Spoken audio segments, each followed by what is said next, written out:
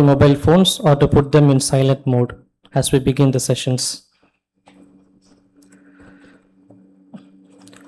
Good morning to everyone. It is my pleasure to welcome you all to this Theological Symposium titled Human Person in the Age of AI, Reception of Magnifica Humanitas. Today, we gather to reflect on the dignity of the human person in an era of rapid technological advancement, exploring how the Church's vision of humanity engages with the opportunities and challenges presented by artificial intelligence.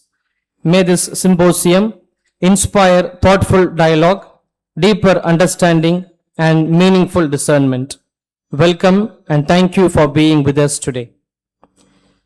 As we commence this theological symposium, Human Person in the Age of AI, Reception of Magnifica Humanitas, we shall invoke the presence and guidance of God through a prayer service.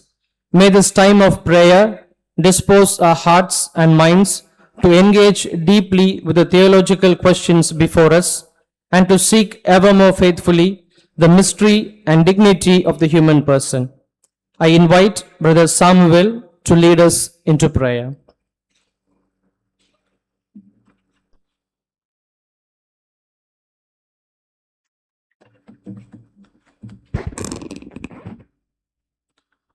Dear fathers, sisters, professors, students, and dear friends, a very warm and prayerful welcome to each one of you as we begin this symposium on the theme Magnifica Humanitas, the dignity, greatness, and the beauty of the human person in the age of AI. As we begin this day, let us place this entire symposium in the hands of God. Let us ask the Lord to enlighten our minds, open our hearts, deepen our understanding, and help us become persons who respect, defend, and promote the dignity of every human person. As we begin our reflection on human dignity, let us turn our hearts to the words of Psalm 8. The psalmist looks at the vastness of creation, the heavens, the moon, the stars, and stands in wonder before God. What are human beings that you are mindful of them, mortals that you care for them? As we watch this video song based on Psalm 8, let us allow the words to become our own prayer.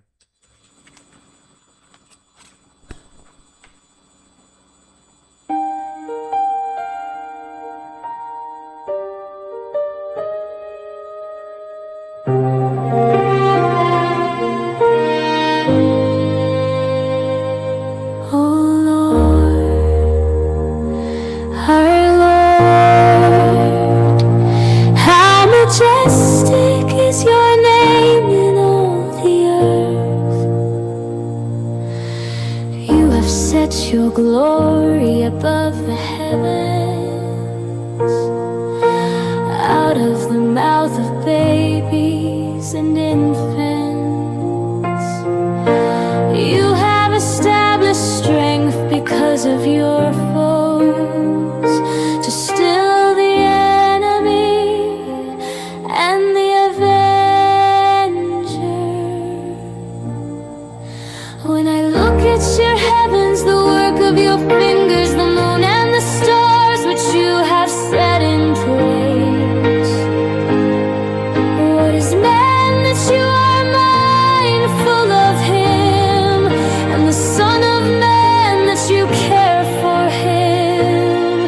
Yet you have made him a little lower than the heavenly beings and crowned him with glory and honor. You have given him dominion over the works of your hands. You have put all things under his feet, all sheep and oxen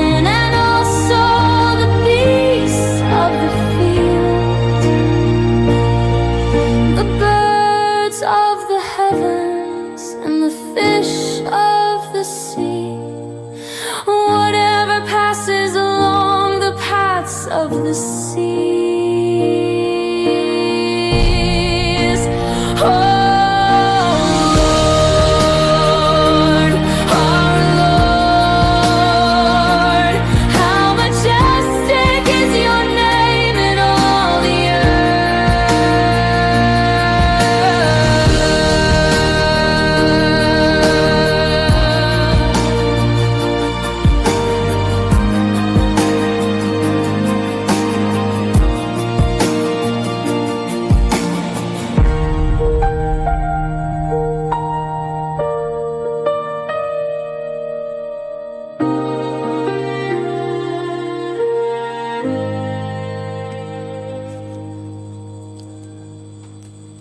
Light is a powerful symbol.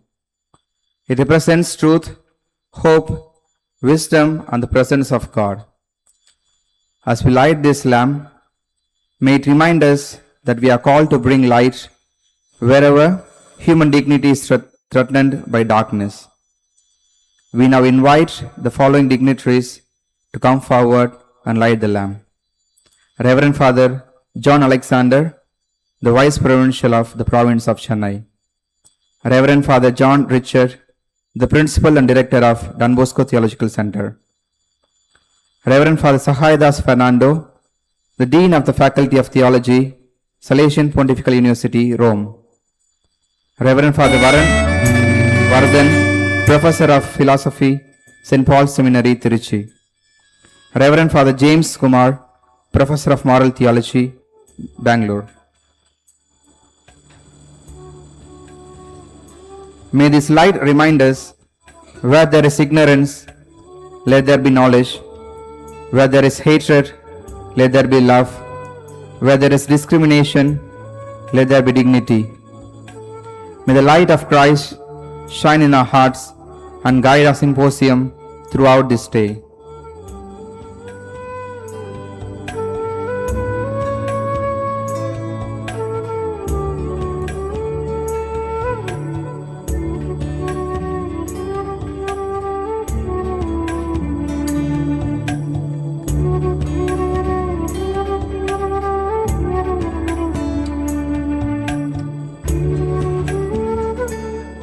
The psalm has reminded us of the dignity with which God has created humanity.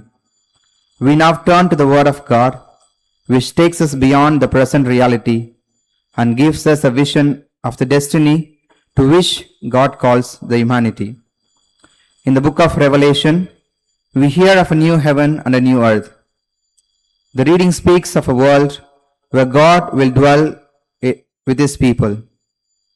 As we listen to this scripture passage, let us ask ourselves how we can become instruments through whom God's vision of a renewed humanity can begin even here and now. Please stand for the scripture reading.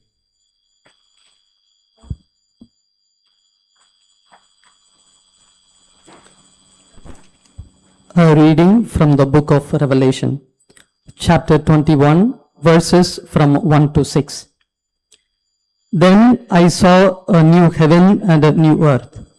For the first heaven and the first earth had passed away, and the sea was no more. And I saw the holy city, the new Jerusalem, coming down out of heaven from God, prepared as a bride adorned for her husband. And I heard a loud voice from the throne saying, See, the home of God is among mortals. He will dwell with them as their God. They will be His peoples, and God Himself will be with them. He will wipe away every tear from their eyes. Death will be no more. Mourning, crying, and pain will be no more, for the first things have passed away. And the one who was seated on the throne said, See, I am making all things new. Also he said, Write this, for these words are trustworthy and true. Then he said to me, It is done. I am the Alpha and the Omega, the beginning and the end. The word of the Lord.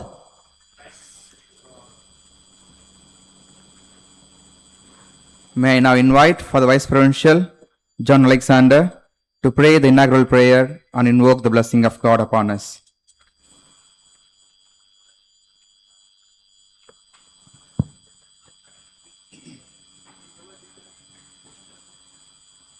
Loving and provident God, we thank you for gathering us today for this theological symposium on human person in the age of AI, reception of Magnifica Humanitas. You have created every human person in your image and likeness and endowed us with intelligence, freedom, creativity, and love. Grant us wisdom to use these gifts, especially artificial intelligence, always in the service of humanity, justice, and the common good. Save us from building a new Babel, where technology becomes a means of pride, power, and domination. Instead, help us to build a Jerusalem of humanity, where truth, solidarity, fraternity, and care guide technological progress. Bless our speakers today, our students, young people, religious, and all the participants. Open our minds to wisdom, our hearts to discernment, and our lives to responsible action. May our reflections today help us ensure that technology serves humanity and never diminishes it. We ask this through Christ our Lord. May the Almighty God bless us, the Father, the Son, and the Holy Spirit. Amen.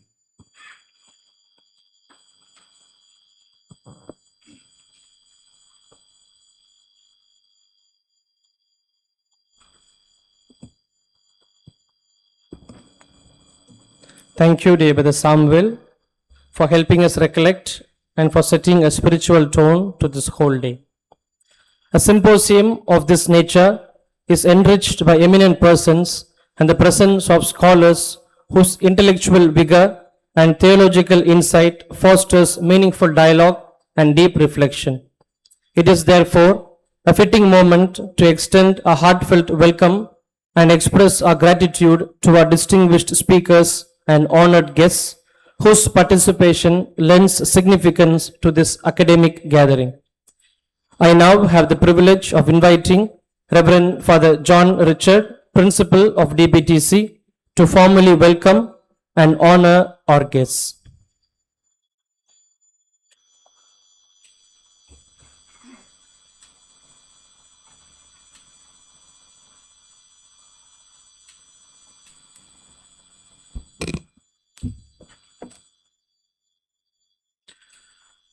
A very blessed morning to each and every one of you.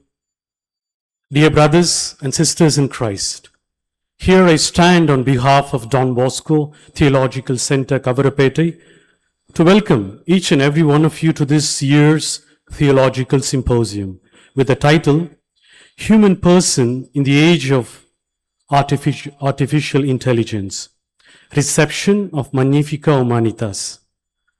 Released by Pope Leo XIV on May 25th, 2026 as his first encyclical, the document marks the 135th anniversary of Pope Leo XIII's landmark text, Rerum Novarum, just as Rerum Novarum argued that capital must serve human labor during the Industrial Revolution. Magnifica Humanitas insists that algorithms and digital power must always serve humanity rather than reduce people to data points or measurable units of performance. Human dignity is the heart of this encyclical, as it was always in the heart of Mother the Church. Human dignity is non-negotiable, and no technological revolution, especially artificial intelligence, should ever come before the sacred worth of a human person, is the core message of this encyclical. History repeats itself in the evolution of humankind from the Garden of Eden through the Tower of Babel, as always forgetting its true dignity as created in the image and likeness of God. It can be illumined only by the Garden of Gethsemane and the cross on Calvary as the New Jerusalem. As every human generation, even today, humanity finds itself in critical cultural crossroads. Building a modern Tower of Babel that standardizes and dehumanizes people through unchecked technological power, or building a holy city of solidarity,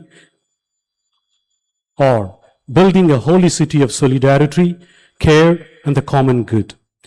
Every person possesses an intrinsic unearned dignity because they are created in the image of God, which cannot be measured by efficiency, productivity, or utility. Today, let us discover and unveil this lasting and beautiful truth once again together with the help of our Holy Mother, the Church, just like St. Augustine did so, that we can also, with humility and gratitude, sing like him with regard to our true dignity that is within us, not just without us. What is without us can be understood when we understand what is within us. Therefore he sang, "Late have I loved you, O beauty ever ancient, ever new. Late have I loved you. You were within me, but I was outside, and it was there that I searched for you. You called, you shouted, and you broke through my deafness. You flashed, you shone, and you dispelled my blindness. I have tasted you. Now I hunger and thirst for more. You touched me, and I burn for your peace." Just as I quoted this great theologian, father of the church, I would like to also, this year of centenary, Jubilee year of St. Francis of Assisi. He said, the true joys of life are simple joys. And his true spirituality was asking this question repeatedly every night: who are you, God? And who am I? I think that's what we are gathered here today also, this year also, for this theological symposium. Who are you, God? Who am I? I think that put Francis of Assisi at the head of the church at a particular time. It was very critical. The church was collapsing, but he could hold together with Christ. Christ himself he could hold. And that's our wish for each and every one of you. At the beginning of this blessed, I would call it a sumptuous banquet for our mind and spirit, we would like to welcome and felicitate our distinguished guests and speakers. As a token of our esteem and gratitude for their gracious presence with us today, we shall honor each one of them and wish them all the best for their presentations. First of all, we are honored to felicitate Reverend Dr. John Alex, the Vice Provincial of INM. I invite Reverend Dr. and Professor Emmanuel, the Rector of Becky Don Bosco, to don on him the DBTC sash and give a memento.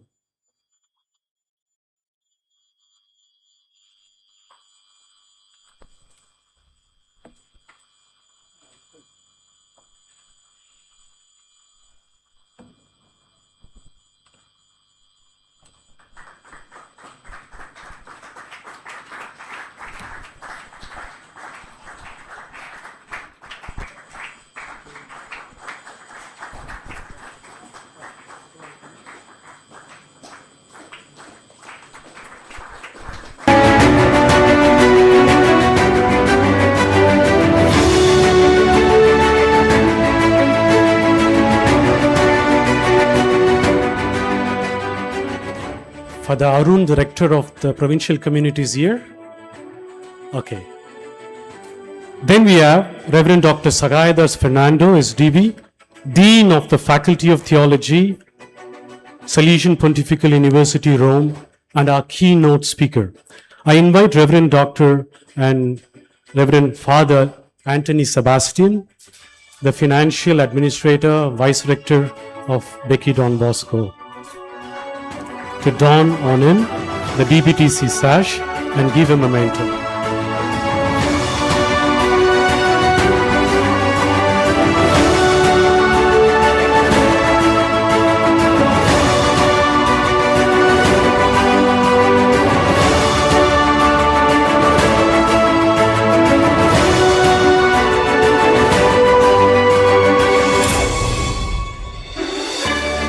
Then we have Reverend Dr. Donald Michael, Professor of Systematic Theology at Sacred Heart Seminary, Punamalli. I invite Reverend Dr. and Professor Stanley Jayakumar, our librarian, to don on him the DBTC sash and give him a mentor.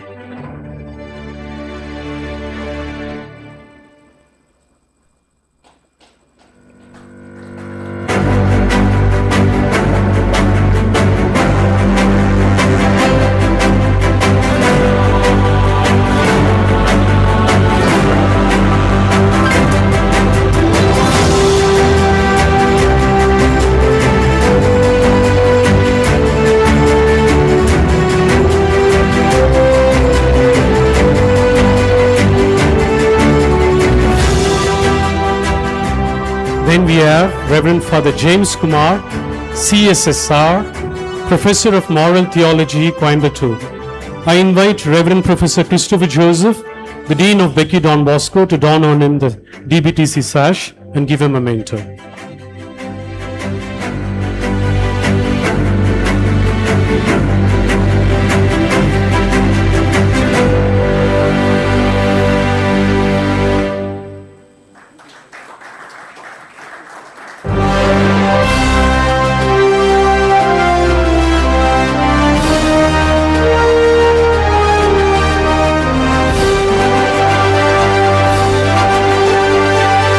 Then we have Reverend Dr. Varan Vardhan, Professor of Philosophy at St. Paul's Seminary, Trichy.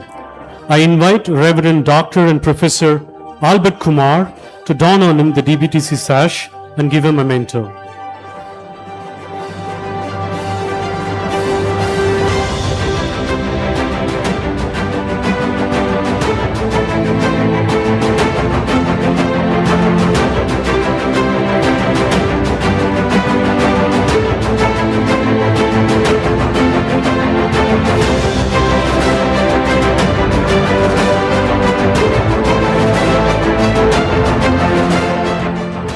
And finally, we have Reverend Sister Jimena Celine, FMA, Professor of Social Communication at Auxilium College, Katpadi.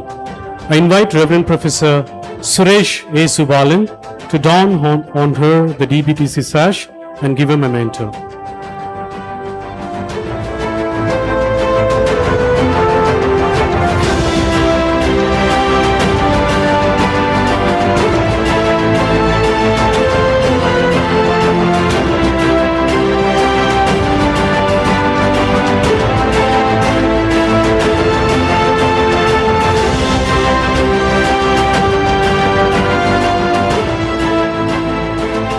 On behalf of Don Bosco Theological Center, I extend our heartfelt welcome to each and every one of you present here.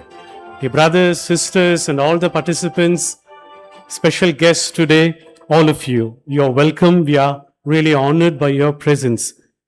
And we wish you all a fruitful and enriching symposium. May I now invite our Vice Provincial, Reverend Dr. John Alex, to declare open the Theological Symposium 2026-2027.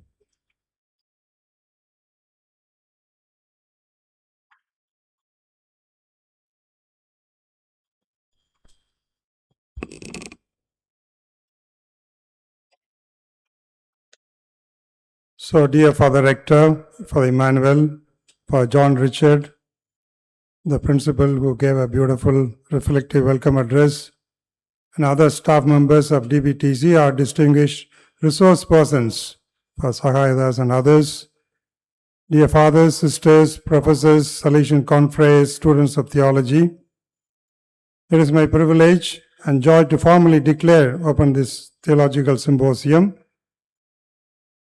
The Human Person in the Age of AI, Reception of Magnifica Humanitas. I realize it is not just a theme of your theological symposium, but it is a theme of the college itself.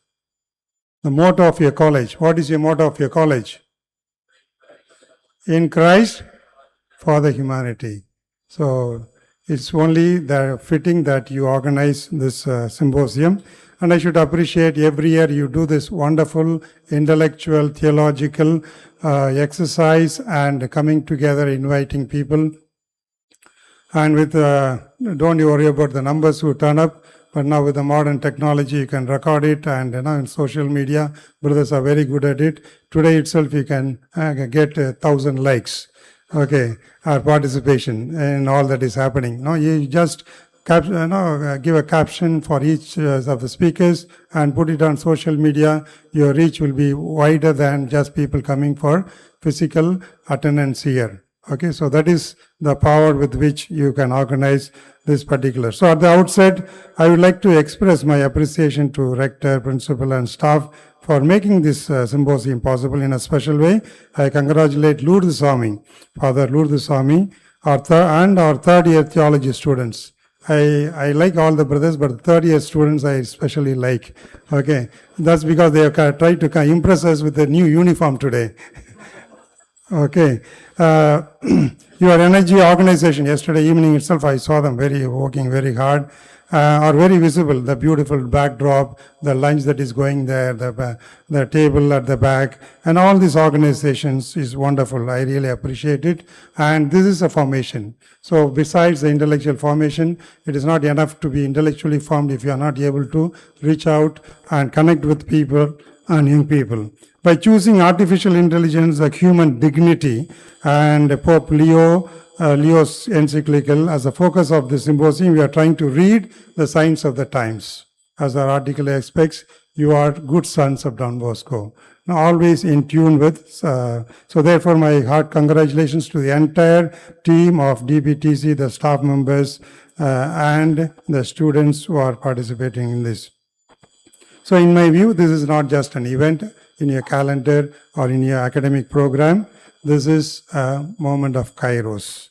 And you will see as the speakers will come and explain these things to you. My warm appreciation goes to our resource persons, Father Sagadas Fernando. We are novitiate companions. I always feel proud that I am his companion. He is in Rome, close to Pope Leo. Okay, I'm here in Chennai only. Okay, so, and we always admire his intellectual output and his achievement in the University of Salesian University. And for the Donald Michael, the resource person, for the James Kumar, for the Warren, and Sister Celine. I've seen her somewhere, but not so smart as this when she appeared on the stage. So congratulations, sister. So my warm appreciation also goes to everyone who is part of this. So as we begin, just 2 minutes I will take. As we begin, I would like to place before you three voices that resonate with the voice of Pope Leo that you will be hearing again and again, speaker after speaker, engaging with you throughout the day, till 5 o'clock, I think. Okay, so for Richard will not leave you before that. Okay, fine. The first is an American voice. Whom you think, when you think of Pope Leo, who could be the American voice? Trump. Yes, you got it wrong. Okay, it is not Trump's voice that I want to say. Just 24 hours ago, Bill Gates has released an article, 6,000 words, just 24 hours ago. Okay, the title of the article, you can find it. Immediately you can take your cell phone, don't worry, you can look at it. The turbulent AI era is here. The choice we make are critical. In this, Gates writes, the transition of AI era will be one of the most turbulent times in human history. And he even adds a sharper warning. AI will either be the greatest equalizer ever invented in the humanity or the worst source of injustice. It could be this way or that way. So Gates then tells us a touching story about caregivers who looked after his father, his dad, during the Alzheimer's disease. Of course, his father passed away. And he writes there in the article, something in the care they gave my dad was irreplaceably human.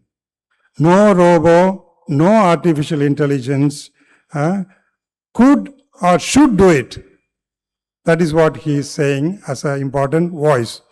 And he calls that such area where we decide should not as human reserve. It is reserved for human beings. We don't allow artificial intelligence or technology to come in. Recently, I visited Shillong. You have this reserve forest.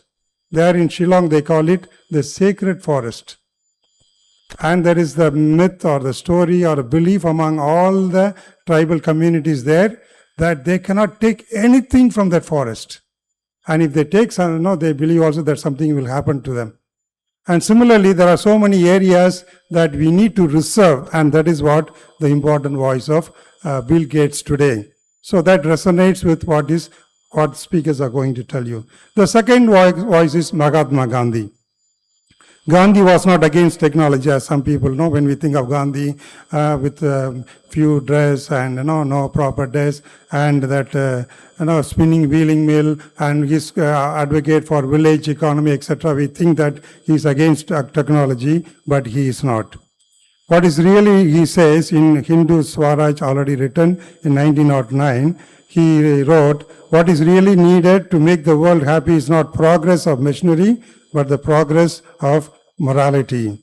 And this talisman that he gave. Now when you are in doubt, think of the poorest person or the weakest person you have met. And whatever you think, whether it is artificial intelligence or anything, even a policy or a charity that you want to do, if that is not going to help the weakest person, don't do it. That means the litmus test is the reaching out and solving the problem of disparity and justice, which is a strong theme in Pope Leo. And the third and final voice is our own Rector Major, Fabio III, and the new Salesian Ratio just promulgated on 26th January 26. Father Fabio has already given artificial intelligence as one of the 4 priorities for the entire Salesian congregation for the next 6 years. Not from a technological, immediately we have to go and learn all these technical things. Yes, we must do that. And our brothers are very good in doing that. But above all, from the pedagogical, educational, and formation point of view. That is what he is saying. And Ratio explicitly identifies the digital revolution and artificial intelligence as the new challenge because they are changing not only communication, but the way we set up and manage our human relationship. That is what this morning during homily also I reminded how besides justice in the theme of this one, patience is also an important theme for formation, education, and human relationship. So if that is the case, now the entire section number 106 is dedicated to artificial intelligence and formation, both initial and ongoing formation, even when we are in the Theologate or later in our ministry. So these are the 3 voices, and these 3 voices that resonate with the Pope Leo in the coming presentations, starting from the keynote address, they will all say one thing which we need to take home as we begin this theological symposium. Technology must remain at the service of the human person. Never human person at the service of the technology. So may today's presentation be rigorous, our discussion honest, our listening generous, and our discernment deeply human and Christians. So brothers and participants, sisters and students, don't just listen, ask questions. Here you are not come to watch a movie. So when the speakers speak and after there is time, you have to ask them good questions, difficult questions, and tough questions. Okay, they should go back, the speakers, with a feeling of really satisfaction and reward. With this, I am really very, very happy and joyful to declare this theological symposium, the human person in the age of AI, reception of Magnifica Humanitas open. Thank you. God bless you.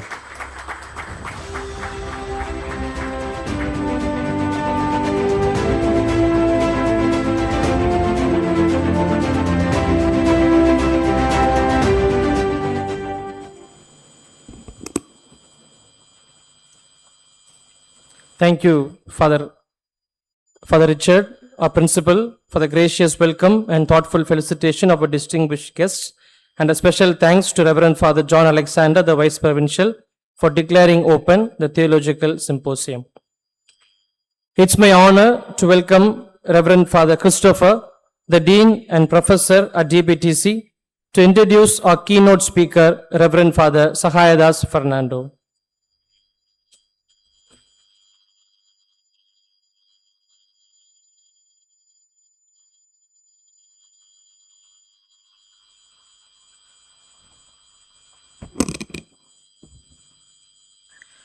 It's indeed a privilege to begin our symposium by welcoming our keynote speaker, Professor Reverend Dr. Sahayadas Fernando, SDB. His academic and research journey brings together several dimensions that are at the heart of today's theme, like moral theology, Catholic social teaching, technology, and the dignity of the human person. Father Sahayadas is a Salesian priest from the province of Chennai, ordained in the year 1997. He holds 2 doctorates, one in philosophy from the Salesian Pontifical University, Rome, where he researched the ethics of modern technology in the thought of Hans Jonas, and another doctorate in moral theology from the Catholic University of Leuven with a specialization in Catholic social teaching. He currently serves as a professor of moral theology at the Salesian Pontifical University, Rome, teaching social moral theology, bioethics, and sexual ethics. He is closely connected with our own institution as visiting professor of Christian social ethics at the Don Bosco Theological Center, Kavarapete. His academic leadership has included service as Vice Dean and Director of the Institute of Pastoral Theology at the Pontifical University, Rome, and now serves as a Dean of the Faculty of Theology in the same university. He has authored and co-edited numerous works and published more than 50 academic articles, particularly in the areas of Catholic social teaching and the moral formation of young people. Dear Father Sahayadas, your expertise makes you especially well placed to help us open this day of reflection on the human person in the age of artificial intelligence depicted in Magnifica Humanitas. Father Sahayadas, on behalf of everyone gathered here, I extend to you a warm welcome and invite you to deliver the keynote address. Welcome, dear Father.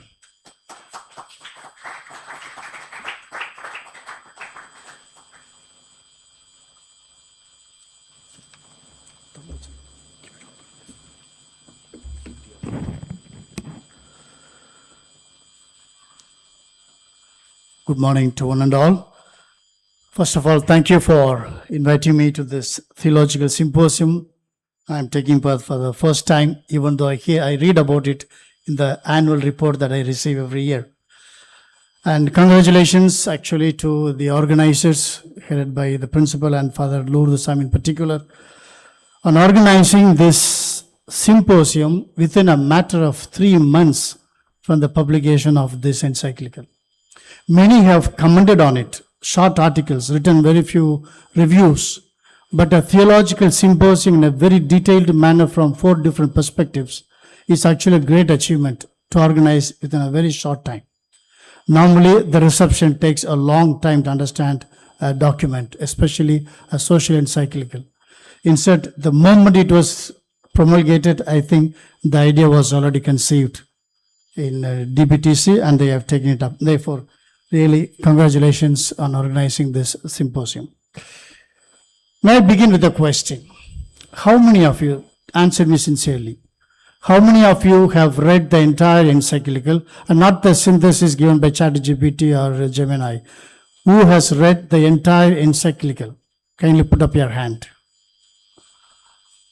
Thank you. Thank God not all have read it.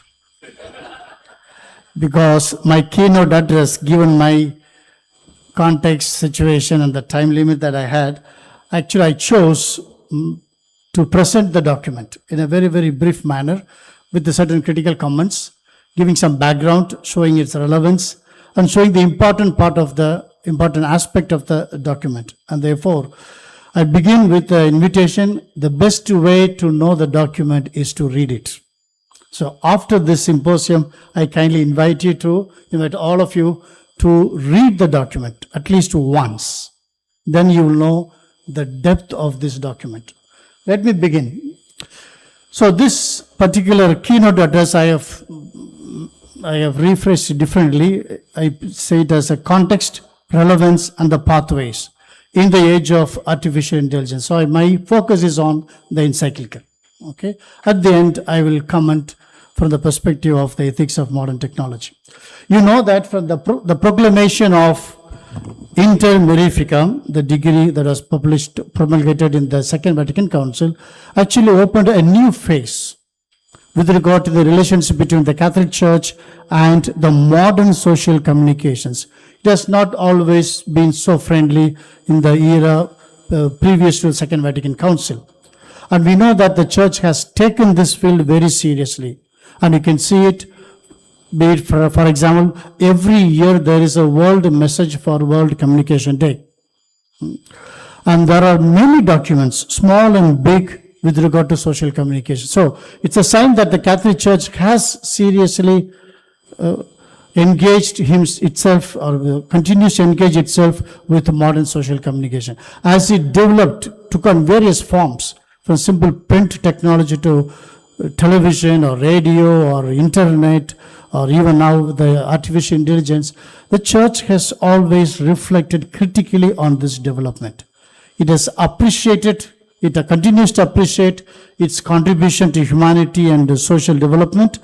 At the same time, it also has warned, continues to warn their potential harmful effects, especially on the human person and the vulnerable groups, by giving guidelines, focusing on certain aspects of humanity or human life or social living. So the Church has, at least from the time of the Second Vatican Council, has taken seriously this development. Along with this, there is another serious engagement of the Catholic Church, namely the engagement with the socio-economic and political developments, especially from the time, as we have already heard, from the time of Leo XIII, Rerum Novarum in 1891. That was the first social encyclical issued during the Great Industrial Revolution. Not that the popes prior to him never spoke about it, but this is officially considered as the first social encyclical that exclusively focuses on socio-economic political developments. Okay. And all the other documents that came after Rerum Novarum commemorating this document, if you ask the second year students of theology of DBTC, they tell you by heart the name of the document after Rerum Novarum, from Quadragesimo Anno till Fratelli Tutti. They will tell you when it was published, who was the Pope, and what is the title of and the theme of each encyclical. Around 12 to 13 major social documents have come about. What is the purpose of all this? This is a clear sign that the Church continues to reaffirm the fundamental enduring principles, the criteria for discernment, and the orientations for actions. And in all this, the Church has always tried to respond to the new developments in the socio-economic political era, the new challenges, emerging challenges, and it has always updated its reflections. On the one hand, it keeps its principles on firm ground, but at the same time, it updates, it keeps changing. That's why today we have the so-called CST, Catholic Social Teaching, even though the Pope prefers to call it Catholic Social Doctrine or Social Doctrine of the Church. But in the English-speaking world, we normally prefer the word Catholic Social Teaching, which has got a nuanced difference. And that Catholic social teaching is marked by both continuity as well as development. It has certain principles fixed, at the same time it keeps evolving. And this encyclical Magnifica Humanitas stands actually, according to my reading, at the intersection of these two engagements, with the social communication and with the Catholic social teaching, in which the Church addresses the anthropological, the ethical, and social implications of the digital revolution, especially the artificial intelligence in this particular case. And therefore, in my keynote address, I would like to very briefly, rapidly, in a very generic manner, just present the encyclical from different perspective. I will situate the encyclical within this living tradition of the Catholic social teaching. I will rapidly present the general structure and major themes, and examine what the church today understands. What does it understand by artificial intelligence? And also show the practical pathways that the encyclical is indicating, focusing on the two biblical images, given that there is no exclusively biblical perspective for this encyclical. Even though all will speak about it, I will also just mention about these two images. Then show, if there is time, also the distinctive Christian vision of the church's response to this age. And one that I have not included earlier and I have added at late is looking at the whole modern technology from the perspective of Hans Jonas, who spoke about it almost 40, 60 years ago on this. And there were some of his thoughts are very, very intuitive even today. Okay. So let me begin by showing the context of this encyclical. Okay. This encyclical, as I said, first and foremost, it is a social encyclical. It is not an encyclical on artificial intelligence. And that's why it has received great appreciation, at the same time great critique. Many people thought it was on artificial intelligence, and those people who looked for it remained a little bit disappointed. And those who looked for it as a social encyclical were equally disappointed, because the whole thing is not about Catholic social teaching. It's a combination of both, as I will show you now in the structure of this encyclical. Okay, so it is a social encyclical, which is a commemoration of Rerum Novarum, which was published in 1891. This is in 2026, and therefore 135 years. So it's another commemoration. Rerum Novarum was published in the context of Industrial Revolution, whereas the present one in the context of the digital revolution, particularly the emergence of generative artificial intelligence. Now, this publication actually reflects Pope Leo's deliberate choice of his own name as a Pope, Leo. Many were wondering when he chose that name, Leo the 14th, many could immediately connect it, others remained little. They thought probably it would be Francis II or Benedict XVII or John Paul III. No, he went back to Leo the 13th, showing the continuity and his concern for socio-political teachings, socio-political guidelines that the church is always interested in. And it's interesting to note how he chose a social encyclical as his first encyclical, because normally the first encyclical gives the hallmark of that particular pontificate. John Paul II, he chose Redemptor Hominis. Benedict XVI chose Deus Caritas Est. And Pope Francis, along with Benedict XVI, chose Lumen Fidei. They are all highly doctrinal encyclicals. And instead, Leo XIV chose a social encyclical, showing his own concern and showing what is his priority within the church. So, as a social encyclical, as you know, those who have studied, a social encyclical does not offer technical solutions to socio-economic problems. It is mostly a theological moral reflection on major socio-economic development which profoundly affect the human life and human society. It intends to show the social principles, to show the criteria for discernment, and to offer some strategic orientations or actions to guide any development of each era. And what is the foundation of this entire teachings, entire concern? Why should the church be interested in socio-economic political developments? It's simply because faith and life cannot be separated. They are inseparable. The gospel illumines and must illumine socio-economic development. The gospel must include everything that takes place. And this was actually shown already in the Gaudium et Spes, the opening sentence of Gaudium et Spes is the joys and hopes, the anxieties and success of the whole humanity is also the joy and hope of the church. Whatever the humanity goes through, the church feels it at its heart. And that is a purpose for which the social encyclical is normally promulgated. And we know that, one last note as by way of introduction, this document is a document issued by the Universal Church. And therefore it will generally focus on general guidance that may be useful for the entire world. And it is the purpose, it is the scope or the objective, the duty of the local churches to read it, read it from its own perspective or apply its principles to its local context and see how this universal document can be also implanted in the particular context. And I'm happy to see in one of the perspectives, there's an Indian perspective. And that actually hits the nail on the document, saying that, yes, that's the correct perspective that you have chosen for this theological symposium. Okay, having given this little background, let's go through now first the structure of the encyclical. There are 5 chapters. Okay, the first chapter entitled A Dynamic Approach Faithful to the Gospel. It actually gives the purpose of this encyclical, why the Pope chose to address artificial intelligence from a Catholic social teaching perspective, not from scientific perspective, not purely from communication perspective. It is from the perspective of the Catholic social teaching, why he chose that perspective.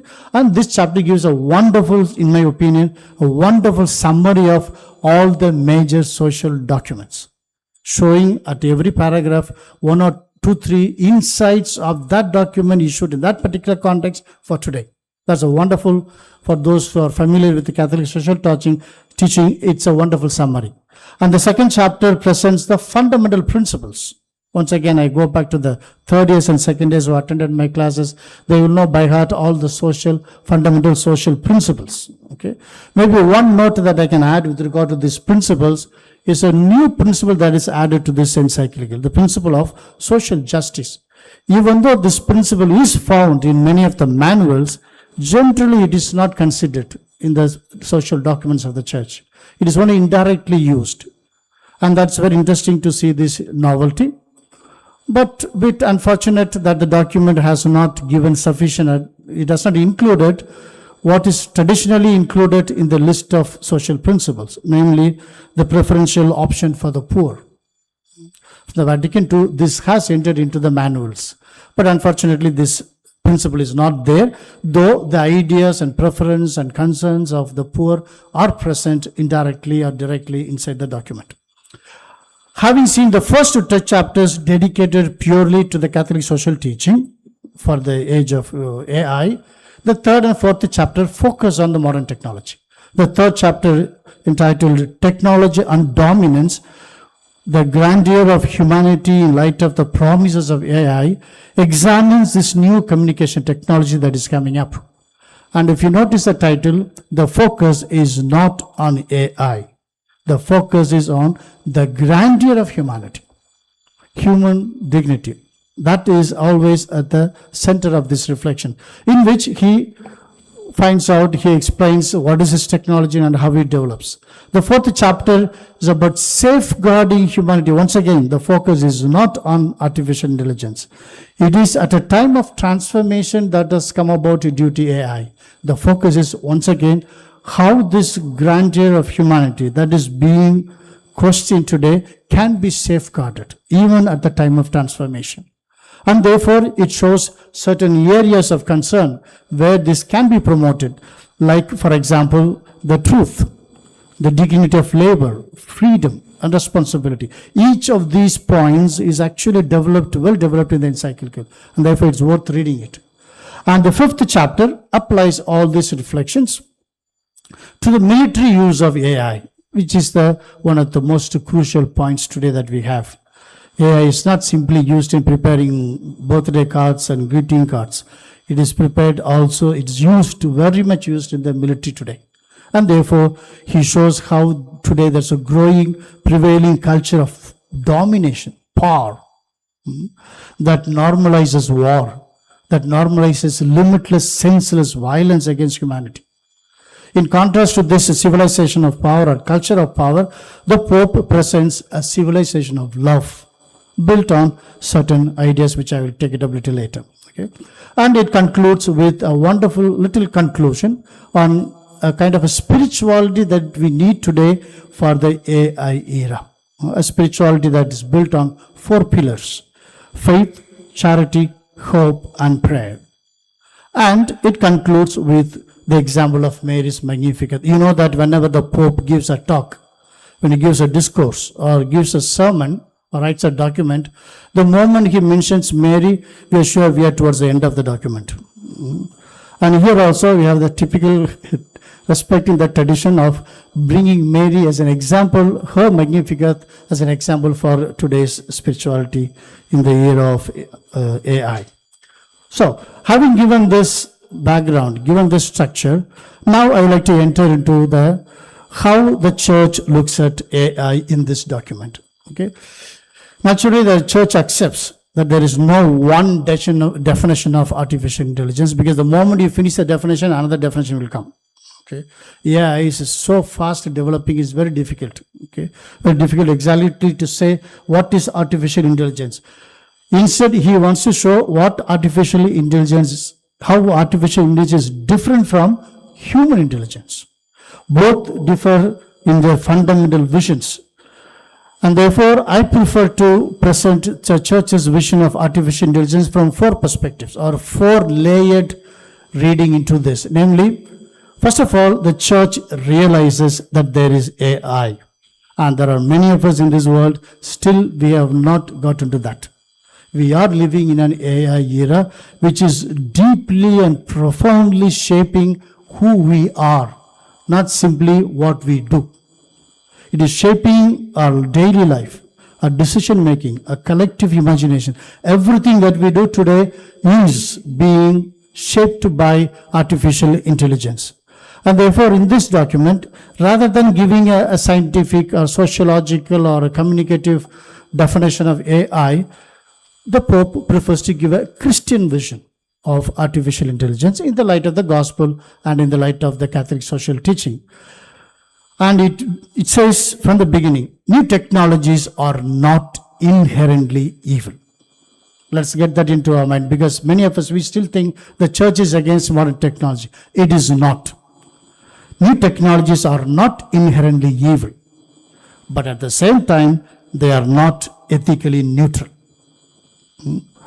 Because every technological development always implies an ethical discernment, because it's a human action, a freely chosen action by human beings.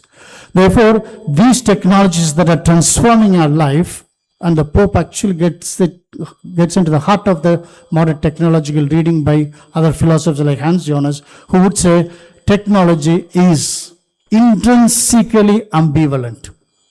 Intrinsically ambivalent. Hans Jonas will call it double-faced. Intrinsically ambivalent, it means it can lead to something good or it can lead to something bad. I anticipate what I will say towards the end. Hans Jonas would say, it is not that it may lead to good, it may lead to bad. No, both are inherently present in every modern technology. And that's why it is called ambivalent. Ambivalent, two meanings put together.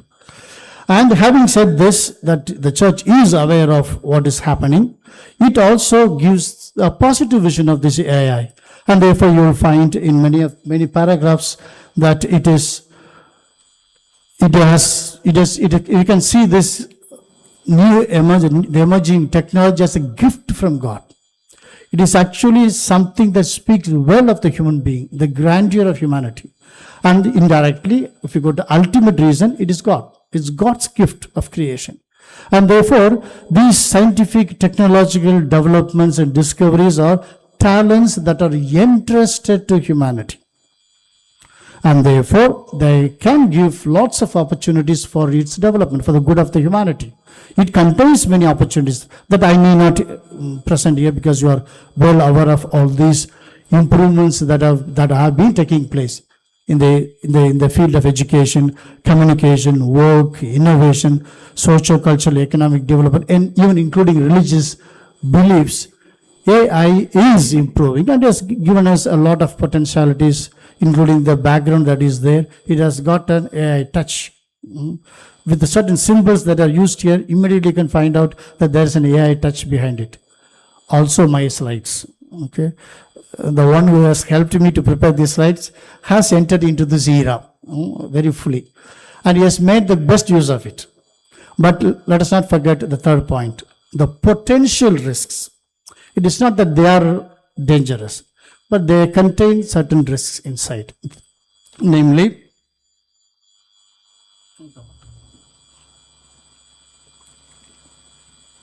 so while pointing out the benefits, pointing out its impact, the church makes also a critical distance. That's my way of reading it.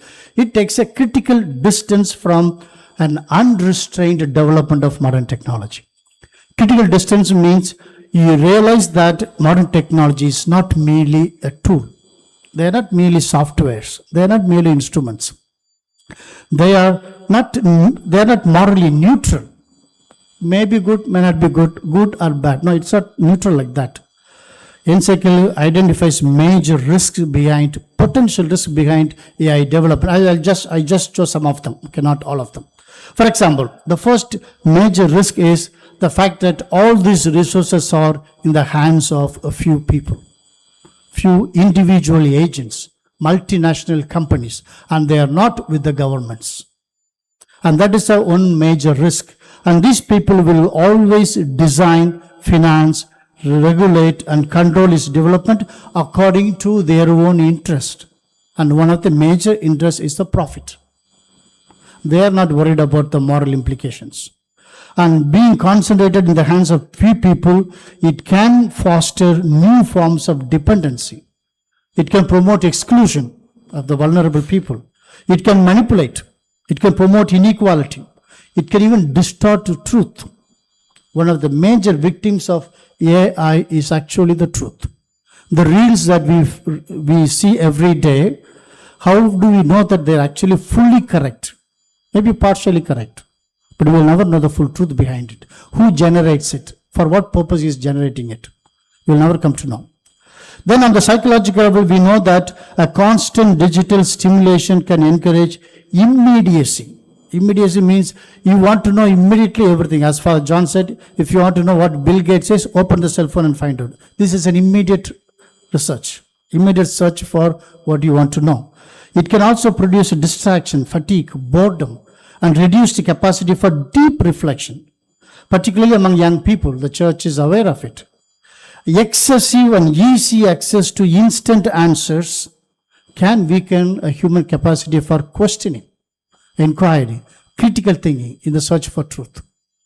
Over time, such excessive dependence on technology can also diminish a personal initiative, our creativity, our innovation, our responsibility. And we also know, thirdly, the AI is heavily used in the field of work. At a deeper level, the temptation is to treat these machines as substitutes for human intelligence and judgment. Instead of helping human people, technology tends to substitute them. It does not facilitate, but it takes the place of human beings. And the fourth effect is maybe less visible risk that we have is using constantly AI is the social control. We are constantly monitored. Every move in the internet is constantly recorded. And we all know that the net knows our choices and preferences, which can be monitored, manipulated, exploited for its own commercial purposes. If you search in the Amazon to buy one pair of shoes, until you buy them, it will never leave you in peace. Even if you search for a pen, by the side of it, the advertisement for the shoes will always appear. It is manipulated. It's already set. And your choices will be always followed up until you buy them. We also know that AI can falsely appear neutral. Algorithms are set, and therefore it will be very neutral. It is not true. It contains biases, ideologies of the designers. Algorithms are not automatic. They are designed by the people. And therefore, interesting algorithms with the decisions about human worth or opportunity without human responsibility risks redefining the limits of human possibilities. This happens especially in the case of job selections, where there are many job selection algorithms are racially biased. We can also, somebody has already pointed out the hidden injustice behind the technological development, including exploitative labor conditions, exploitation of natural resources and human skills, and which are producing new forms of modern slavery which are not visible at all. It is actually great temptation to replace rather than assist human judgment. And the seventh one is the most important one today, is how AI is reshaping, as I said, modern technology in the military use of modern technology. It is no more just jets that fights. There are many other forms of war, like cyber attacks. Last year, the UPS University went through this experience of cyber attacks. We lost the entire things that we have gathered for so many years, including a secretary, our financial, the dean's emails. We lost completely everything. Thank God, whatever we managed to serve at the last minute, we managed to get back. Due to that cyber attack, what has been built over the 30, 40 years has been completely lost, because we have too much relied on technology alone. Those who had the hard copy, they were saved. All our notes, class notes, all that we had, PowerPoint points, all of them we lost. We had to work all over again.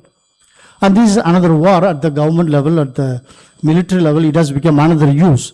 So the AI-assisted automation of strategic decisions in the military, it's another important development. Mind you, the technologies that were developed originally for defense, for good purpose, today it has been repurposed for aggression. And the difference between good purpose and bad purpose in this case is very, very subtle. It's very, very difficult to make that distinction. Okay? And therefore, you have many other, I think I will skip some of these negative impacts which due to lack of time, I will skip some of them. Also because one of the consequences is the distorted anthropological vision, which I find the next speaker will focus on that. And the technocratic paradigm that the entire humanity is following is also another dangerous and potential risk. I will just focus on this particular one, okay, the guidelines. Can I go to from critique to responsibility? The real contribution of this document is to give some pathways, some important guidelines for the use of AI, which will promote human dignity. Okay, I'll just rapidly go through them due to lack of time. In the article that will be published, you will get much better explanations. One is, first and foremost, the first thing to be respected is the dignity of the human person, which I am sure the next speaker will speak about it. Okay, that is, a technology should never replace human conscience, compassion, moral judgment, which is typically result of human intelligence. Human relationships, a technology should never replace them. It can help, but it should never replace. Secondly, the human limitation. Human limitation, fragility, interdependence, they are not weaknesses. They are part of our nature. So AI cannot completely eradicate such limitations. You should not see those limitations as evil. Limitation is part of a human existence. Limitations can open us to God or to relationship with other people. And you have other two slides on the economy in the age of AI. The encyclical insists once again, work must always remain at the service of the human person. And the encyclical also should promote common good, social justice, which should actually serve the people and not serve the private interest.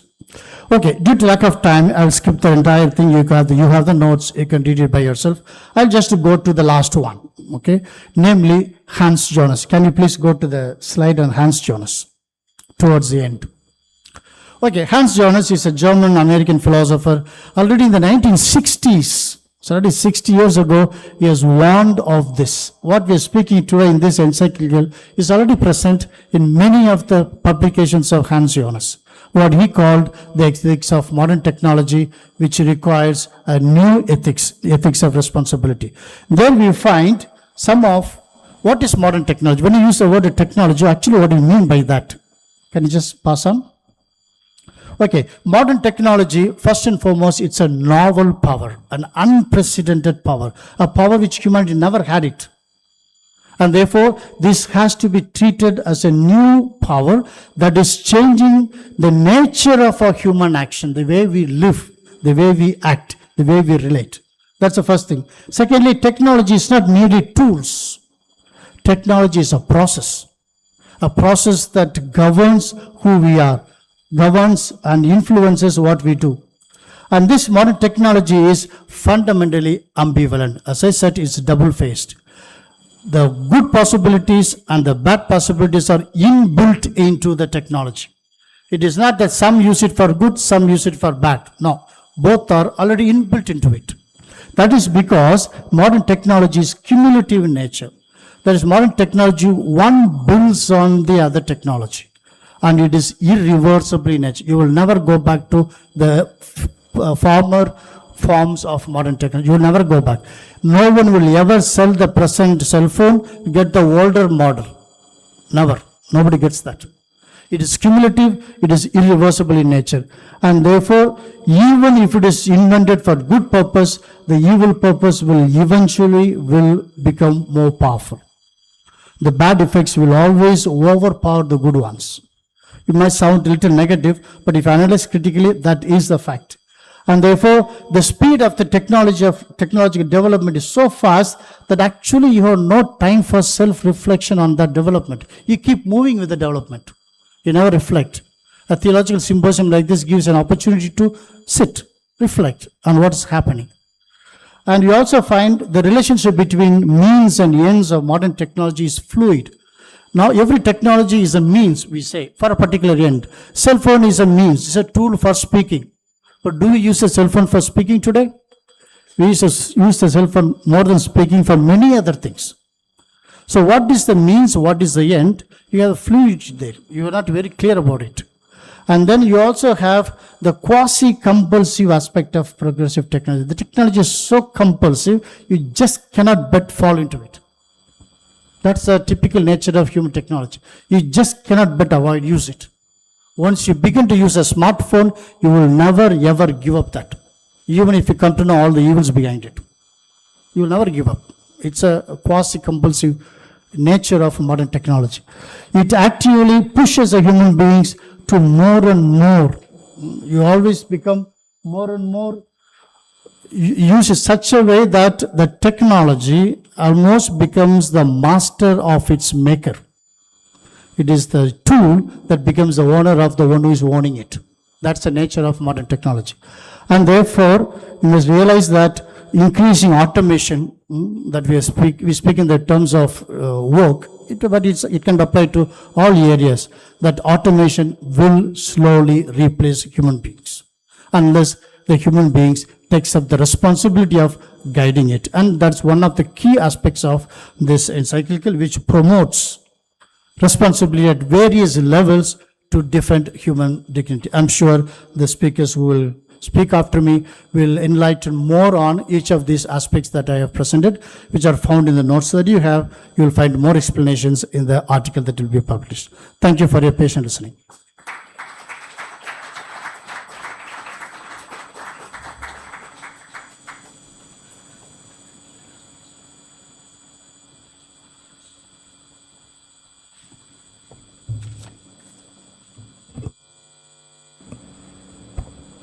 On behalf of everyone gathered here, we express our profound gratitude to Reverend Father Sahayadas Fernando for his erudite and inspiring keynote address. By bringing theological depth, intellectual clarity, and pastoral vision to the theme of the symposium, he has laid a strong foundation for the scholarly dialogue that lies ahead. Thank you, dear Father.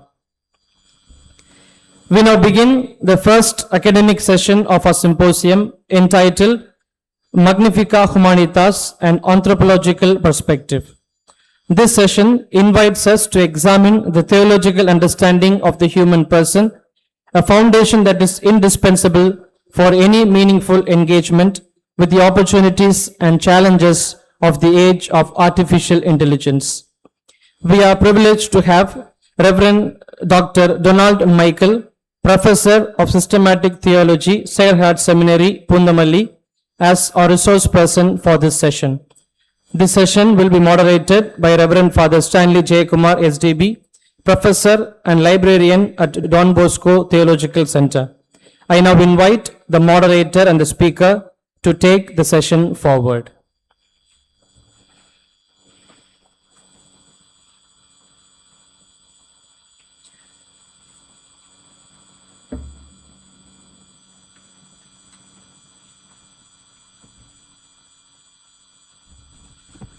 Good morning to everyone gathered here.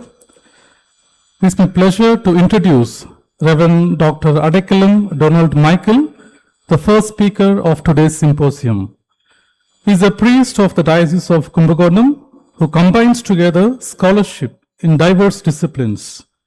In addition to philosophy and theology, he has a master's degree in computer science, a bachelor's degree in chemistry and education, the diploma in journalism. I'm convinced that this combination of scientific training and theological formation will certainly enrich his presentation today. Father pursued his higher studies in theology at the University of Mainz, Germany, where he also obtained his doctorate in systematic theology. His doctoral dissertation entitled Imago Dei, Man as Eccentric Being, Exploring Anthropology in View of Different Confessional Traditions, reflects his abiding interest in theological anthropology and the Christian understanding of the human person, a theme that continues to inform his research and teaching today. He is an accomplished author with numerous articles to his credit in the fields of eco-spirituality, women in the Bible, and theological anthropology. He is also a composer of many devotional songs in Tamil. Since September 2025, he has been teaching theology at Sacred Heart Seminary, Punamalli, forming the next generation of ministers in the church. We are immensely grateful for your presence among us. We are eager to listen to your insightful talk today, Father. Most welcome.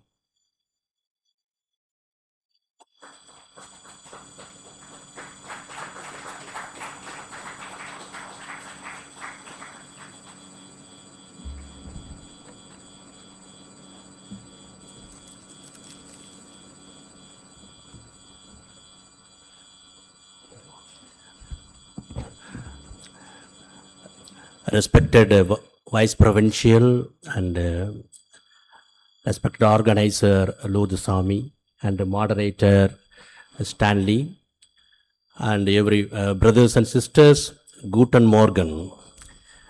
Here I see every Salesian fathers speak German also. That's why I should know. Yesterday I came here in order to know. It is my first time here. To be here to visit all the places in the Siga or in the provincial house. I wondered, everybody knew or speak German. That's why I begin with this term, Guten Morgen. And also, I'm also the product of, I'm also the Salesian product. My first rector is the Robert Bellarmine in the Sacred Heart Seminary. And Vice Rector John Madasiril and Samson, my prefect, Administrator Augustine Kariyamadam, and many are Amir Swami. Here, yesterday I saw Father Amir Swami, also Father Edwin George. Edwin George is here? I saw, that's okay. Edwin George. After a long time I visited our professors. I am happy to be here with you all in this session. And also the theological part, Father Sahayadas wonderfully explained. He touched all the various aspects in the encyclical. I'm going to touch the theological part. It is a dry subject actually.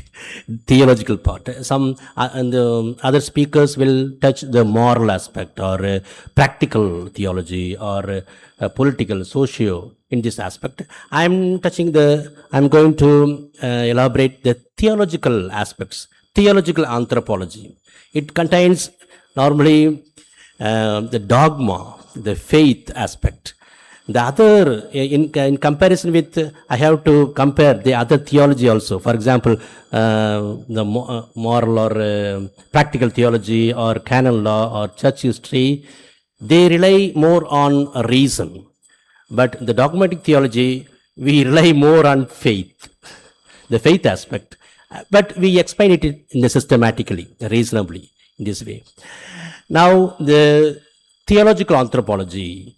I begin with these two comparison of two Leos, but one anthropological pathway. Catholic social teaching is not a novelty. It is new. It is not new. The social teaching is not new to us. It is grounded in and continued through the tradition articulated by Pope Leo XIII in Rerum Novarum, the encyclical dated 15 May 1891. The encyclical Rerum Novarum was written in response to a rising Marxist understanding and the circumstances of the industrial era. It addresses the plight of working class during the Industrial Revolution, criticizing both unfettered capitalism and unchecked socialism. It defends workers' rights, private property, just wage, and the dignity of labor. When Pope Leo XIV assumed the papacy last year, he indicated that addressing the challenges posed by artificial intelligence would be a significant priority of his pontificate. In this regard, his choice of a papal name was no accident. He specifically referenced Pope Leo XIII, who in 1891 wrote an encyclical Rerum Novarum that offered thoughts on how to reign in the most dehumanizing aspects of the Industrial Revolution. Dehumanizing means losing the face of the man, human, losing the real face, real identity of humanity. With the Magnifica Humanitas, Leo XIV has begun to fulfill that promise, that commitment. In Rerum Novarum, Leo XIII offered an important insight. Work was made for humans to flourish. Humans were not made for work to flourish. Leo XIV reminds us that this principle is as relevant in 2026 as it was in 1891. Before the emergence of ChatGPT, many of us assumed that what made human beings special was our capacity to solve abstract problems or entertain abstract questions. Now we have software on our phones and can do those things often better and faster than we can. In the Elon Musk, the last month he told, in 10 years, we cannot live without artificial intelligence. Hereafter, the artificial intelligence becomes, it gives emotions. The robo gives emotional intelligence also. It laughs, it cries, it gets anger, like that. In 10 years, you cannot live without artificial intelligence, or in this way. It moves forward. But for us Christians, nothing that makes software valuable is relevant to why human life is valuable. Christians believe that every human life has inherent particular value because every person is made in the image of God. That is the basis for Christian anthropology, theological anthropology. Every person, every human being is made or created in the image of God according to Genesis 1:26, 1:27. It is the basis. The fundamental worth of human life does not depend upon intelligence, productivity, economic usefulness, or any other measurable capacity. Magnifica Humanitas is a deeply profound document that will exert a significant influence on the church's history in the field of theological anthropology. That is, there are so many, from the time of Rerum Novarum, we are seeing many social doctrines, there's social teachings. So I find little different between, in comparison to other social teachings, it exclusively focuses on theological anthropology, as far as I am concerned. As the Pope notes, technological progress, valuable in itself, requires a careful discernment of the anthropological vision and that guides it and the ends pursues. The Magnifica Humanitas is committed to clarifying what it means to be human in all its grandeur and vulnerability. It is an excellent sapiential document focusing not on information but on wisdom and discernment. It invites all people of goodwill to safeguard the dignity of the human person. There are several other technologies, several other philosophers contributed to this work, this encyclical. For example, Anthropic, an artificial intelligence company headed by Christopher Wohler, and then Megan Sullivan, a contemporary philosopher at the University of Notre Dame, and Patrick Green, Brian Patrick Green, and many fathers, the several Catholic scholars and leaders contributed to the drafting of the document. Among them was Father Brendan McGeer, the Silicon Valley priest, co-founder of the Institute of Technology, Ethics and Culture at Santa Clara University. Bishop Paul Taige, Secretary of the Vatican's Dicastery for Culture and Education, also played a significant role in the drafting this encyclical also. That means many philosophers, Catholic theologians and technologists, they have contributed much in this work of drafting the encyclical. Next, we are coming to theology now. Okay, it is a small question, the catechism question. You might have learned in the catechism, the first communion catechism class, why did God make me? It is the answer is the gist summary of the whole Christian anthropology. Why did God create me? In order to love Him, know Him, love Him, and to be with Him. It is a small catechism question we have learnt in our first communion classes, but that is the summary of the whole theological anthropology. In order to know Him, with communion with God, and love Him or serve Him means love for others, love neighbors, love the creation, and to be with Him, that is the eschatological hope. These are all the intertwined. These are all are intertwined in the theological anthropology. The Catholic, the formulation identifies three essential dimensions of the human vocation: to know God, to love and serve God, ultimately to attain eternal blessedness in communion with Him. Human beings are created for a relationality of knowledge and communion with God. There are several biblical references in Mark 3, 14, 15 to know, hey, Jesus appoints 12 to be with Him, to be sent out and to do miracles. That is, and to love God. Mark 12, 30, 31. Love the Lord your God, love your neighbor as yourself. To attain the eternal blessedness, John 3, 16. For God so loved the world that He gave His only Son, so that everyone who believes in Him may not perish, but may have eternal life. These are the traditional catechetical formula. Therefore remains profoundly relevant today and should not simply be discarded. Nevertheless, it needs to be developed and contextualized in the light of contemporary circumstances. The challenge is to preserve its essential intention and decisive theological content, while articulating its meaning in a manner that speaks intelligibly and convincingly to the modern world. The task is not to abandon the traditional truth, but to deepen, reinterpret, and express it in ways that illuminate the questions and aspirations of the contemporary humanity. The next topic is a foundational or anthropological statement in the article number 1. Kindly permit me to read the article number 1, the paragraph 1. It contains, it is pregnant with many theological ideas. And the first word, from the first word till the last word, the first paragraph. If you have the book, you can read. Humanity, created by God in all its grandeur, is today facing a pivotal choice.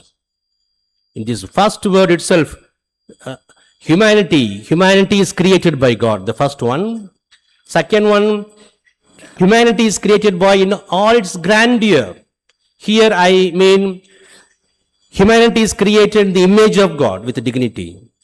That is the wonderful grandeur, the magnificent. Humanity is created by God. The second one, humanity is created in the image of God with a dignity. And also, humanity is now facing a pivotal choice. That means man is free. Man has the freedom to choose between this or that. Father Sahayadas also wonderfully told, the technology is ambivalent. It has both choice, good choice or a bad choice. Human is basically a creation of God. Second one is created in the image of God, and he is free. He has the free will, freedom to choose. The two categories, to either to construct a Tower of Babel or build the city of communion with God, with neighbors. The two kind of, he has to choose whether it is the city of Babel, that is pride, or a city of communion, or city of self-centeredness, or the city of generosity, the city of loving the neighbors. The two options always there. The first line itself wonderfully explains the theology behind this encyclical.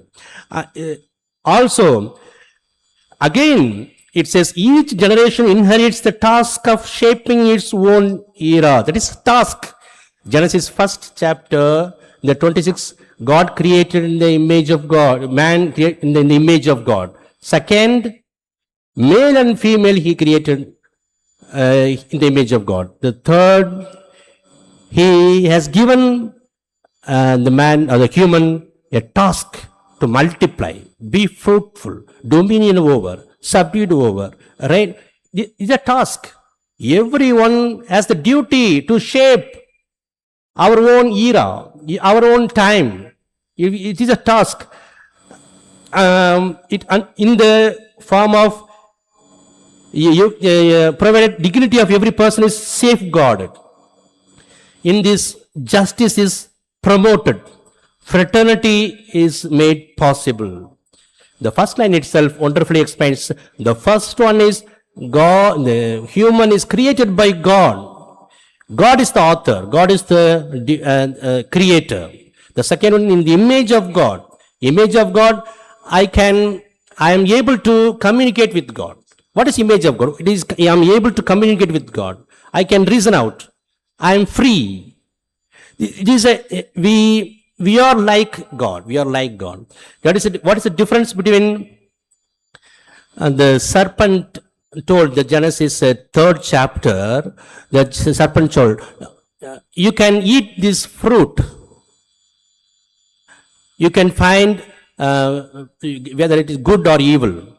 And again, the serpent told the woman, you will become like God. You will become like God. That is the original sin. There's a desire to become, wanting to become like God. And then the consequence is disobedience. The consequence is lying. The third chapter wonderfully explains the wanting to become like God is the original sin. Here, it is the everyone is go nearer to God in the various lines, for example, justice, fraternity, dignity should be safeguarded in this line. Yet again, in the last line, we Christians lift our eyes to the incarnate God. Whenever humanity is in danger, we Christians lift our eyes to the incarnate God, Jesus Christ, knowing that it is only in the mystery of the Word made flesh that the mystery of the humanity truly becomes clear. Again, it's a Christology. Father Vice Provincial told this morning, the motto of this seminary or this, in Christ for humanity. Christology is the basis for anthropology. Christology is the basis for the anthropology.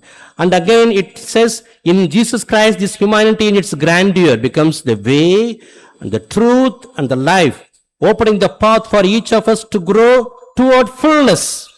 The fullness here, the eschatological hope, toward the full communion with God. Eschatology is the destination of anthropology. The Christology is the basis, a foundation of the anthropology.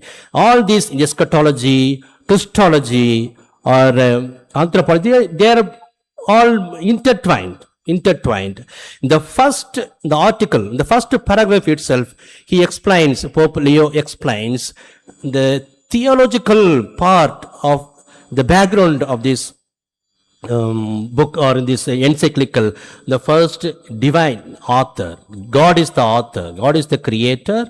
Every human is created in the image of God, and man is free. Always he can choose whether it's good or bad. And in the path of shaping, we have the task to shape our own era. We have the duty. And the fourth one, in the way of pathway of dignity, the justice and the fraternity, and in Christ Jesus we find our grandeur, that we are created with the dignity. And also we should travel in the path towards, we should grow towards the fullness and the full communion with God. The first chapter, the first article itself tells the theological anthropology in the deeper level. The other things are extension of this first article. Again, I explained the first one, divine authorship, and humanity is created in the image of God. It is ontological freedom. Everyone inherently free, not because of others. We are inherently free because we are created in the image of God. Even though whether you are a good person or bad person, whether you are short or tall, everyone is created in the image of God with freedom, with dignity, and free. Humanity is not simply determined by biological instincts, historical circumstances, technological development, or social structures. Human beings possess the capacity to make meaningful choices, are therefore responsible for the direction in which they shape their individual and collective existence. Freedom is not merely the ability to choose between different external options.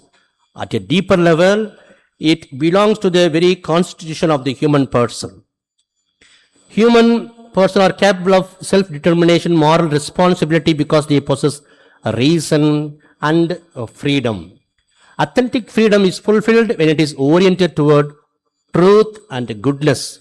Thus, the statement presents freedom not simply as a right, but also as a vocation. It is a vocation. Freedom is the vocation and responsibility. Humanity must decide what kind of future it wishes to construct. And the teleological, that is a destiny. Our destination is eschatological hope and fullness and communion with God, dwelling together. The city in which God and humanity dwell together. That expresses this destiny in profoundly relational terms. The next one, the Christology, is the foundation of the anthropology, and the eschatology is the fulfillment of anthropology. Again, the first article. The next topic is task of humanity to shape its own era. I compare this with Genesis 1, 26, 27, 28. Each generation inherits the task of shaping its own era, of guiding history to become a place where the dignity of every person is safeguarded. Can be expressed in more academic theological language as follows. Each generation receives the moral theological responsibility to shape the historical circumstances of its own time, according to the dignity and the vocation of human person, thereby contributing to the transformation of history into a sphere of justice, fraternity, solidarity, and communion, in which the inherent and inviolable dignity of every human person is recognized, respected, and protected. This statement presents a dynamic and historical understanding of theological anthropology. Human beings are not merely passive recipients of history. They are responsible agents who participate in shaping the social, cultural, political, economic, technological realities in which they live. Each generation, therefore, has a particular vocation and responsibility to discern the signs of its times and to respond to the challenges and the possibilities of its historical context. From a theological perspective, this responsibility arises from the human vocation to participate in God's creative, providential work. Human beings are called to cultivate and transform the world rather than merely exist within it. Next, I am giving some questions, guiding questions for the new challenges. What is humanity heading in the time of AI? How to discern the direction of rapid technological change without losing the dignity of the person? How can we ensure technologies serve the common good, not just profit or control? Are we building Babel, uniformity, or pride, or self-assertion, or Jerusalem, rebuilding together with God at the center in our use of technology? How can the plural voices be heard and guided by dialogue and synodality? Dialogue is the wonderful Copernican revolution of the Vatican II, especially in the Gaudium et Spes. Dialogue is the important part. After the Vatican II, we have begun interreligious dialogue, ecumenical dialogue, dialogue with the various communities, dialogue with states. In this state, the dialogue is he gives importance to dialogue also in this encyclical. How do we safeguard the common good in a context where power is concentrated in digital platforms? How do we prevent new forms of slavery? There is a emergence of new form of isolation, new form of slavery, new form of dependency. In the time of AI, how do we resist a culture that normalizes war? These are the questions for us to reflect, and also through these theological keys we can reflect on these questions. The theological keys to safeguard, strengthen the humanity. The human person is created in the image of God. The foundation of the encyclical is Christian anthropology. The human being is not merely a biological organism, economic producer, consumer, or information processing system. The person possesses a dignity that comes from being created and willed by God. The encyclical connects human identity with the mystery of Christ. In the incarnation, humanity discovers its deeper meaning. It therefore understands human dignity as something intrinsic rather than something earned through intelligence, productivity, wealth, or technological capacity. The human person is essentially relational, communion. The major anthropological theme is relationality and communion. Human beings become fully themselves through communion with God, other persons, and creation. This has an important implication for AI. Technology must not replace the interpersonal relationships through which human beings develop empathy, responsibility, solidarity, and love. The encyclical describes the person as created for communion and therefore rejects an understanding of humanity based solely on individual autonomy or computational intelligence. The next one is human dignity is greater than intelligence. One of the most important anthropological contributions of the document is its rejection of the idea that intelligence defines human worth, human value. AI can perform increasingly sophisticated cognitive tasks, but the human person cannot be reduced to intelligence, data, information, or performance. Human existence includes freedom, conscience, relationships, moral responsibility, embodied experience, and the capacity for self-giving love. The encyclical explicitly argues that technological progress requires discernment about the anthropological vision behind it. There is a danger of artificial intelligence with human intelligence. Human person is more than data, computation, and productivity. Next topic, freedom and shared responsibility. The encyclical sees human beings as free and responsible agents. Technology should assist human freedom rather than gradually transfer important human decisions to technological systems. From the perspective of Magnifica Humanitas, genuine human agency involves discernment, conscience, responsibility, and participation. Technology should therefore remain accountable to human beings rather than becoming an autonomous authority over them. The word shared appears 49 times in Magnifica Humanitas, and words related to responsible occur 115 times. The message is clear. Shared responsibility is the way, but not monopolizing control. Shared responsibility involves shared discernment and shared decision making. Next one, work is part of human dignity. The encyclical also presents an anthropology of human work. Work is not merely a mechanism for producing economical value.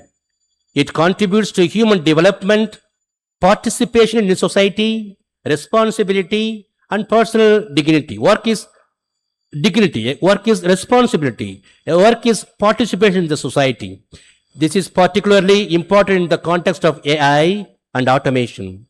If human beings are valued only according to productivity, those whose work is replaced by machines could appear to have lost their social worth.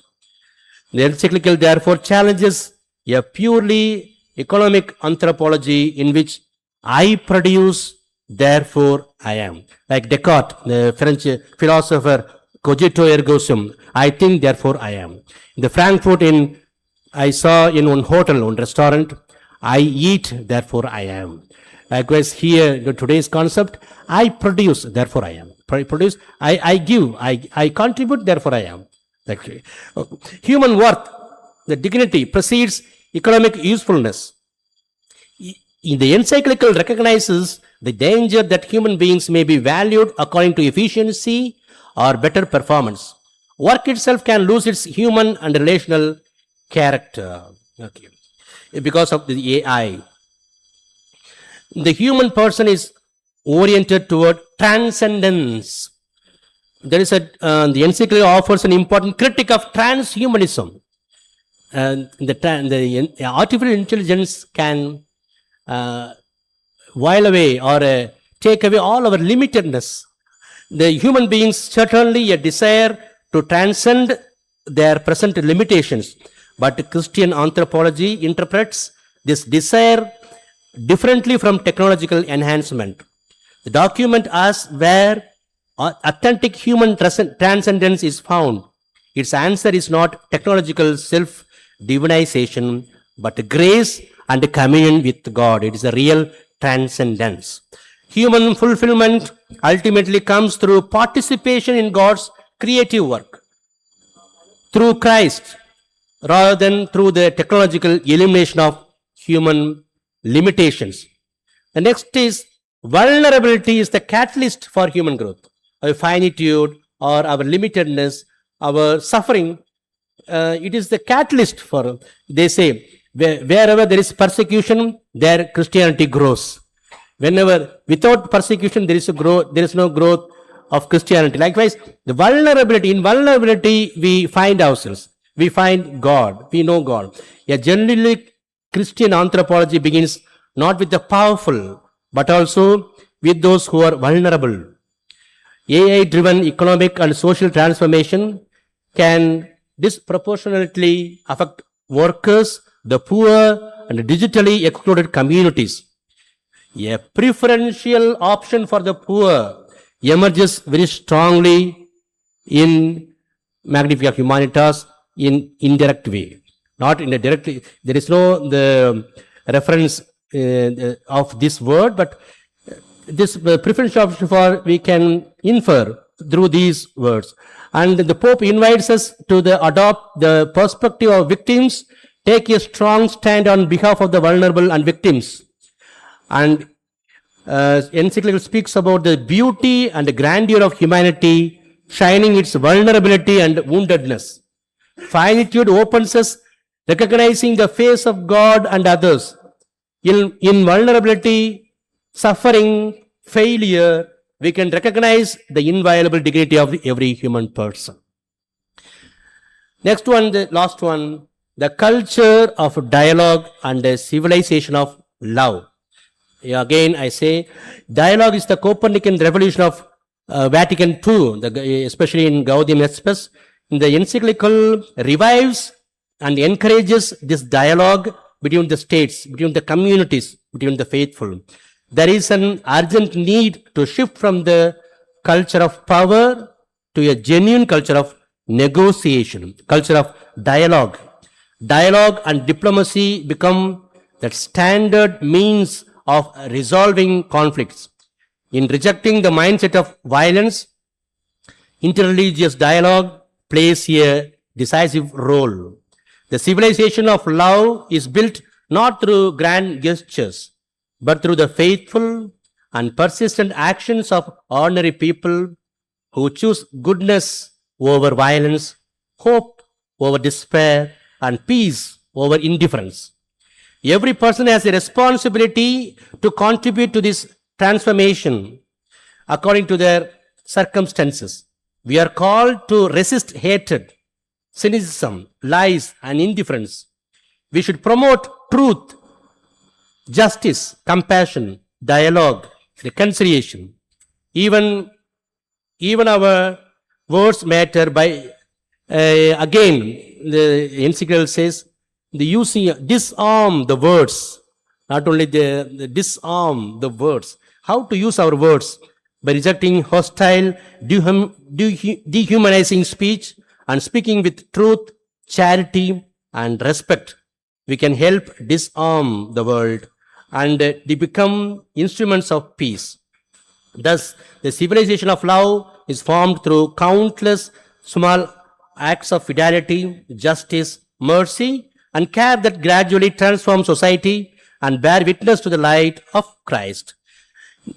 Again, I say, as far as the encyclical concerned, the technological improvement is not a evil one, but provided the human dignity should be safeguarded and the fraternity or communion with God should be made possible. This is the one I like to share.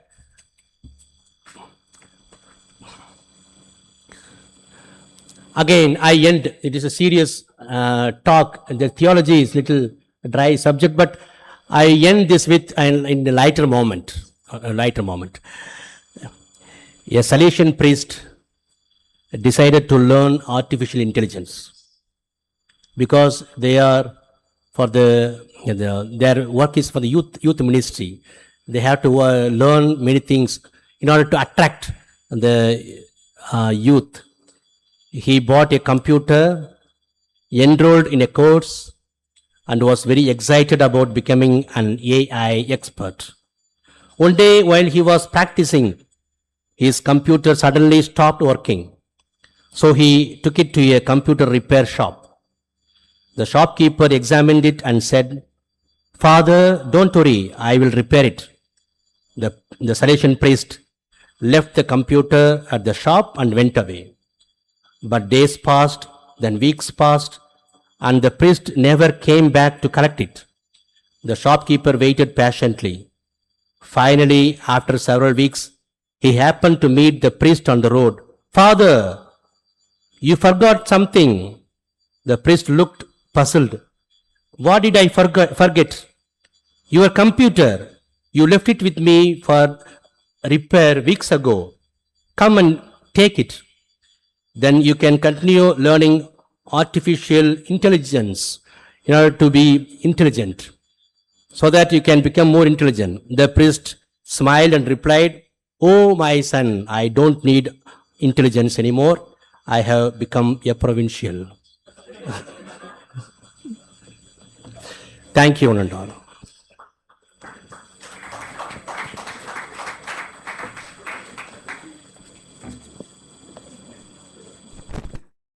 We thank Father Donald for his insightful presentation. He began seriously and ended on a light note. We thank you, Father. And Father's talk was insightful on many aspects. First of all, he drew the parallels between the two documents, Rerum Novarum and the present encyclical Magnifica Humanitas. And he has reminded us that human beings are not end products. They are people who are called to make a change in society, transform the society. And the value of the human persons is never founded on what they produce, how effective they are, but it is based on the fact that they are made in God's image and likeness. And his insights on shared responsibility, the value of human vulnerability, the vocation of human work will help us to dialogue further. And we thank Father once again for all these insightful ideas. And the floor is now open for discussion. You are most welcome to raise your questions, ask clarifications. Also, make your comments on various things presented here.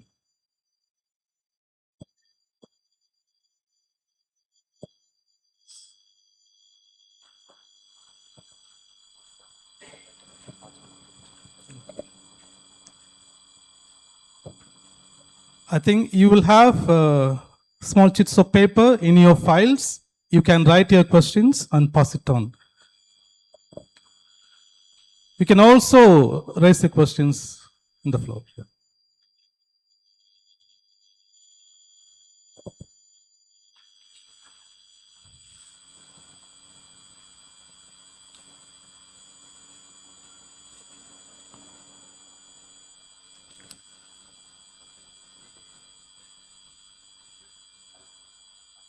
So there is always a starting trouble. So let me begin with one question to Father.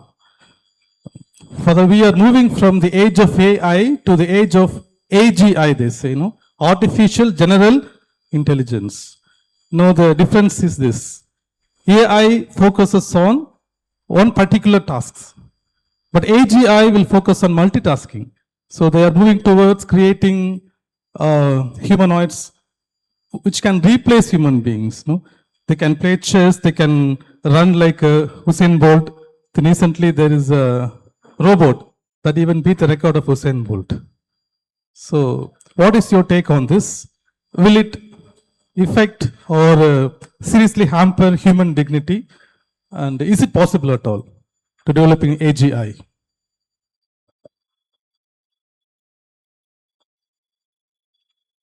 Hello. Okay. The last month I saw one video in which the Pope speaks on about love, the marriage love. But and then I came to know that it's a AI. Sometimes Pope Leo speaks in the video. I thought it is the Pope Leo speaks, or he explains about the love in the marriage. But it happens sometimes in the deep fake. Sometimes that makes us confused. So in this way, the AI, we have to be aware, we have to be conscious enough to be in the world. We are always active and alive is the only the way to safeguard from these AI or AGI. But we cannot stop this kind of AI or technological improvement, as Father Sakai rightly told. We cannot stop. It is not irreversible. It has the cumulative effect. It helps other technology. That helps others. Likewise, it goes on. Our mind, we should reflect.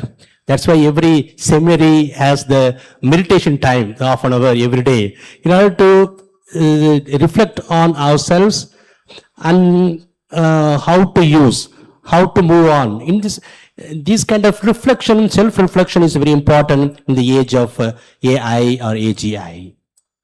In order to choose, choose well. Every man is free to choose. The pivotal choice is to choose whether the Babel or the city of the communion or generosity or the God, the communion. Yes, Father Richard.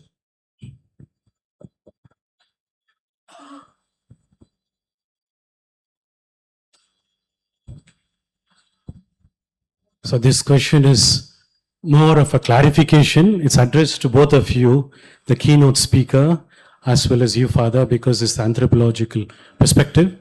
Father, you said that technology is inherently not evil, right? But the next point was that it is not neutral, it is inbuilt. So we cannot say that it can do good, it can do bad. No, it's inbuilt and ambivalent. So, human being, is he inherently ambivalent? Or how do we really understand AI, which is a reflection of what human being is? From that perspective, is ambivalent. Now, good can also come out and bad can also come out. But if you say that God created him good, why does the evil come out? So here, of course, you're a moral theologian. You speak about freedom and choice and all that. But that's a reflection, again, of what goes on. The evil increases and the good decreases. Could you just illumine us? Because it's basically our theology, Christian perspectives on good. Goodness of God, man is good basically. But all that produces starts from Cain till today, the desire for evil. So we are not inherently evil. So I'm sorry. Okay, as far as I concerned, every man is inherently ambivalent. I won't accept this.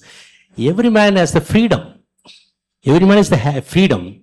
It is a positive sense. God does not create man or human beings with negative things. Image of God, dignity and freedom. With this freedom, he chooses. Maybe while choosing something in the pathway, he may be ambivalent, or he is not inherently ambivalent. He is inherently free, ontological freedom. That I can say. In this way, we have to understand. In the image of God, that does not, it is a confusion. It is not the ambivalence. It is built with freedom.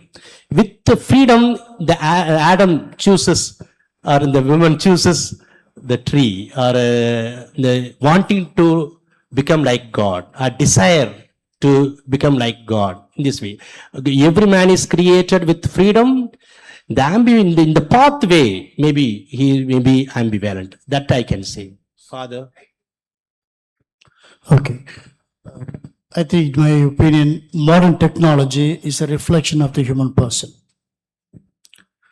As the human person is, so the modern technology is. Okay.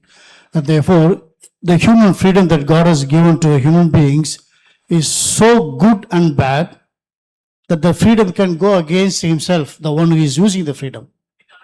That human freedom is so powerful, it can even go against God. That's what we call technically original sin. That's the beauty of the human freedom that God has given us. It is not that it is ambivalent in that sense. Human being is free, and at the same time, that same freedom can be used for what is against freedom, the purpose for which the freedom was given. Modern technology, by its very nature, that's the most difficult part to accept. We always think that human technology is created for good. The first, maybe the initial intention is good, but that good will be eventually overtaken by what is evil. And that what is evil is not added later on. It was already inbuilt into. When you build a nuclear technology, a nuclear bomb, what is the purpose of a nuclear bomb? Okay, you may say it's for destruction. It's for killing somebody, killing the country, destroying a country. But probably the one who had the nuclear energy, first of all, he thought of producing electricity, a civil purposes, a good purpose.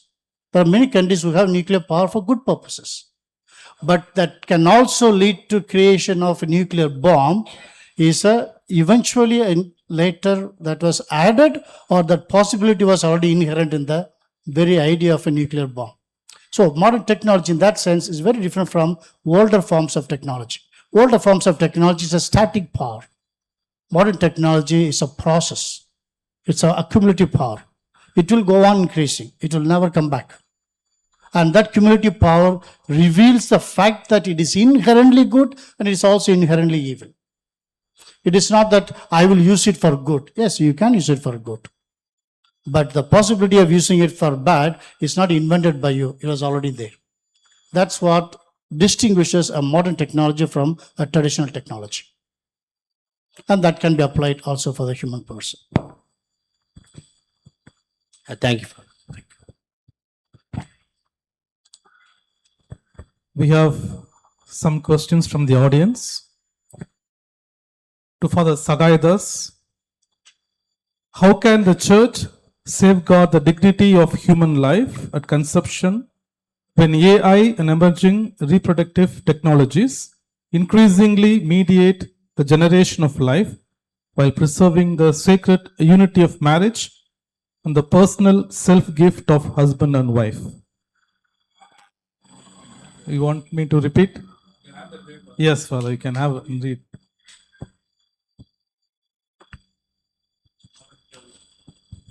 Can you put this question to ChatGPT and give me a synthesis?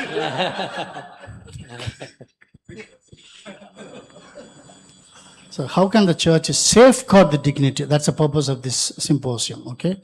Not from the purpose of technologies. The one who is asking is from the perspective of life. Life at conception, beginning.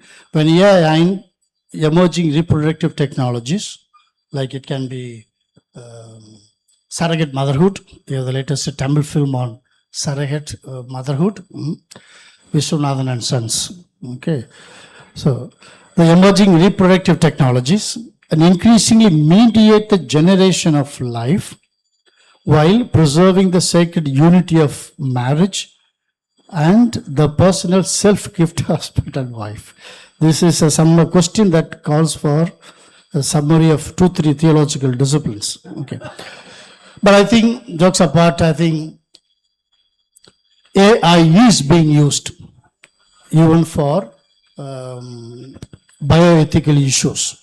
Like today, many at the very advanced levels, robot is left to decide what kind of intervention it should do. Not only for a kind of an operation, but even for an IVF, which embryo you must choose that can be implanted in the woman's womb so that a human being can be produced. But who chooses that? Traditionally, the doctor chose.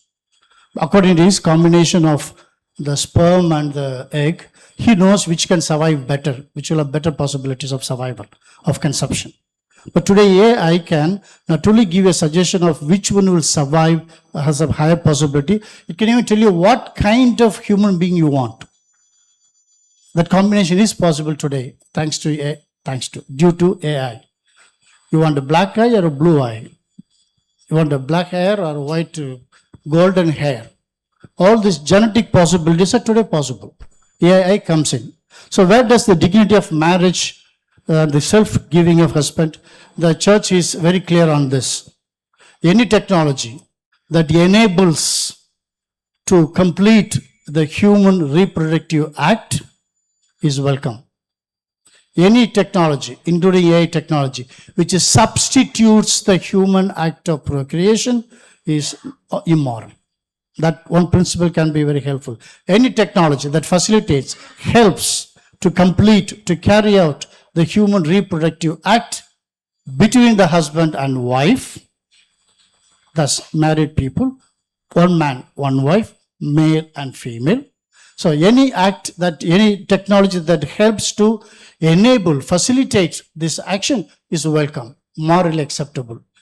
Any AI, any technology at any time substitutes in any way before, during or after the sexual act, that is immoral. So AI can help. Many modern biotechnology do help to help to complete the act, to carry out the act, but never substitute the act. A child cannot be born out of AI. Yeah, robots don't conceive, robots don't deliver. Okay, just to conclude one example. Recently, the Chinese had the robot to kind of Olympics. Two robots were fighting with how do you call it in English? That fencing. Both had a very fantastic sport, but nobody sweated at the end. When it disappears, no blood came, nothing. It's a robot. When human beings fight, it doesn't happen like that. People sweat when you go for a sweat. Therefore, it is different.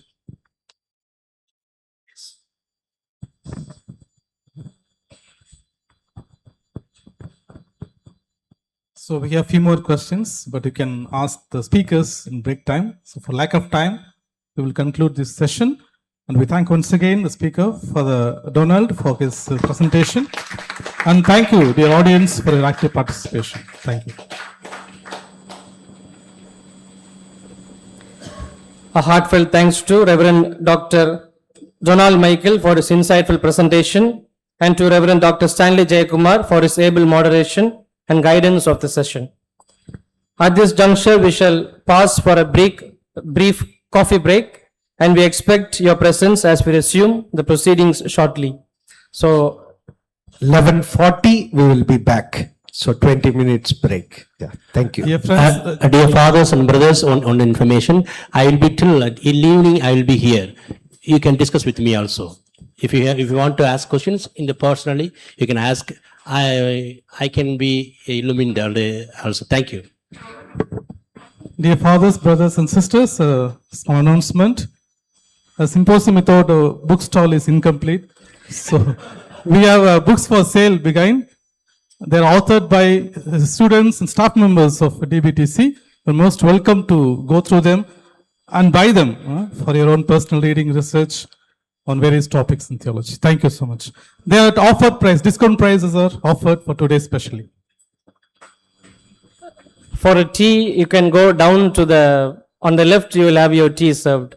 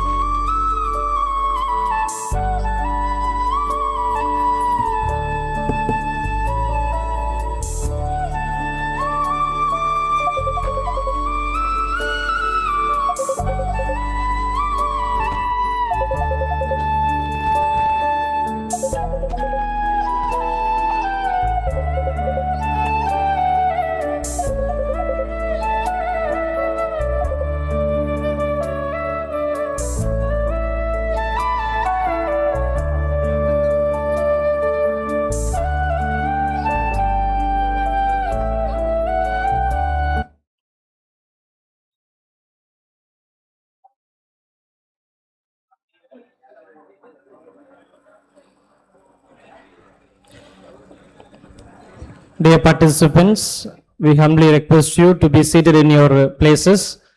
We shall begin the next session.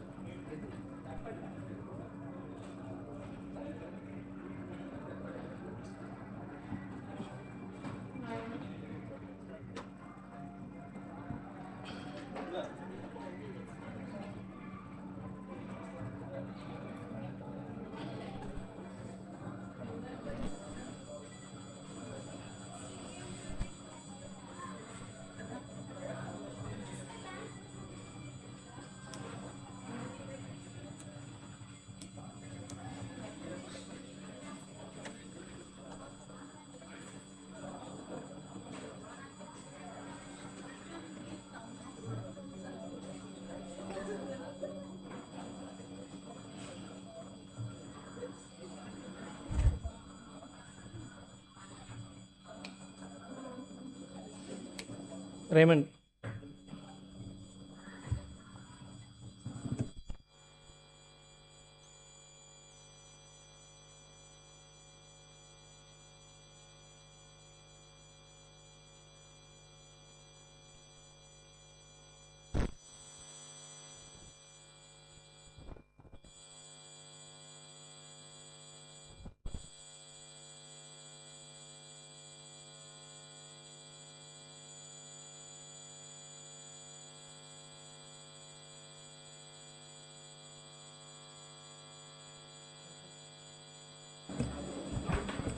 Welcome back, dear participants.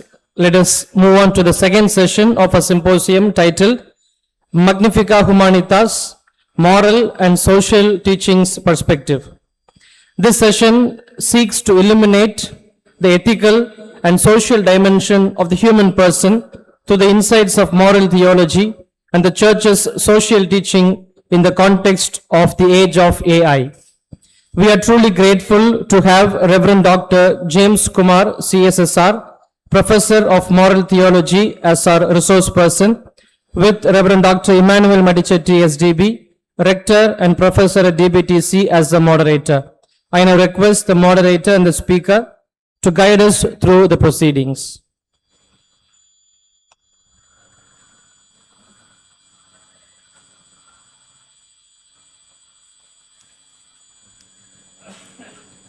We now turn to a perspective shaped by a missionary experience, pastoral ministry, and moral theology. As you already heard, our second speaker is Reverend Father James Kumar, a Redemptorist and a missionary. Father James made his religious profession in 2000 and was ordained in 2005. His ministry has been closely associated with parish missions, faith renewal programs, catechesis, seminars, and retreats for religious and lay faithful, particularly in Tamil Nadu and Bangalore. He has also served as parish priest at Manavalakuruchi in the Diocese of Kotar and as assistant parish priest at Holy Ghost Church, Bangalore. His academic field is moral theology. He completed his licentiate in moral theology at the Alphonsine Academy, Rome in 2012. Since then, he has taught moral theology at the Redemptorist Seminary in Bangalore and has served as a visiting lecturer at St. Peter's Pontifical Seminary, Bangalore. He is currently pursuing doctoral research in moral theology at the Alphonsine Academy, Rome. At present, Father James is a member of the Redemptorist community in Coimbatore. With his combination of theological scholarship and extensive pastoral experience, Father James brings a perspective that can connect moral reflection with the realities of Christian life and ministry. Father James, thank you for being with us. We are pleased to have you as part of the symposium and invite you now to offer your reflection. Welcome, Father.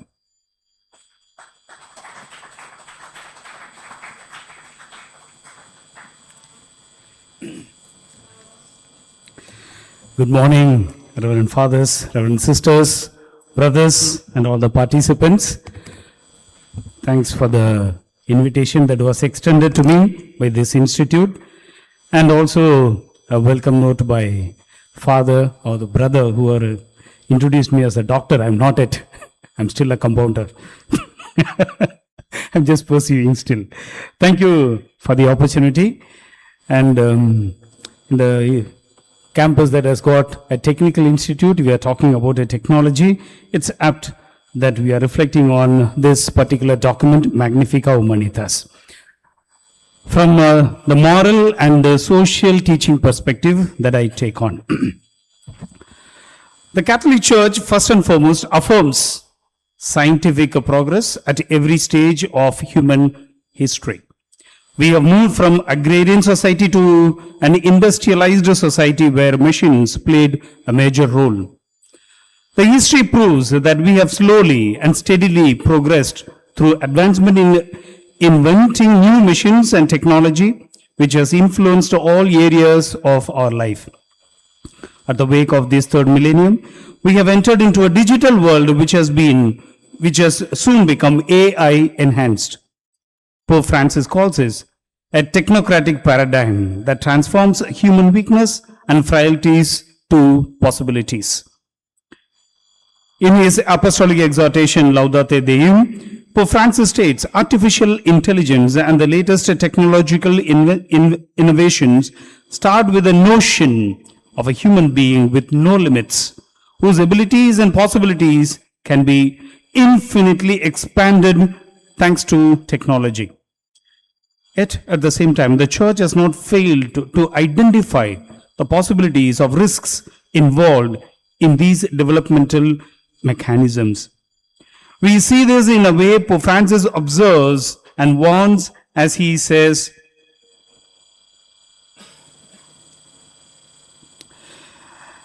the remarkable developments in the field of technology, in particular those dealing with artificial intelligence, raise increasingly significant implications in all areas of human activity. So the Church's concern is not scientific progress itself. The concern is the belief that technology can eliminate human finitude, replace human judgment, overcome every limit, solve political and social problems without conversion or solidarity, make ethical reflection unnecessary, justify unlimited control over nature and persons. Antica et Nova, note by Dicastery of Doctrine of Faith and Dicastery of Education and Culture, last year gave this particular document that points out the crux of the matter of the risk with the AI, as it says, AI's advanced features give it sophisticated abilities to perform tasks, but not the ability to think.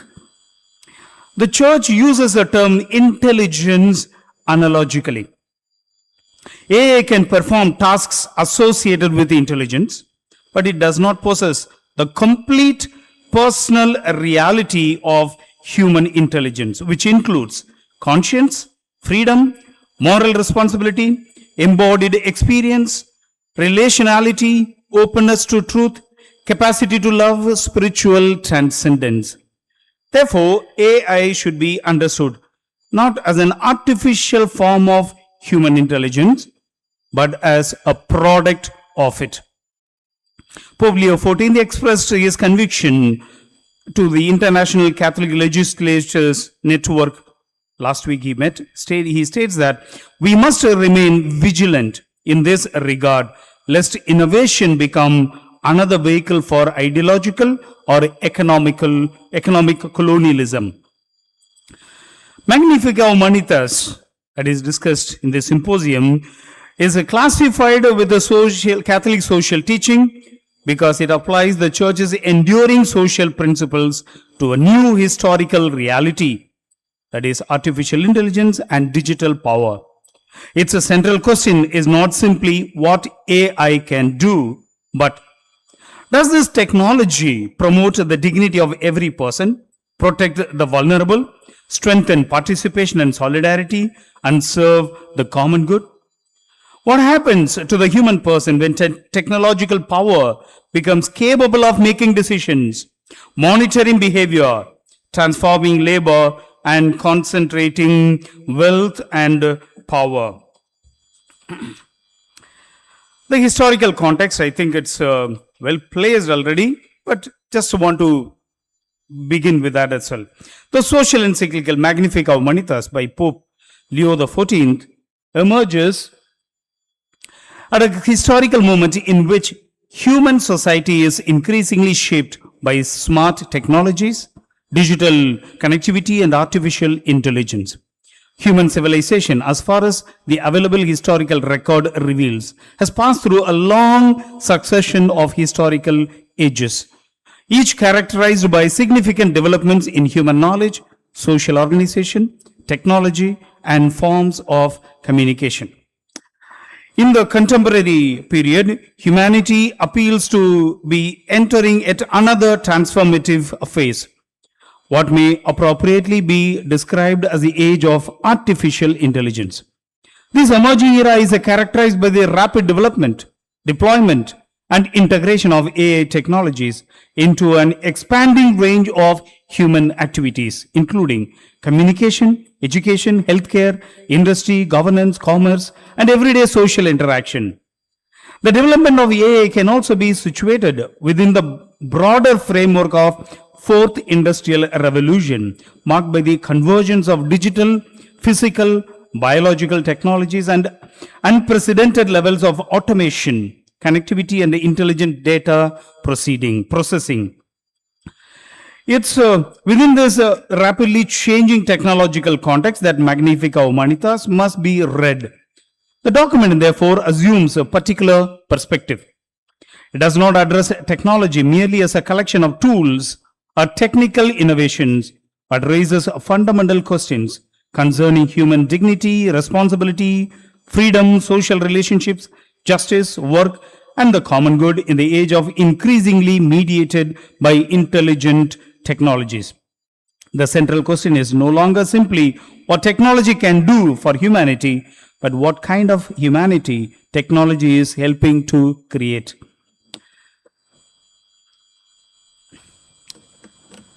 The reference in Magnifica Humanitas to the building of new Tower of Babel in Genesis 11 articulates the remarkable captivity of human beings to create and achieve great things.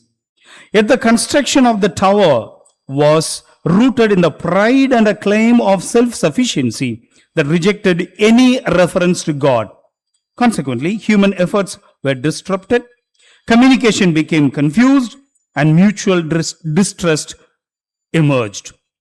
In this context, Pope Leo XIV critically analyzes the contemporary technocratic paradigm, particularly its tendencies towards transhumanism and posthumanism, which pose significant threats to human dignity, the sanctity of human life, and other inherent, inalienable, and inviolable qualities of human person. About this post-humanism and transhumanism, I think Father Varun will deal in the afternoon. Pope Leo XIV therefore describes the contemporary context of artificial intelligence as a new Tower of Babel. Amid the numerous advantages of AI and digital technologies, the growing influence of digital communication media and the increasing integration of artificial intelligence into everyday life nevertheless present immense challenges across various dimensions of human existence. I just want to highlight two of them. The new Tower of Babel, building block 1, AI, neither purely technical nor morally neutral. Pope Leo XIV observed, therefore, that the use of AI is never a purely technical matter. When it enters processes that affect people's lives, it touches on rights, opportunities, status, and freedom. Important and sensitive decisions concerning employment, credit, access to public services, or even a person's reputation risk being fully delegated to automated systems that do not know compassion, mercy, forgiveness, and above all, the hope that people are able to change. There are clearly harmful uses, such as the manipulation of information or violations of privacy. He continues to argue that indeed entrusting an algorithm in practice with the power to select who is worthy or not, without anyone bearing responsibility for that judgment, is to hand over the task of redefining the boundaries of human possibilities. And therefore, he articulates that we cannot consider AI to be morally neutral. He states this as he had already stated in his World Communication Day message in 2024. This was Pope Francis, sorry. As he says, that like every other product of human intelligence and skill, algorithm are not neutral, because a manipulative use of AI could create social discrimination among people by way of polarizing. Pope Leo XIV observes the subtler damage existing with the AI systems when they present themselves neutral and objective, that they end up reflecting and reinforcing the stereotypes of ideologies, basis or bias of their designers and developers. In the same line, the then Pope Benedict XVI observed that the new technologies are not only changing the way we communicate, but communication itself. This observation highlights not only what a machine does, but how dependence on machines reshapes human judgments, attention, relationship, and social life. At this juncture, Pope Leo XIV raises a central question of the document. What does it mean to safeguard our humanity? Because he continues to recognize the pervasive technocratic paradigm in which we are immersed, and that is amplified by the digital revolution, and AI threatens to normalize an anti-human vision. In that vision, the fullness of life is equated with having more, reducing weaknesses, eliminating uncertainty, and exerting total control. With efficiency becomes the ultimate measure of value, human beings are tempted to see themselves as a project to be optimized rather than as persons called to relationship and communion. Building block 2 of Babel. Automated surveillance and laws of trust.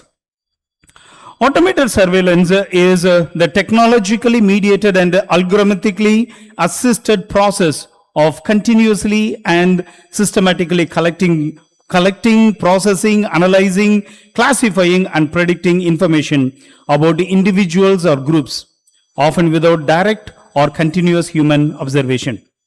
Its ethical significance lies not merely in the collection of information, but in the transformation of personal behavior into data that can be used for profiling, prediction, influence, and decision making. We are being watched and observed by someone, and later being induced to behave in a particular manner.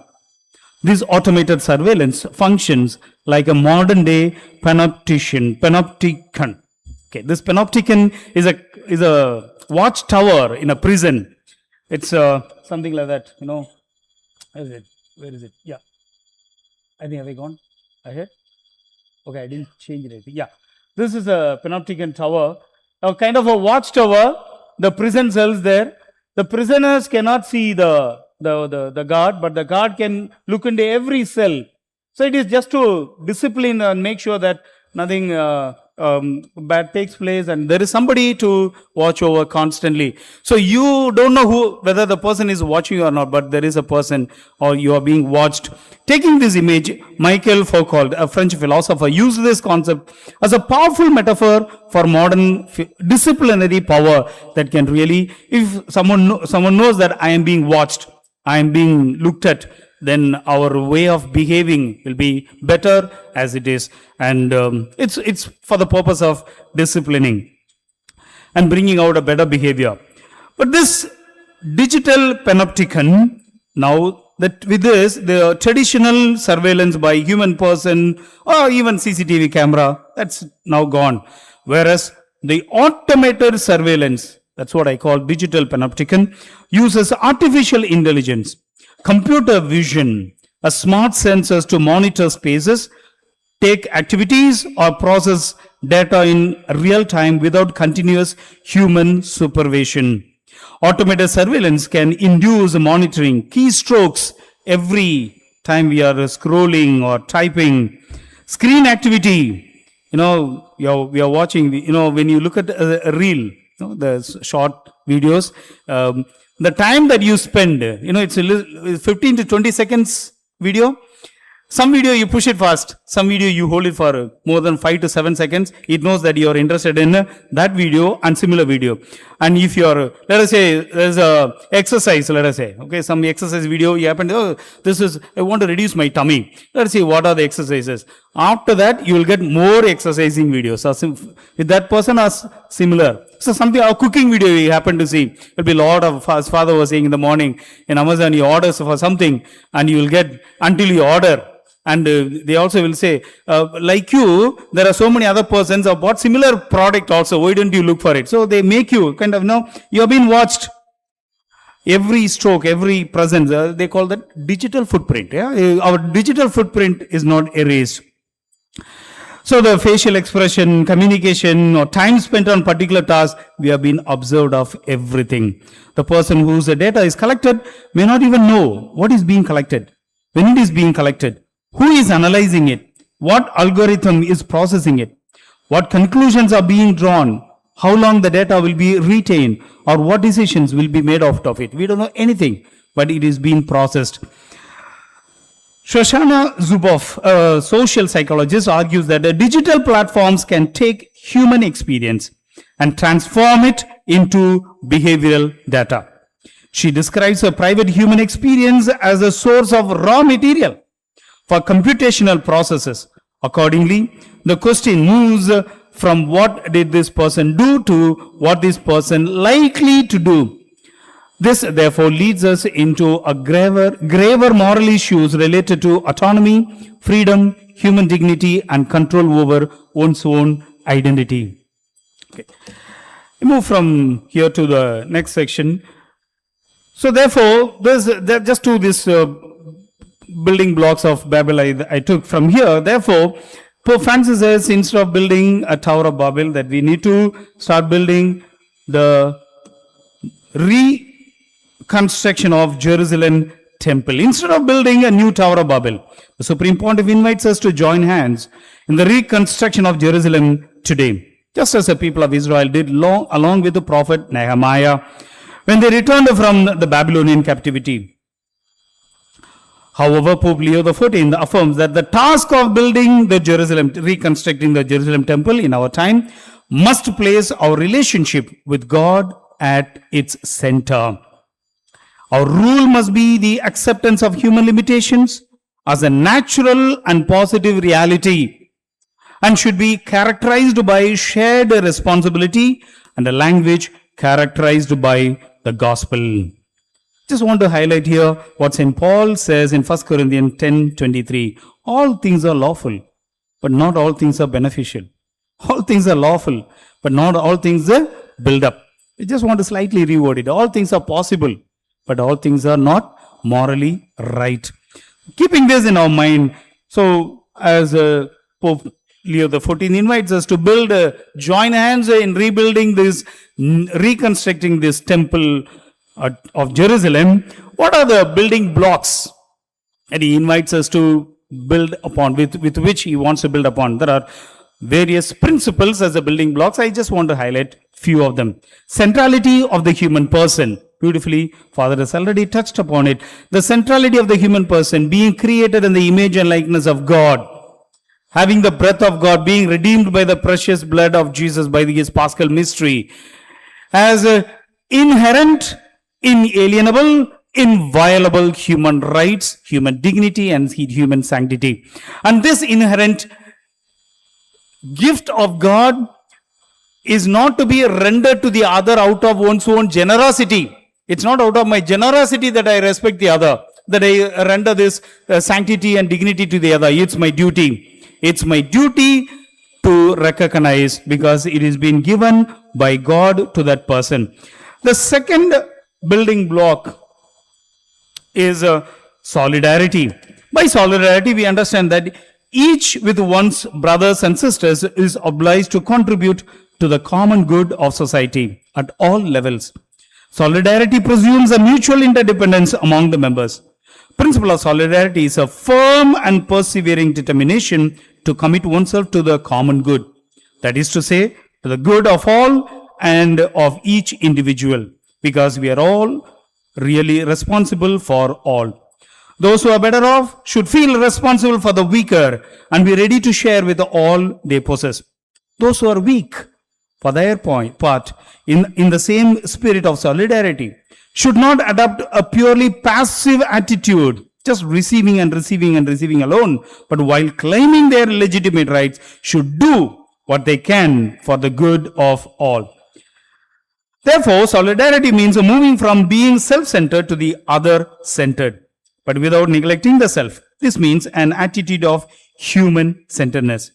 The technological advancement, especially in the age of AI, is expected to be at the service of building human community, and it must enhance the human person, who eventually must become better. In an AI summit, Pope Francis teaches that technological advancement is not automatically identical with the human progress. It is progress only when it increases a responsibility, spiritual maturity, awareness of human dignity, and concern for the weakest. So technological advancement alone is not the part of human progress, as the whole human person should rise together. The third building block is the principle of subsidiarity. By the principle of subsidiarity, we understand that neither the state nor any society must ever substitute itself for the initiative and responsibility of the individuals and of intermediate communities at the level of which they function, nor must they take away the room necessary for freedom. Pope John Paul II explained that a community of a higher order should not interfere in the internal life of a community of a lower order, depriving the latter of its functions, but rather should support it in case of need and help to coordinate its activity with the activities of the rest of the society, always with a view in the common good. So as Father was just explaining before tea break about the human conception and how the technologies can be used. They can be used, but they cannot replace the human act. It can enhance the human act. So in the principle of subsidiarity, therefore, the human person cannot be substituted by the technological machines. The next building block is what we see is the universal destiny of the created goods. As Vatican II observes, God destined the earth and all it contains for all human person, for all people, so that all created things would be shared fairly by all humankind under the guidance of justice, tempered by charity. God gave the earth to the whole human race for the sustenance of all its members, without excluding or favoring anyone. This is a foundation of the universal destination of earth's goods. And the right to the common use of good is the first principle of the whole ethical and social order, and the characteristic principle of Christian social doctrine. If it is true that everyone is born with the right to use a good of the earth, it is likewise true that in order to ensure that this right is exercised in an equitable and ordinary fashion, regulated interventions are necessary. Interventions that are result of national and international agreements, and a juridical order that adjudicates the specifies the exercise of this right. So the boundary, the private right, is to how responsibly we can make use of this universe that has been created for all of us. The ownership of the new goods that were brought by economic and technological progress, by the intervention of the human intelligence, the results of knowledge, technology, and know-how becomes ever more decisive, because the wealth of the industrialized nation is based much more on this kind of ownership than on natural resources. Therefore, new technological and scientific knowledge must be placed at the service of humankind primary needs, gradually increasing humanity's common patrimony. So, claiming that it's my own or designing it according to my own whims and fancies, it is not moral. By raising the question in his address on AI, Pope Leo XIV asked a remarkable question. How can we ensure that the development of artificial intelligence truly serves common good and is not just used to accumulate wealth and power in the hands of the few? We move to the next building block, the common good. The aim of common good is the good of the whole human person, either as an individual or as individuals as a group. The implying effect of common good can be understood from the perspective of relationship between the part and the whole. The well-being of the whole and the well-being of the part are mutually interdependent.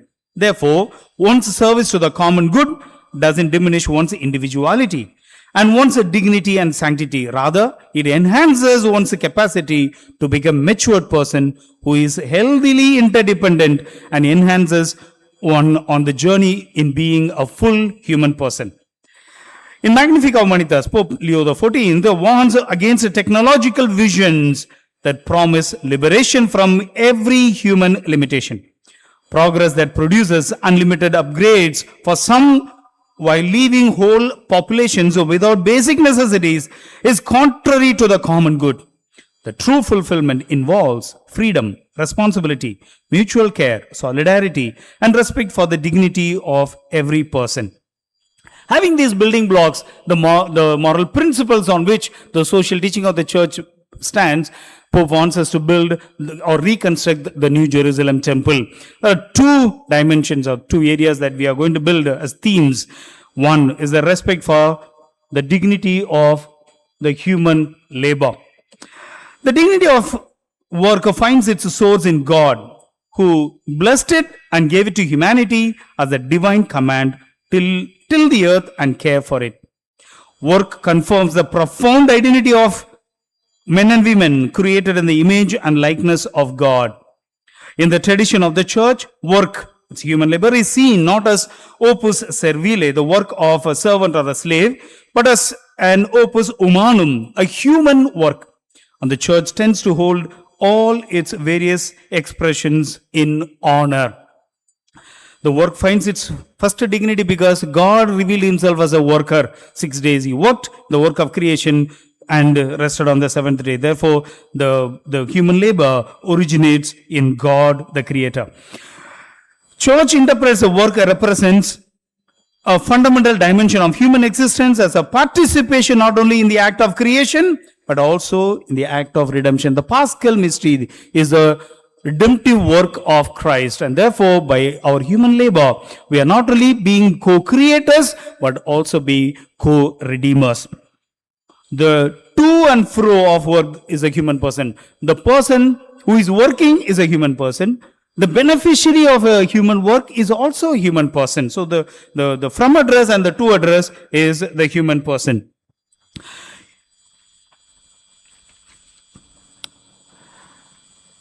Human versus tools. Throughout human history, we have continually developed and invented tools and instruments that enhances and facilitates human labor. These advancements have enabled us to achieve greater and sophisticated results with less physical strain and effort. In this age of technocratic paradigm, we have developed machines and technologies such as AI that can surpass and augment human capabilities. However, the teaching of the church affirms that smart, automated, and artificially intelligent machines can in no way diminish the dignity of the human person or devalue human labor. Human versus smart technology. Therefore, the basic criterion is not simply whether AI increases productivity. The question is whether it promotes human in human work or systematically eliminates and devalues worker in the work. By affirming that the protection of employment opportunities and the irreplaceable role of individual must remain the general rule, because the human person is an end, not a means, and the economic order must remain subordinate to the human dignity and the common good. Pope Leo warns that the increased productivity cannot justify decisions that systematically destroy employment. The second structural dimension just want to touch is justice, the virtue of justice. Justice is one of the cardinal virtues, the prime of the cardinal virtues among prudence, fortitude, and temperance. And in the age of AI, justice is by principle is giving to the other what is due to the other by a constant and perpetual will, as Thomas Aquinas defines it. Justice is not merely an abstract principle, but a moral obligation towards the other, grounded in the respect for the human dignity, the rights of each person.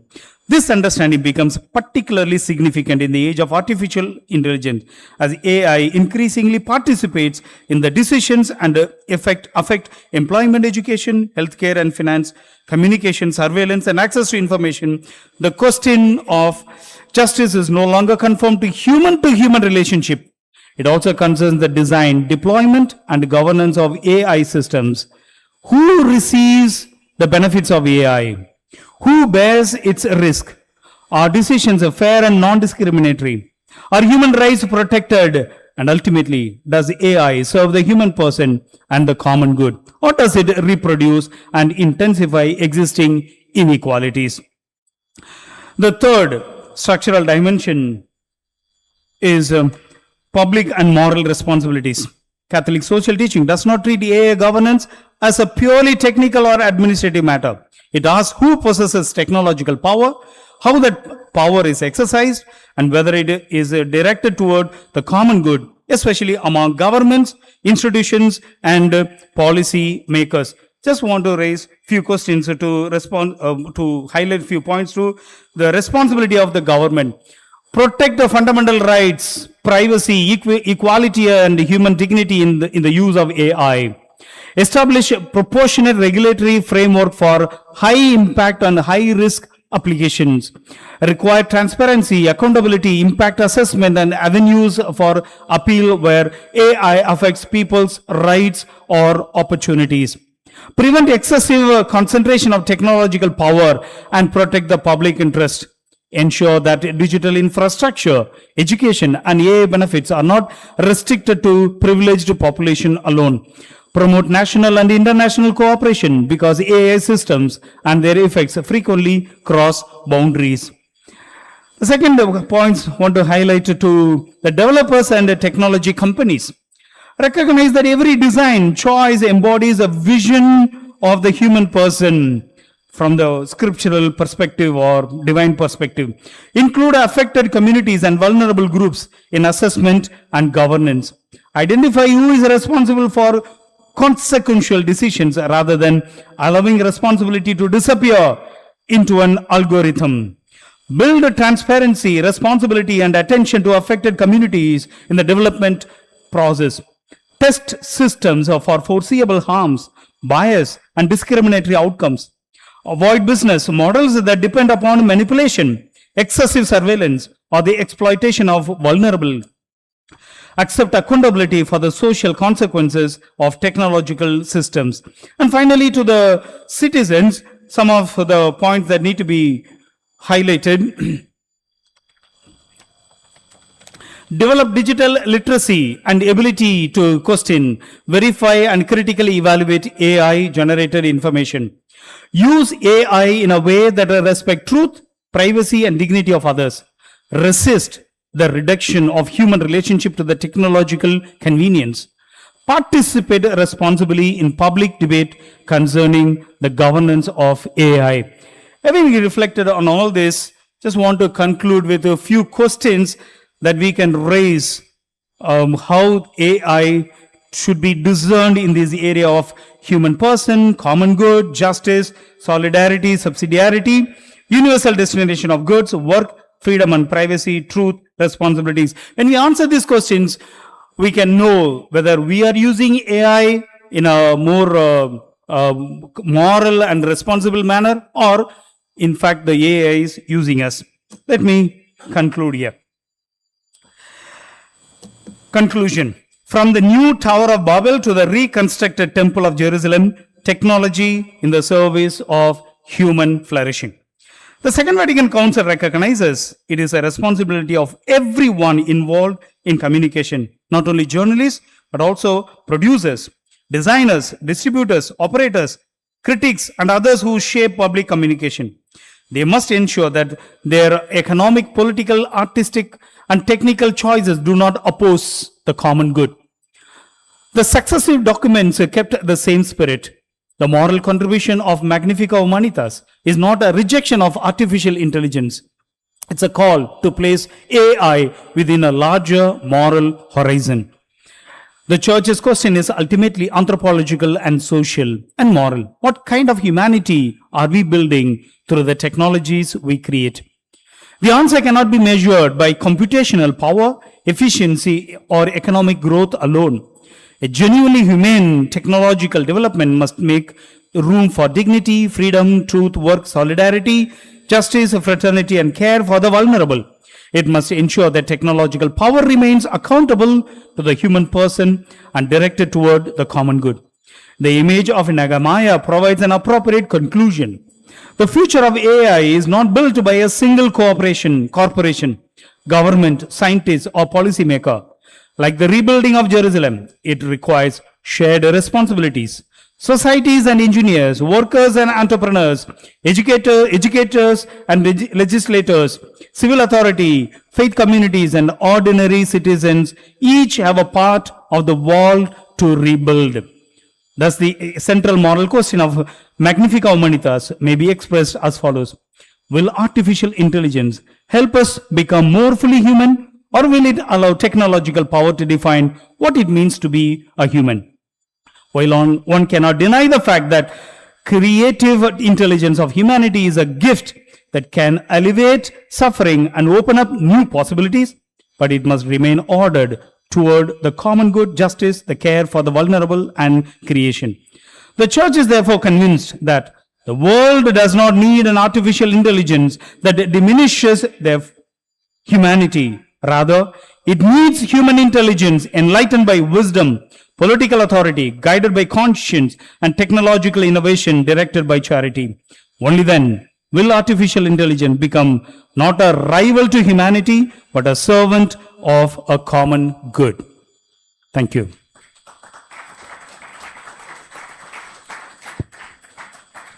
So thank you, Father, for having presented your paper. I'm not going to summarize the paper because we have just heard. Okay.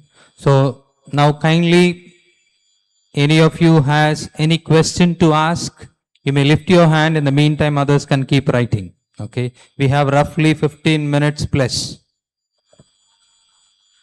Anybody is ready with a question, you can raise your hand.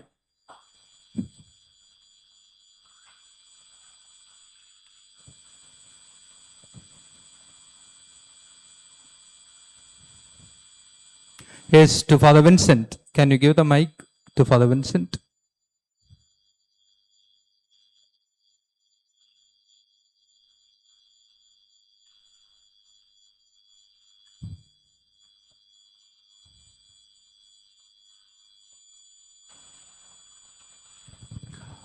Thank you for the lovely presentation, Father James Kumar. I have a question on this note. You have used the word reconstruction of the temple, and that is quite tricky because I live in Jerusalem. That expression alone needs more explanation for me about connecting it to AI. And then from the part of Nehemiah, what we are used is that is actually very nice. That at one point we are talking about human intelligence and artificial intelligence, and then we read in the scripture God telling us, your ideas are not my ideas. Your intelligence is not my intelligence. And how do you connect all these 3 points? This is God's intelligence. Could AI go against God's intelligence in that way? Why? Because one of the, I think Father Sahayad has mentioned before, how AI can be used for wars, conflicts. So we need to be careful how we use it. It's a double-edged sword. So one side, there is a reconstruction of the temple that is going on in Jerusalem right now. And at the same time, the artificial intelligence on the other side. And then stuffing things as God's intelligence. We can ask, we can prove from the Bible God's intelligence, and how to keep these dots connected of God's intelligence, human intelligence, and artificial intelligence. Thank you. Thank you, Father Vincent. Actually, that is an explanation, kind of an imagery Pope gives in that encyclical. So I just kept that imagery as it is, reconstruction. So as it happened after the Babylonian captivity, when they came back, the prophet Nehemiah called them back and to reconstruct. So joining hands in the will of God to reconstruct. So it is from that imagery that I kept to that same imagery. So what are the things with which we are going to reconstruct the building blocks is what those principles that I picked up. And it is on those principles, like building blocks, that we are going to reconstruct. And so I just kept that imagery. With regards to whether the intelligence is it against with the scripture verse that you quoted, what does it mean when it is said in the scripture, we are being created in the image and likeness of God? The Congregation for the Doctrine of Faith, I think now Dicastery for Doctrine of Faith, in 2008, I think there was a small document that produced Bible and Morality, tracing the biblical sources for moral principles, in which it explains this text. And while explaining this text, what does it mean according to our interpretation, or Catholic stance interpretation? There are a few qualities. It is not, the image and likeness is not kind of the physical or the biological. It enumerates a few characters or qualities. Okay, one is intelligence. God shares His intelligence. His free will He shares. Dignity, sanctity, and the ability to create. These are the qualities God shares with us. When we read the text, this is what it means as the church interprets to us. So the intelligence, the capacity God has given us in order to be co-creators with Him. That is what we need to be in line with.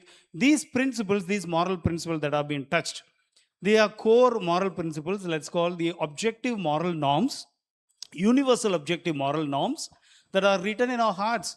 Second Vatican, Gaudium et Spes, number 16, beautifully defines what is conscience. In the core of the human person, the law that is written, given, not written by, it's not I take it or I write it, it's already been given, which it's a voice of God, where I meet God alone, that echoes within me, calling me to obey the will of God. And that is a discernment process. Therefore, the human intelligence, capacity to create, and and be a responsible person, these are all connecting dots. How do I become the human person that I am called to become? As Father was explaining, why God created human person. Okay, this is He has given us these capacities so that we will through these capacities we become better the person in honoring God back. I think that is a connecting point. I feel, Father. Is it okay? Thank you. Okay, Father. Yeah, thank you. There are a few more questions that have come up. Maybe I'll read one or two, you can answer for. The first is the documents, okay, it focuses on the anthropocentrism or human-centric aspects. Is there a theocentric aspect in the document? Okay, that is one question. Then when AI, okay, it is, if it makes a mistake, the producers make a mistake, okay, or the program itself is faulty, who is held responsible? Okay, is the one who uses or the one who created it? Okay, that is another one. And the last, third question is, can these principles that you have explained, okay, social principles, can they distort human dignity? Distort human dignity. So, Okay. First question, Father. What was the first question you asked? is there theocentric aspect? Okay. The very fact that it is an anthropocentric and a human-centric itself is a theocentric. And as in one of the quote that I just quoted, the Pope through this document invites us, in the reconstruction of the Jerusalem temple, the center is God, not technology or understanding of human person in a social or in a civil understanding, or this worldly, let us say. So it is the theocentric, it is keeping God at the center that we need to keep moving. Only then our anthroposism, me as a human person get my dignity and sanctity only if I am God-centered, and therefore by itself is a theocentric. If it is not explicitly, it is implicitly, it is very much theocentric. So when AI is faulty, Yeah, this is a whole problem actually. So when AI makes a mistake, what do? It's a very big problem. So we need to know certain things, of course. We cannot depend on how AI gives. For example, one of the image that I gave, Babel Tower and the confusion of language, the language confused, I just gave a prompt and I gave few words. Of course, that was also designed by AI anyway. It gave me Aramaic words and Hebrew words. Those human images were there, no, and speaking in some sign language. It gave me actually originally Aramaic words and Hebrew words and Aramaic words. You know why? Because the confusion is always between Jews and Muslims. See, that's how it is designed. That's how it is. Many the search or the inputs are so much that it's a Jews versus Muslims. So when I say the language clash, it is taking the Jews language and Muslim language. So I have to know. So I went back and I said, no, edit and put only some symbols. So we need to know basically. We cannot just like that depend. And who is responsible is a big question. And therefore, as I gave the last 3 different categories of people, the government or the designers, they need to be a little more morally responsible, because once it goes out, it is like a bullet that is shot. Once after shooting the bullet, you can't run before the bullet and catch the bullet. It is shot, it is shot. A bomb is dropped, it is dropped. Or the bow is released, it's released. The arrow is released. It's difficult. Therefore, we need to be morally responsible before. And third was, whether will these moral principles anytime distort human dignity? Never. We can be sure about it, because they are all universal moral principles essentially made for the dignity and the sanctity of the human person. So when we connect all these principles, human dignity, common good, and solidarity and subsidiarity, respecting the universal creation, this will definitely only enhance us, will never distort us, either individually or as we human persons collectively. Sometimes we may have to sacrifice for the sake of the community. For example, a parent at home may sacrifice a little bit of their time when the child is sick. So their private time, their personal time may be taken out, but for the sake of the baby, for the sake of the family. So whenever I contribute, that's why it's a relationship between the part and the whole. The well-being of the part, me belonging to the human community, and the well-being of the human community as a whole mutually interdependent and interrelated, and that's how we are created in the image and likeness of God. And therefore, these moral principles will never distort human image. Yeah, Father. Is AI a source or a resource? Okay. The question is, when you take the benefits, drawbacks, okay, what guides our decisions actually? Um, I don't think A is a source, because source is God. Can it be a resource? Could be, because it has been already, it's been, what do you call, we have given the input. There are so many books, so many articles, so many materials that are already been uploaded. So it's a resource like a library. I want to refer something. Okay. So there is a library there, and I go and I refer, I look for something. And actually, this document that I was just saying, it's done by. It was in 2008. It was a congregation of the doctrine of faith. Now it is a dicastery. So I wanted to know exactly when it was changed, which year was it changed. This information I want to know. I can go. So it is it can play a sources. It gives you, that's a fountain. I don't think AI or internet, for that matter, any Google is a source. We are only giving the material that gives us. So human are the provider of the material, and human are the receiver of the material. As I said, for the work, the to and fro, the user and the beneficiary of the work, human work, is a human person. Okay, last question, because this question came up already in the last session, so it has come up again. Can AI truly enhance human abilities without undermining the equal dignity and God-given uniqueness of each human life? Okay, I think it can. It can enhance, as I said, 2-3 times I use that word enhance. It can enhance us. I think in the afternoon, Father Valan will explain transhumanism and post-humanism. Transhumanism is I am able to overcome my disabilities or difficulties as a human person. For example, a microphone I have. Now, without this, I have to strain my voice to make sure that even the last person is able to hear. How long can I strain like this? 10 minutes, 15 minutes?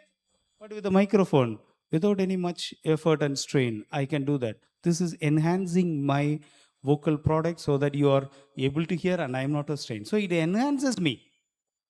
Okay. And what is the second one? It enhances. Can AI truly enhance human abilities without undermining the equal dignity and God-given uniqueness? Correct. Well, without, that's why it's in the hands of the user. It has a tool.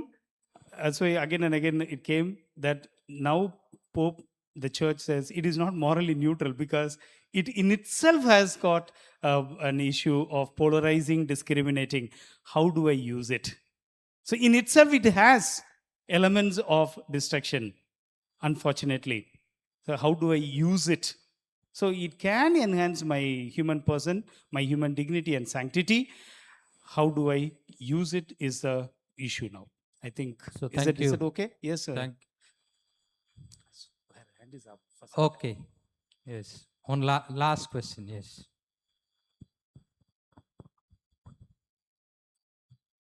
So as it is, the technologies are consuming the time and the ability of human being, like the gadgets, the mobile phones or the computers and all that, all these years.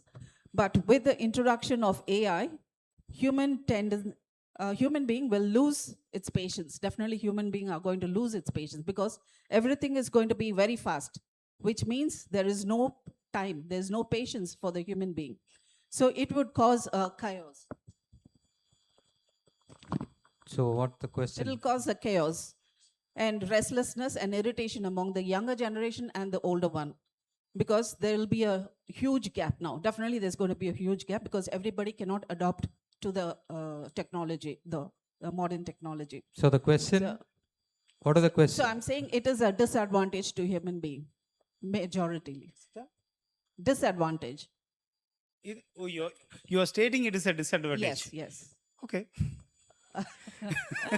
So there'll be confusion, and people cannot adopt to that technology. There are certain realities we have to accept. Okay, that we have to accept. See, we are given just 1 second at a time. God has not given not even 2 seconds at a time, just 1 second at a time. We have to understand that reality. Okay, we can eat fast or we can eat slow, but the digestion process takes its own time. So we have to come to the realization of rootedness of where we are, the realities that this is what it is. It takes time, the patience, that we need to realize that we have to educate the children. Yeah. We have to keep educating the children. Yes. The children will learn faster, but the older ones, that's a problem. And moreover, the government cannot do much. It's only the private corporates who will take the major share, and they will decide on the, how to design human thinking power. So they are going to design it. It's not the government cannot do much about Policy it. makers. Yeah, Government is a policy maker. Okay. Now, for example, now ChatGPT has got at the low, the content you receive may not be accurately correct. You need to recheck. It was not there before. Now it's a government rule that you have to put. So you can bring your policy there. So they are the policy. That's their responsibility. Okay. Thank you. So we thank Father for the presentation and for answering the questions. So let us put our hands together for him. So thank you very much, Father.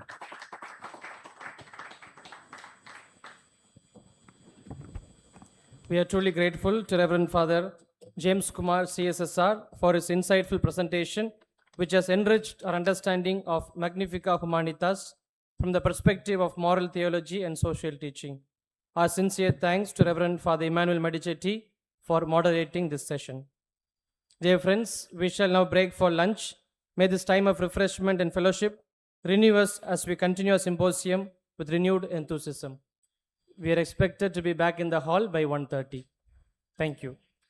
So those who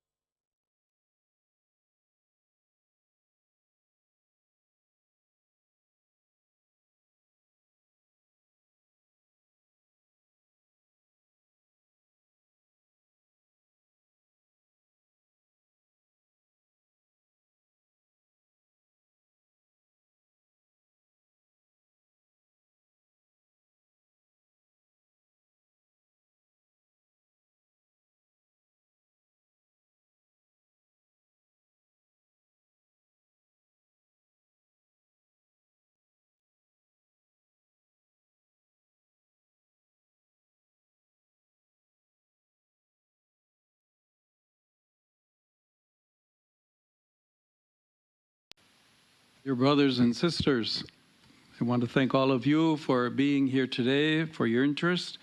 I sincerely thank those who have organized this meeting today, and especially those who have shared their competence and experience in the different reflections that we have listened to. In a special way, I'd like to thank Mr. Ola for accepting our invitation. In turn, in the name of the Church, I accept your invitation to walk together, to listen and to speak, and together to find the way for humanity in this time of artificial intelligence. What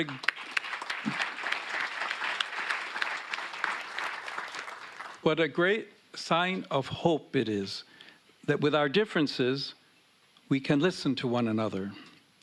This interchange clearly bespeaks the gravity of the moment, as well as confidence that together we can discern the major questions of our time, and so the future of humanity. At key moments in history, the Church is called to decipher the new things in the light of the gospel and the dignity of the human being. 135 years ago, my venerable predecessor, Leo XIII, observed the situation of factory workers, their families uprooted, and new forms of poverty generated by rapid industrial transformation. He understood that the Church could not remain distant. Within an epochal turning point menacing human dignity, the encyclical Rerum Novarum spoke its evangelical and social word about new things underway. Today, we find ourselves facing a transformation of similar magnitude, with perhaps even greater consequences. Artificial intelligence already touches many areas of our lives and affects decisions that shape human coexistence. It is also dramatically changing how war is waged. Like the earlier Leo, I feel entrusted to look upon another huge transformation with eyes of faith, with lucidity of reason, with openness to mystery, and with cries of the poor and the earth resounding in my heart. Magnifica Humanitas was born from listening, like Leo XIII did. I've listened to scientists and engineers who work with sincere enthusiasm on technologies capable of alleviating immense suffering, to political leaders and public officials who have perseveringly sought just rules, to parents and teachers who are deeply concerned for the future of younger generations. Other very troubling voices have also reached me about increasingly autonomous weapons systems, practically beyond any human reach to govern them effectively. I hear very troubling accounts of algorithms that can block access to healthcare, employment, and security on the basis of data tainted by prejudice and injustice. And I've heard the silence of those who have no voice when decisions are made. Decisions likely to generate new forms of exclusion and suffering. From this listening matured a disturbing conviction expressed in Magnifica Humanitas. Artificial intelligence needs to be disarmed. The word is strong, I know, but deliberately chosen because this moment needs words capable of attracting attention, awakening consciences, and indicating paths forward for humanity.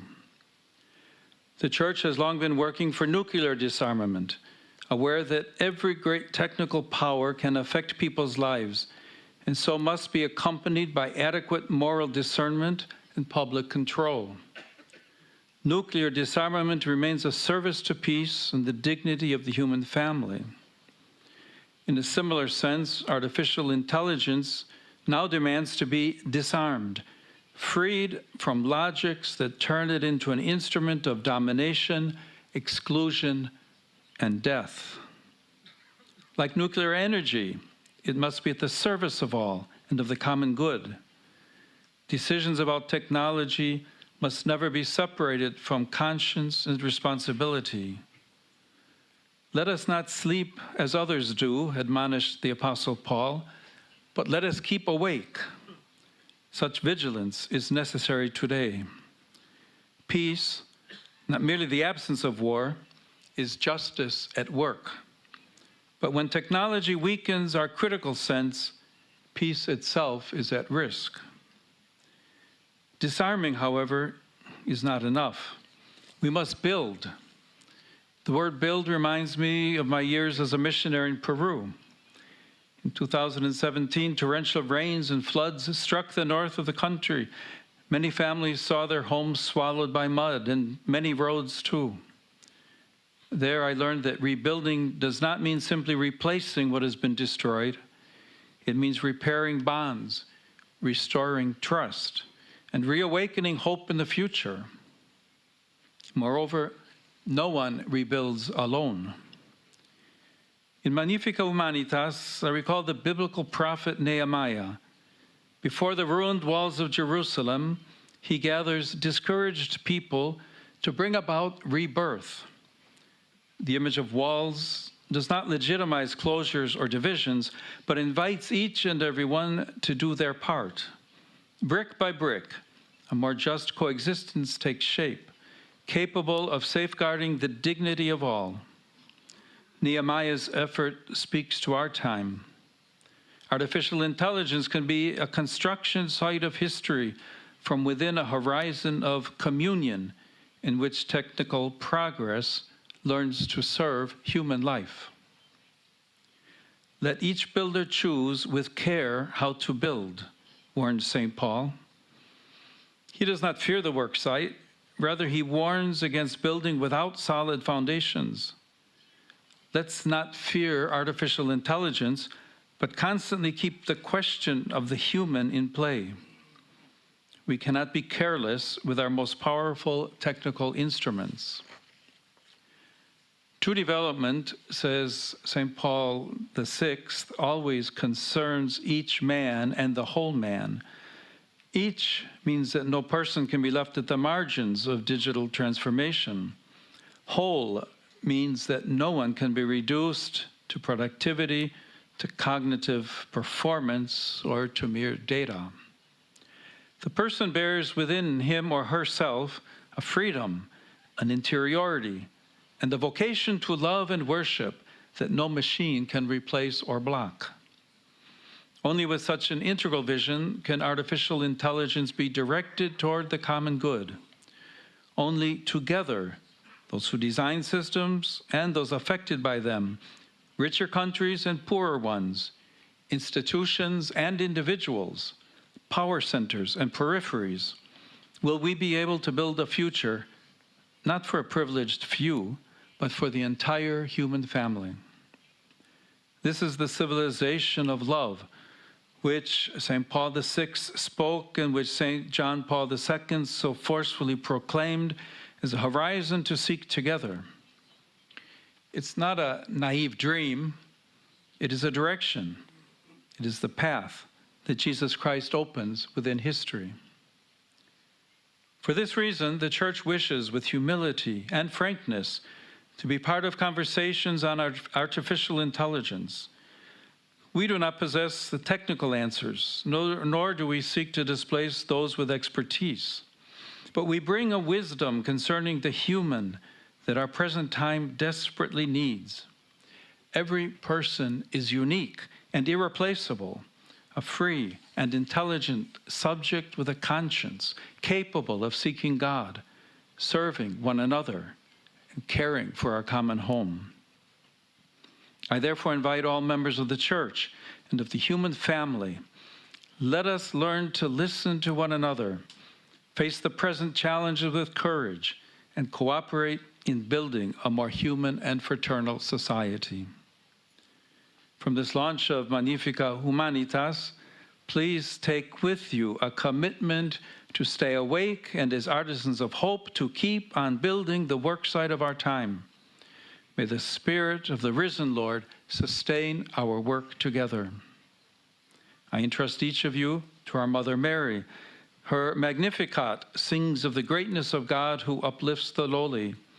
May she teach us to recognize the true greatness of every man and every woman in loving and serving.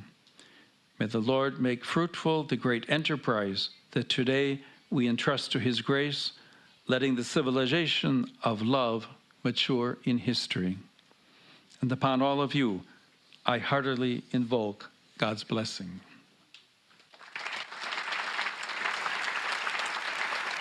I want to thank all of you for being here today, for your interest. I sincerely thank those who have organized this meeting today, and especially those who have shared their competence and experience in the different reflections that we have listened to. In a special way, I'd like to thank Mr. Ola for accepting our invitation. In turn, in the name of the Church, I accept your invitation to walk together, to listen and to speak, and together to find the way for humanity in this time of artificial intelligence.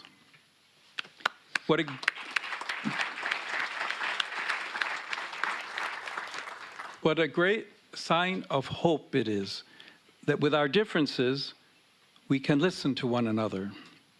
This interchange clearly bespeaks the gravity of the moment, as well as confidence that together we can discern the major questions of our time, and so the future of humanity. At key moments in history, the Church is called to decipher the new things in the light of the gospel and the dignity of the human being. 135 years ago, my venerable predecessor, Leo XIII, observed the situation of factory workers, their families uprooted, and new forms of poverty generated by rapid industrial transformation. He understood that the church could not remain distant. Within an epochal turning point menacing human dignity, the encyclical Rerum Novarum spoke its evangelical and social word about new things underway. Today, we find ourselves facing a transformation of similar magnitude, with perhaps even greater consequences. Artificial intelligence already touches many areas of our lives and affects decisions that shape human coexistence. It is also dramatically changing how war is waged.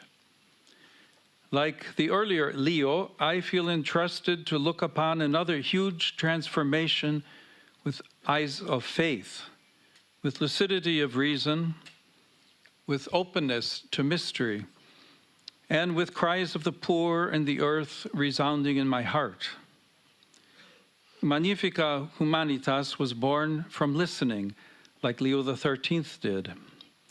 I've listened to scientists and engineers who work with sincere enthusiasm on technologies capable of alleviating immense suffering, to political leaders and public officials who have perseveringly sought just rules, to parents and teachers who are deeply concerned for the future of younger generations. Other very troubling voices have also reached me about increasingly autonomous weapons systems, practically beyond any human reach to govern them effectively. I hear very troubling accounts of algorithms that can block access to healthcare, employment, and security on the basis of data tainted by prejudice and injustice. And I've heard the silence of those who have no voice when decisions are made. Decisions likely to generate new forms of exclusion and suffering. From this listening matured a disturbing conviction expressed in Magnifica Humanitas. Artificial intelligence needs to be disarmed. The word is strong, I know, but deliberately chosen because this moment needs words capable of attracting attention, awakening consciences, and indicating paths forward for humanity. The Church has long been working for nuclear disarmament, aware that every great technical power can affect people's lives, and so must be accompanied by adequate moral discernment and public control. Nuclear disarmament remains a service to peace and the dignity of the human family.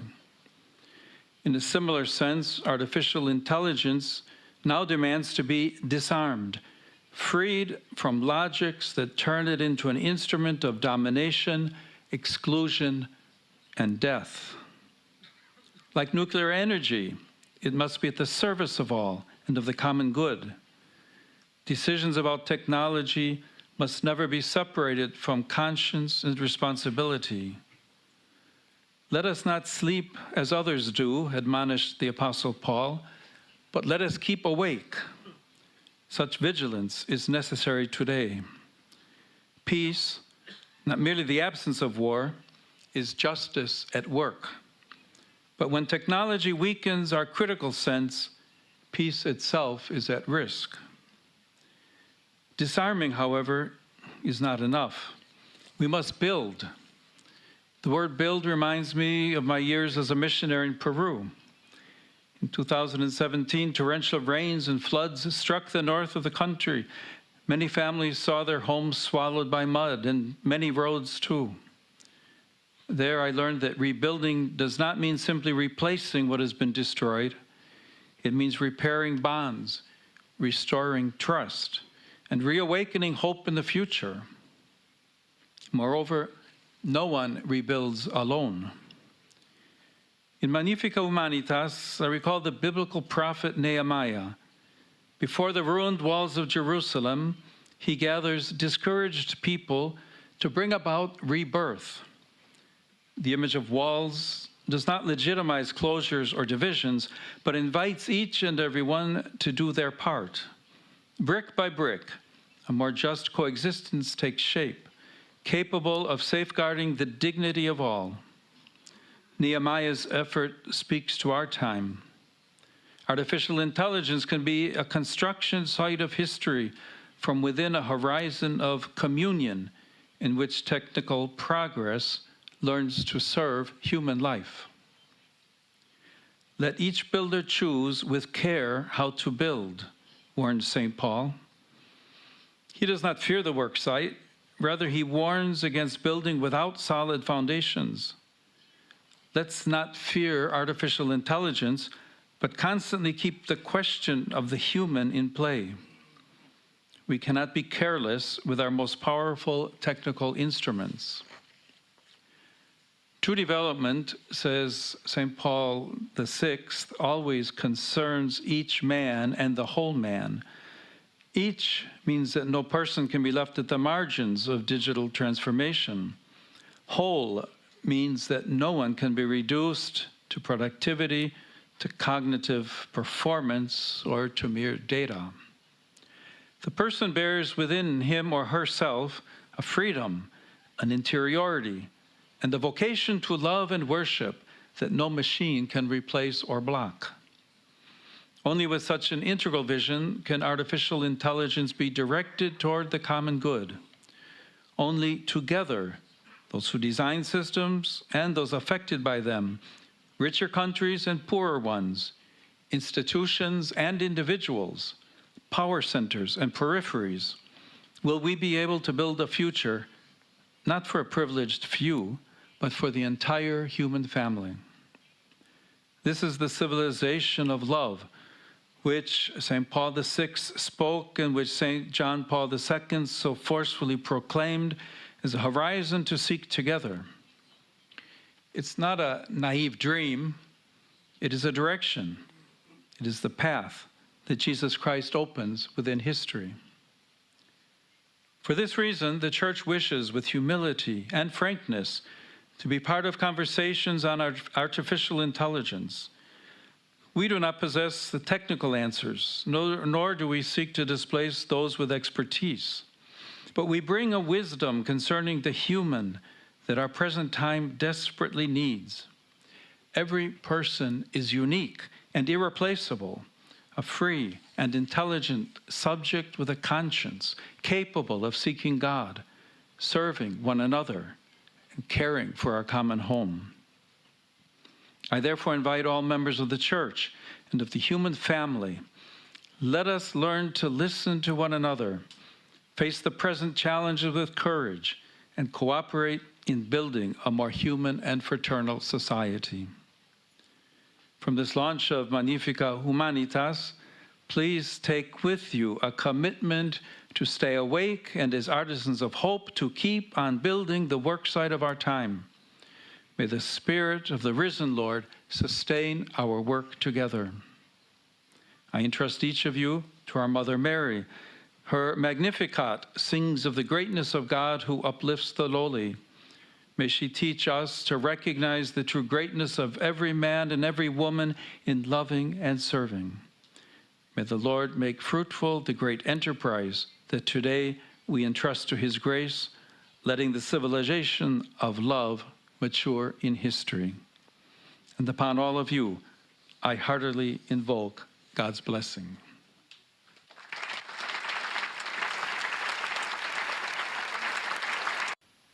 Dear brothers and sisters, I want to thank all of you for being here today, for your interest.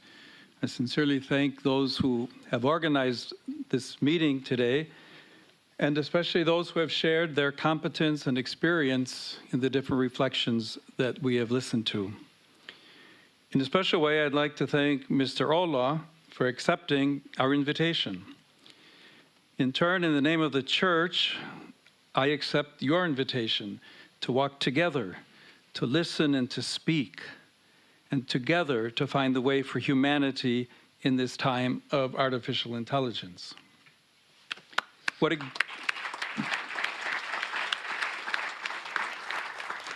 What a great sign of hope it is that with our differences, we can listen to one another.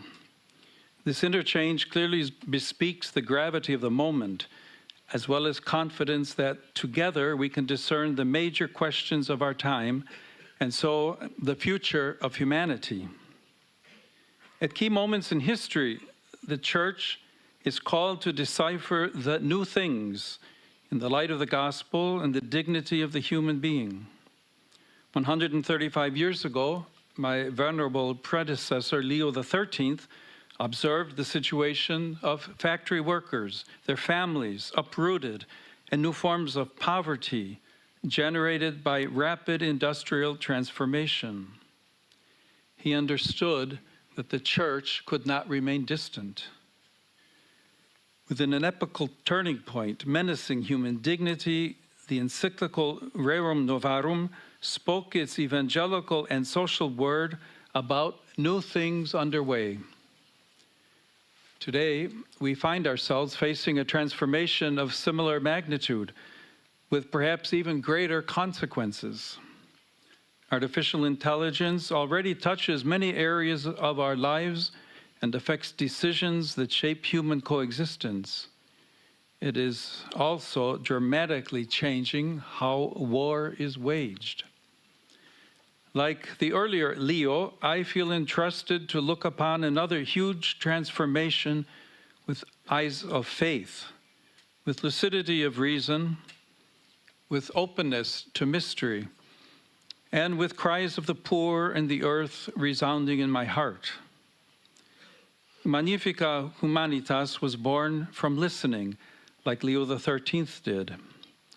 I've listened to scientists and engineers who work with sincere enthusiasm on technologies capable of alleviating immense suffering, to political leaders and public officials who have perseveringly sought just rules, to parents and teachers who are deeply concerned for the future of younger generations. Other very troubling voices have also reached me about increasingly autonomous weapons systems, practically beyond any human reach to govern them effectively.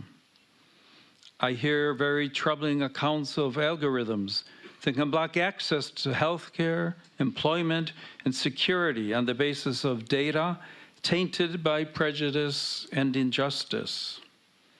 And I've heard the silence of those who have no voice when decisions are made. Decisions likely to generate new forms of exclusion and suffering.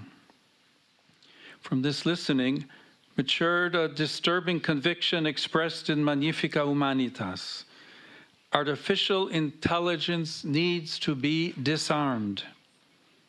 The word is strong, I know, but deliberately chosen because this moment needs words capable of attracting attention, awakening consciences, and indicating paths forward for humanity.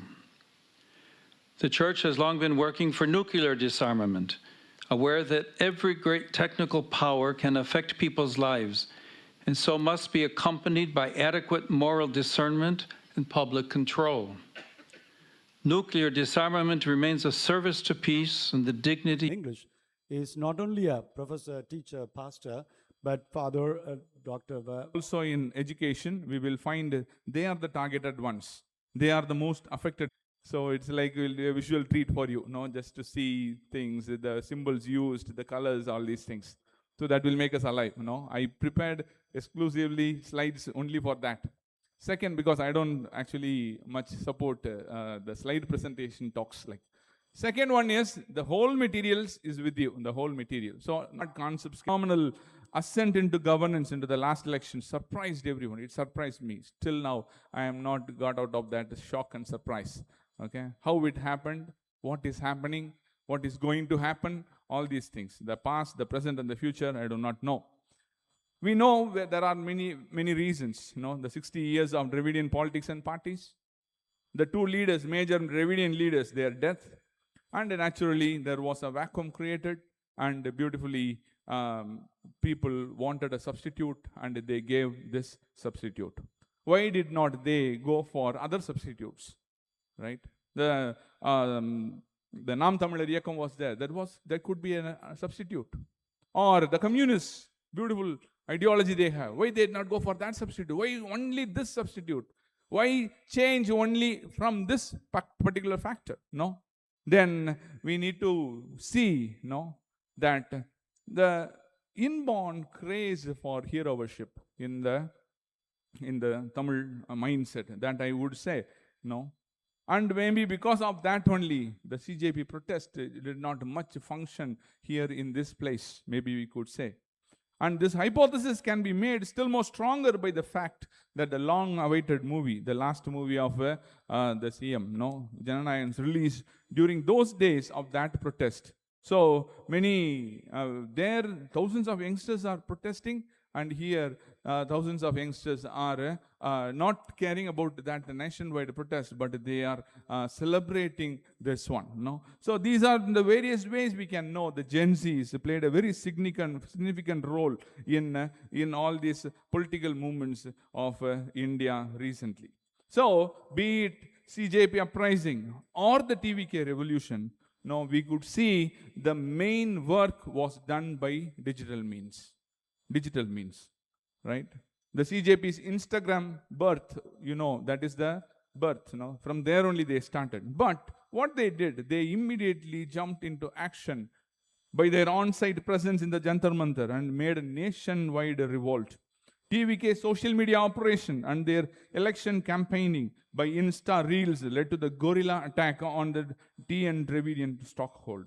Digital methods were the strong backbones in recent political happenings in our country. That's why Magnifica Humanitas is a more fitting text for this Indian context. Its warning on safeguarding the human person against the rising attack of the artificial intelligence is contextual and appropriate. Coming to the second context, the Indian educational situation. What is happening?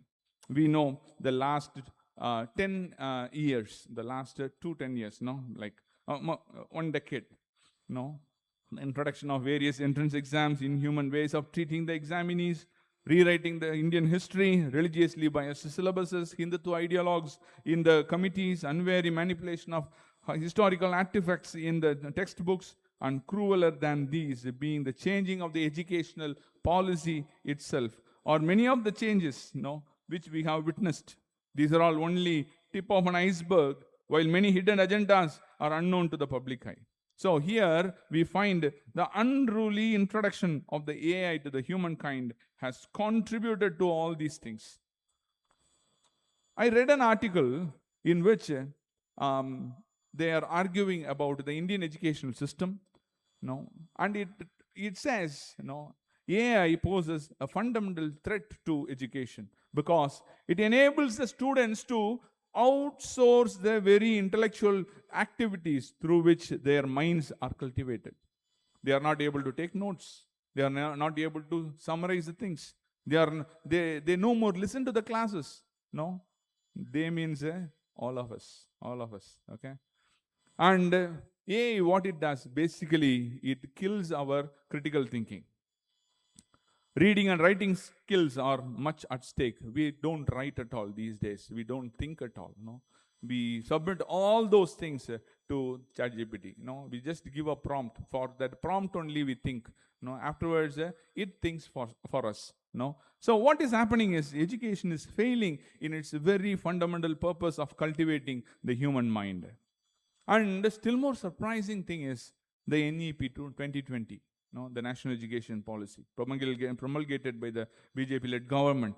What is happening? It explicitly mandates the integration of AI, digital literacy, language coding, computational intelligence, and other technical aspects across all educational spheres to achieve a golden global standard. All the generative AIs, they are now getting into the educational sector, and it is deeply problematic and highly questionable. Now, the question is, how does the government adopt an educational policy where the individual's human abilities are curtailed and artificial intelligence is appreciated? Is it proper education? Is it not catering to the demands of the private owners of the generative artificial intelligence tools? Is not education becoming more unequal and rich oriented?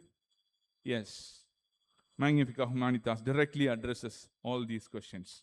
It says that it is the Babel syndrome, which we have already been seeing. No? The Babel syndrome, in which there is a danger of idolatry of profit. That syndrome, that tower was constructed only for the profit of a few at the cost of many. That is the basic thing that is under problem here. AI's ability to provide instant answers, it undermines our earnestness for truth. The culture of immediacy and hyperstimulation, where answers are got then and there in the generative AI, it curtails students' ability to think. Now, AI literacy means what? Generally, it is known that how to use the AI tools. No. Magnifica Humanitas says for what purpose it should not be used. That is AI literacy. For what purpose it should not be used. That judgment it should be with us. No. So AI should be integrated into religion, into education, without sacrificing truth-seeking, human relationships, intellectual freedom, moral responsibility, and integral human formation. Further, this document is strongly questioning the AI on the basis of a new educational divide is being created. A new educational divide between those who have access to powerful technologies versus those who do not. Okay, now coming to the next part of my thesis, which is the underlying issue. What is the underlying issue in both these contexts, the political and also the educational? The text and the context get focused on one element, the element of humanity and its foundational dignity. That's why the subtitle, the name itself, Magnifica Humanitas, means the magnificence of humanity. The magnificence of humanity. The subtitle also says safeguarding the human person. So it is on this basis the whole document moves. The two contexts which we had been discussing, the political context and also the educational context, the real issue at stake is the issue of humanity and its objectification. In the democratic process, the so-called democratic process of election and voting, now it is becoming more and more questioned, because we know EVM tampering is going on, SIR regulations, luring of the voters, manipulative consensus creation, media hijacking, social media algorithms, and various others. So the individual choice of the voters, it is deeply manipulated. The algorithmic capture of the voters, by repeated social media inputs, fake propaganda, influencer tactics. We know how much of influences were coming up these days in the Instas.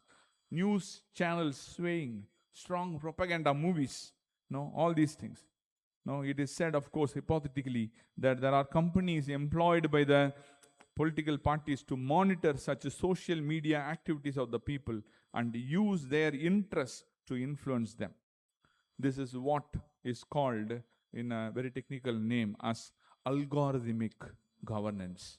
Algorithmic governance. Though that article which discusses this, it says there are positive effects of it, but there are varied negative effects in governance, increasing in surveillance, political control. It goes to the reduction of political autonomy and human agency. It can lead to political bias and even to the amplification of existing inequalities and prejudices. Algorithms acquire an aura of objectivity and truth. It is very, very less transparent by making information less intelligible and accessible for the citizens. And who is controlling that algorithm? Who is controlling that algorithm? They become more powerful.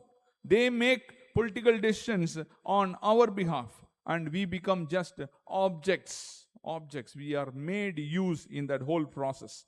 And it does not merely determine what people say. It can influence what people see, what becomes visible, and consequently, what citizens perceive as politically important, thus manipulating public opinion. We know in Tamil Nadu, this had happened already, no? The messing up of the whole democratic process. And in the consequence, we know silencing of all dissenting voices. So we know that the political participation is under deep disaster. So finally, what is under question is our basic human dignity. Voters are objectified to the core, and their voting choices are maneuvered. It is no more democracy. Democratic core values are shattered to pieces. Democratic persons are viewed as mere data and thus are made as algorithms. Democracy is no more of the people, for the people, and by the people, but it is rather of the powerful, for the powerful, and by the powerful. Now, turning to the educational context, what is happening? I am taking two thinkers for my help. They are, first one is an article by Attlee. He is arguing in it, now telling that this philosophy of Spinoza, Locke, John Locke, and John Dewey. No, they say the fundamental aim of education is the development of self-control. If it can develop among the students, no, among the learners, then education has reached its thing. But what is the problem with this generative AI in education is that it is questioning the basic human agency. All the cognitive activities of formulation, deliberation, evaluation, judgment, all those things are done by the AI on behalf of the students. So learners become just passive objects of externally mediated educational process and not active subjects of education. So excessive AI usage, it diminishes the students' autonomy and human dignity. Coming to another thinker, Paulo Freire. He is a champion of the liberative theory of education. He already criticizes modern education as it is a banking model. No, as a bank, we put everything and then store, and then we want to get back with interest. But he is telling, no, proper education should be liberative. He says problem-posing education, in which the learners should be active subjects who participate in the education process through dialogue, critical thinking, and praxis in the interpretation and transformation of their world. Now, what is happening in our education?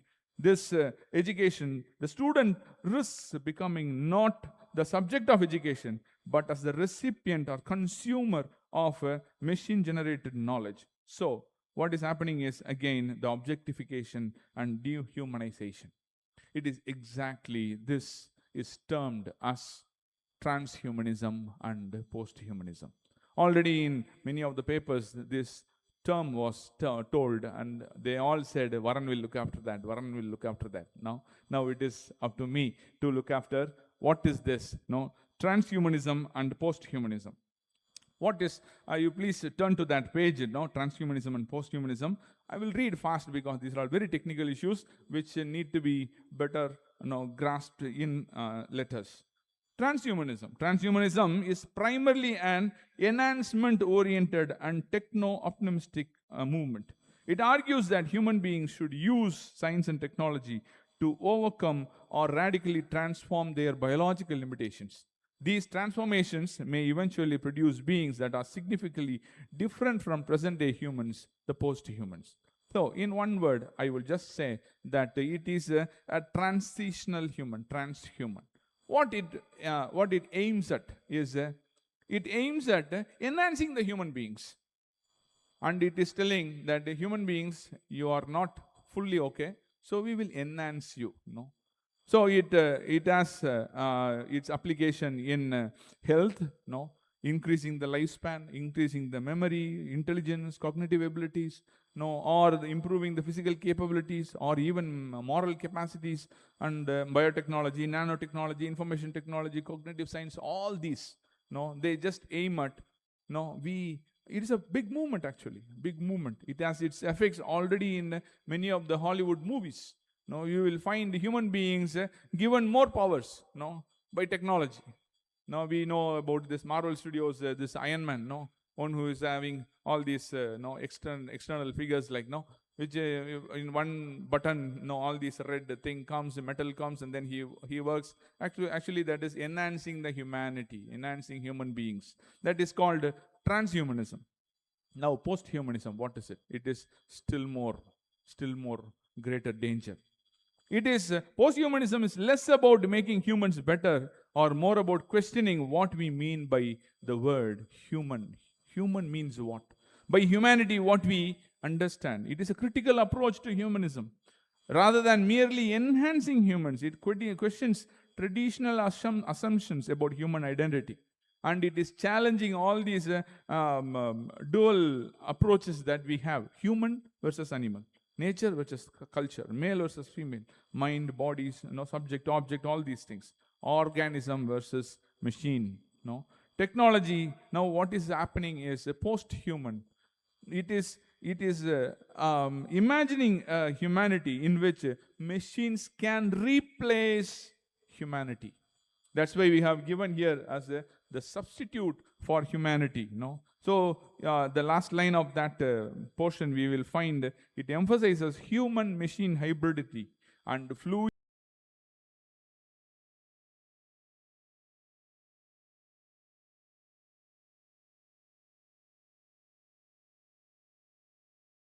the modern technological way.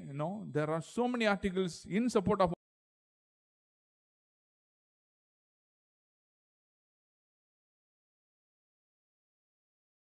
two main documents. One is Theological Humanitas. It's a very beautiful document. Especially on it just asks the question, where are you going, humanity?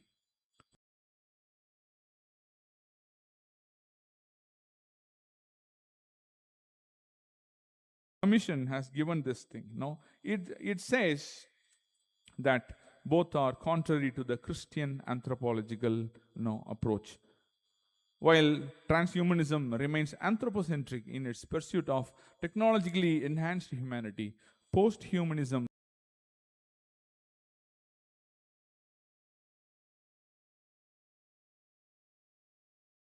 it wants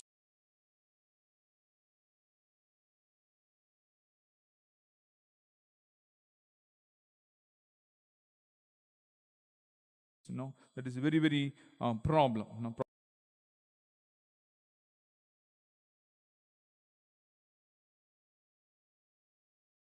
More fundamentally anthropological.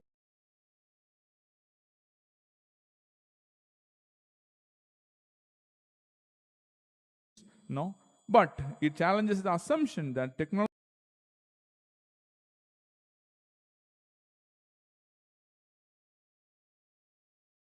condition, which we cannot do. We know that with this thing, with this limitation,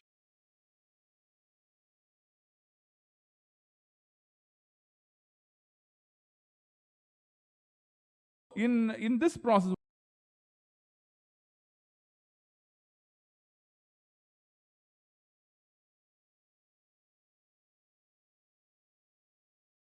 made perfect, made perfect.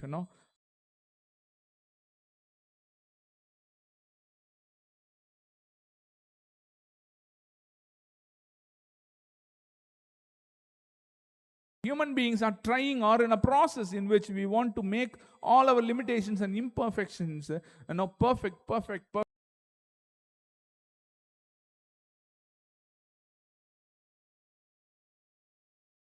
Consequences also. Many human beings will be made as second-class human beings because those who are able to control this AI or the technology,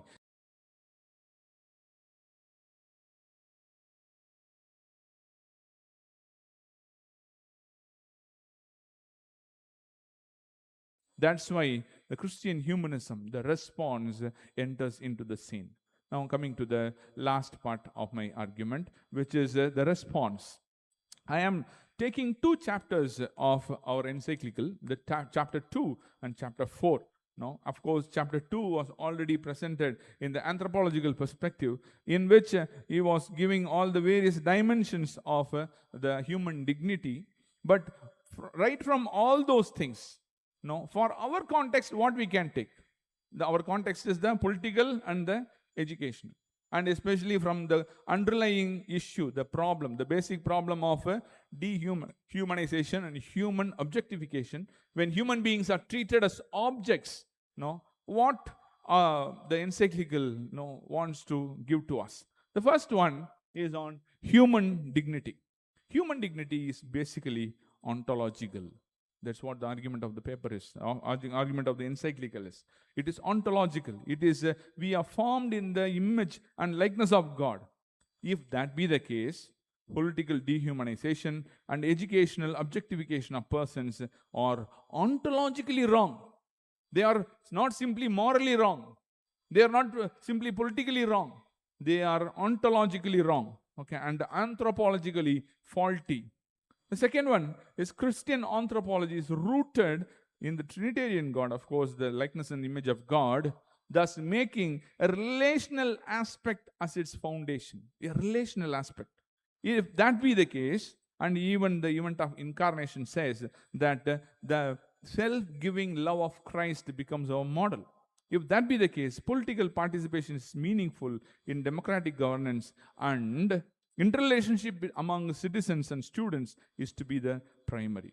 Social inequality and hierarchy thus become meaningless in such participative and relational anthropology. Selfless service and love of the neighbor get their prominence in both political and educational contexts. Third one is human beings are to be treated as end in themselves. They are not means for objects, or objects to be used by others, by those who are in the power, those who are in the political processes, or those who are running the educational institutions. No, each human being gets dignity because each one is ontologically in the image of God. So human beings are end in themselves. So human beings can never be instrumentalized. Then coming to the 4 dimensions of dignity that the encyclical talks, which are moral, social, existential, and ontological. The last 2 are very much basic. So these last 2, the existential and ontological, they imply the other 2 dignities also. What are they? The moral and the social. So the human beings need to be morally sound and socially involved. So the ontology and the existential dignity of students, it gives impetus to both political and educational formation of character and towards the formation of an egalitarian society. Now coming to the next dimension of human dignity, which is human rights. Since human dignity is ontologically there, human rights naturally need to be there. All human beings have their rights. And if all human beings have their rights, naturally the duties are co-born with the rights. So human rights, irrespective of gender, status, caste, race, whatever, language, whatever, upholding the equality of human beings is another characteristic feature that to be found in the political and educational context of India. Coming to the next important expression of human dignity, which we already heard in other talks, that is the common good. If common good is a social expression of human dignity, then it is directly applicable in both the political and educational context. For politics, public institutions must balance individual interests with the common good, and it should not abandon the vulnerable people. Educational institutions also should develop such a social expression in children, the future backbones of our country, than simply make them intellectually and individualistically developing. Then we know Father James already dealt with those 4 principles, the expressions of human dignity, which are universal destination of goods, subsidiarity, solidarity, and social justice. I skipped this part. Then comes the integral human development is also the need of the hour, because when only one part of the humanity is growing at the cost of another part of the humanity, then naturally all should develop. That should be the call of this encyclical. And finally, the 4th chapter of the encyclical, which is safeguarding humanity at the time of transformation, truth, work, and freedom. In these 3 aspects, our 2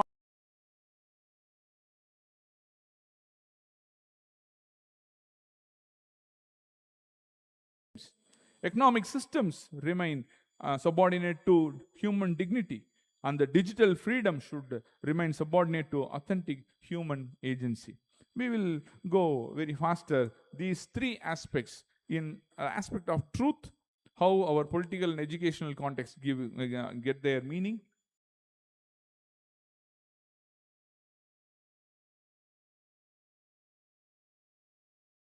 Argument of the encyclical for authentic political life is in the fact that truth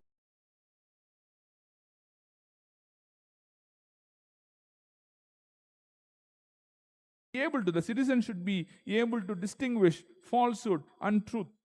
But this is not the case. The present political issue in our country is the citizens are losing their ability to distinguish truth and falsehood. So, adherence to truth makes the political power authentic and legitimate. It should be away. We should refrain from totalitarianism, and there should be an ecology of communion that should develop. The citizens must be able to critically think and choose their leaders, their governance, not simply become objects of their manipulation. So in this way, truth is very, very important in politics. Coming to education, what is that? True education means we should capacitate the students to distinguish truth and falsehood. They should be able to judge information. Authentic education in the digital age must fundamentally be human-centered and relational. They must be able to critically evaluate the impact on the learner about the new technologies. So education must give importance to truth than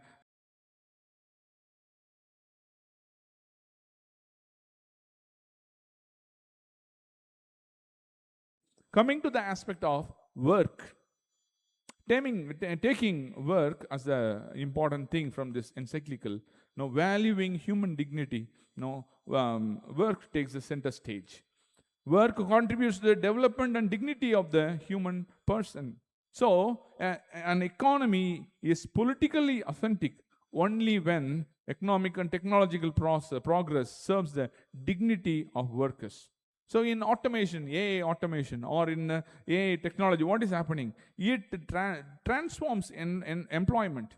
It occupies the place of the humans. And finally, human unemployment occurs. So it is more of a human and a political problem, unemployment, not simply an economic problem.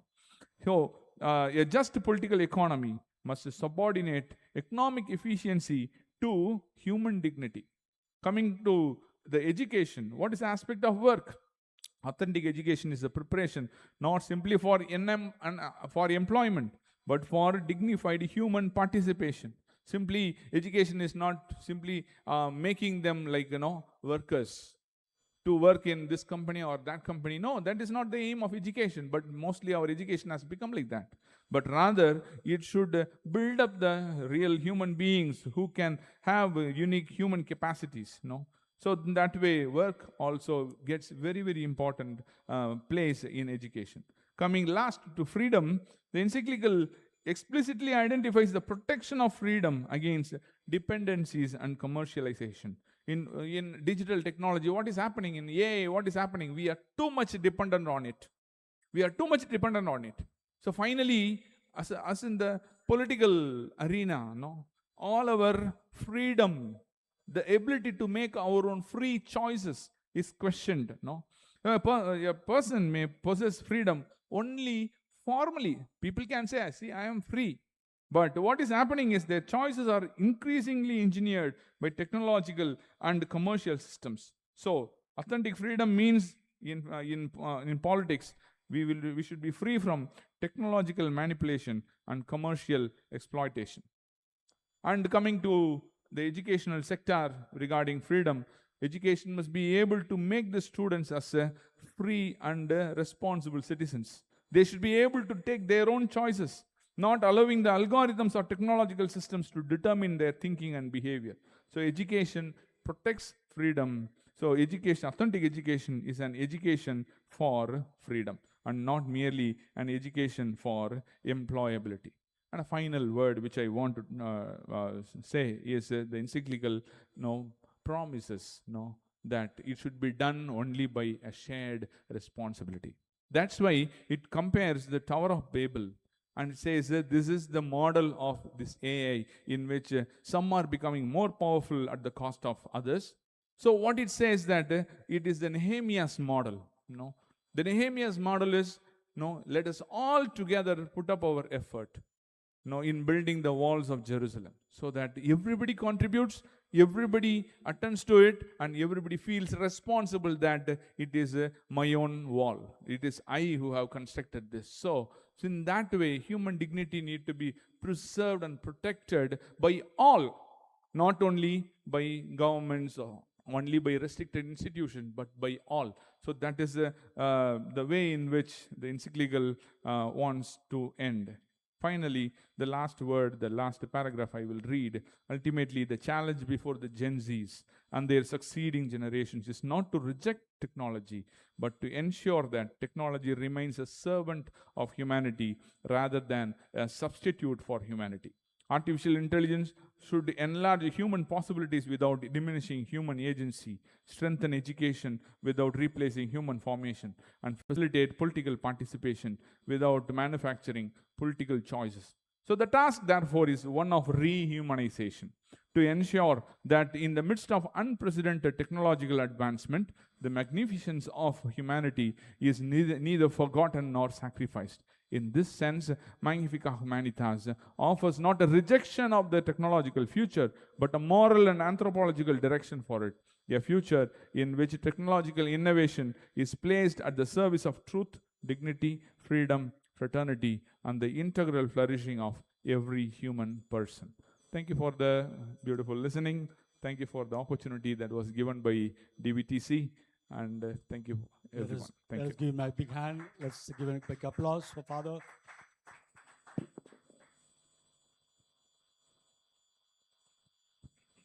Thank you, Father Dr. Varun, for this beautiful presentation. Very logical, presenting the background, especially the political scenario and educational background, and making us think with a document, and then trying to draw out the beautiful fruits by which not only we, but the Gen Z as well as Gen Alpha can work on it. And especially the word that you have mentioned, what the Holy Father said, human subjectification and human dignity, you have put that rehumanization. So congratulations and thank you, Father. And in the name of all of you, and would like to open this discussion to the floor right now.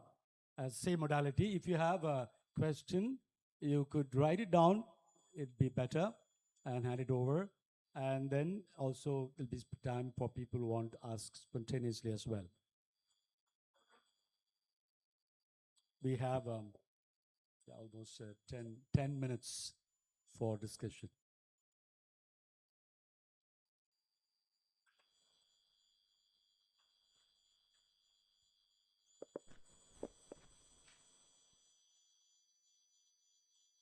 And yes, we can start with Father Matthew, please.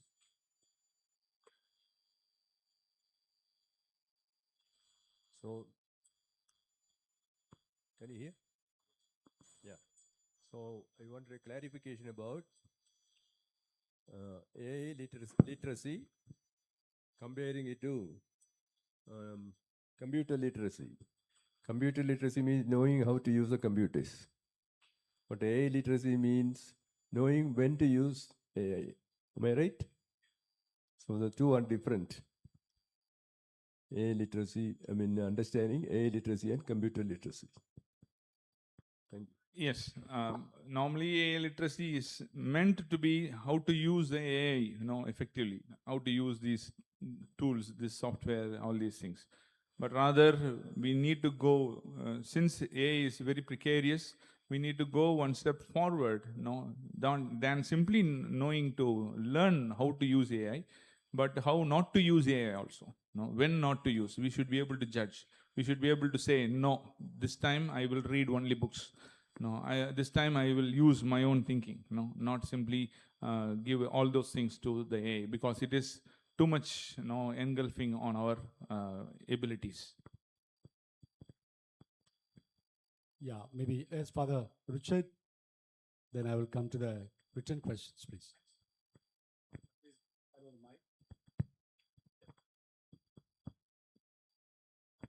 Thanks for your nice presentation, Father. You touched upon a very important and relevant topic, politics before their education. So, one, it's important, especially for us as professors as well as formies and also involved in youth work, no education. So, the main aspect is pro, no, it is not passive, and dependency, those points you touched.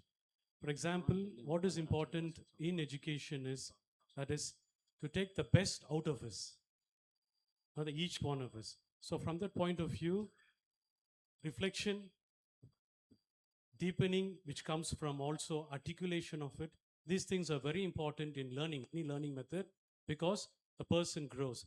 But the whole problem with this AI dependency is we are not patient with our vulnerability, the incapacity to think. So what would you suggest to the students or the young people in using the AI? As you said, where to stop and how to use it. Because whether it be for assignments or thesis or anywhere, even a preparation of a homily, anything. It's a really tricky question to a formatter, a present formatter, who is also grappling with the same questions, and with the students, we know already, we always try to find a shortcut to the thing. External pressure will not help at all in this. External pressure, external monitoring, policing, it will not help at all. It is only by the individual's decision. That I am going into deeper thinking these days to my formies. So more and more I give motivation. I inspire them to read and all those things. Minimum of things what I do is like I don't give assignments these days. If at all, if I am giving means, I will ask them, sit and write here itself. For example, summarize the talk now itself. Surrender it to me now itself. Like that. I have changed my method this year, but don't know what all the consequences of it. The next year only I'll be able to change. So like this, these questions, all the formators, all the educators, it's not only our case. All the schools, colleges, they are grappling with the same question, how to deal with this generation, which is too much into it. So we have to find more and more ways. Actually, we were thinking in our encyclical that there will be more constructive, ready-made answers, but it is more making us think, and then take our own choices, That's how I can answer this. Yeah, I'll just give a little more space.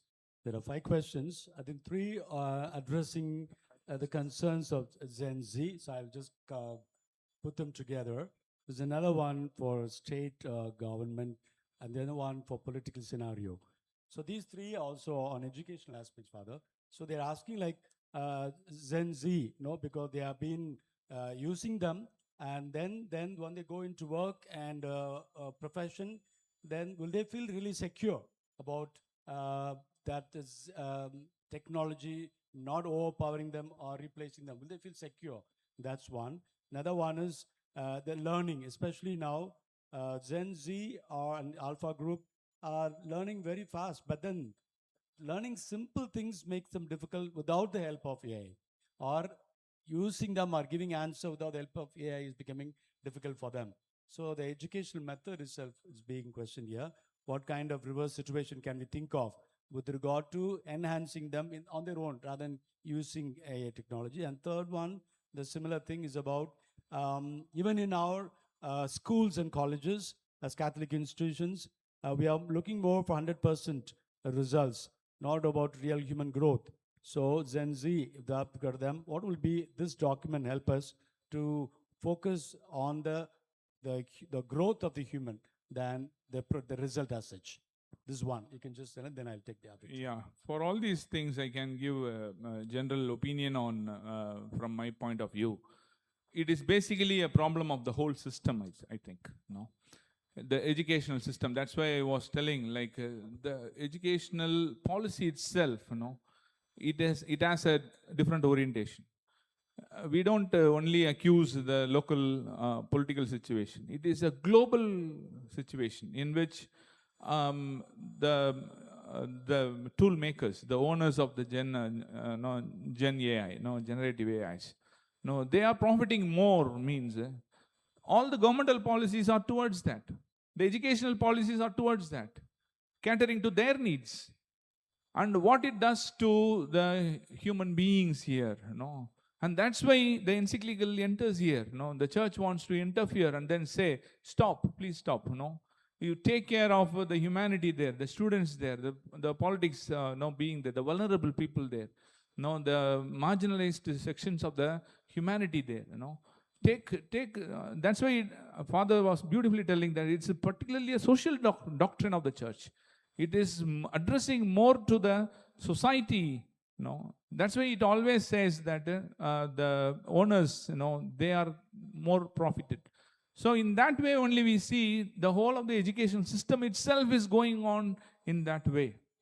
If that be the case, as many of us are instructors and formators for the lay people, we should be able to enlighten the parents, how they should have, though the system is functioning like that, the parents individually must be able to have a vision for their own kids.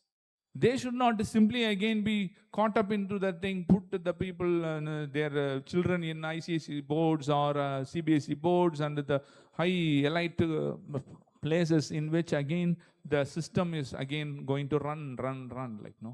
So in that way we can help the society in the light of the document, how this society can move forward in the future. That's how I see it. So I find this to be a big parenting problem. Gen Alphas, they are kids.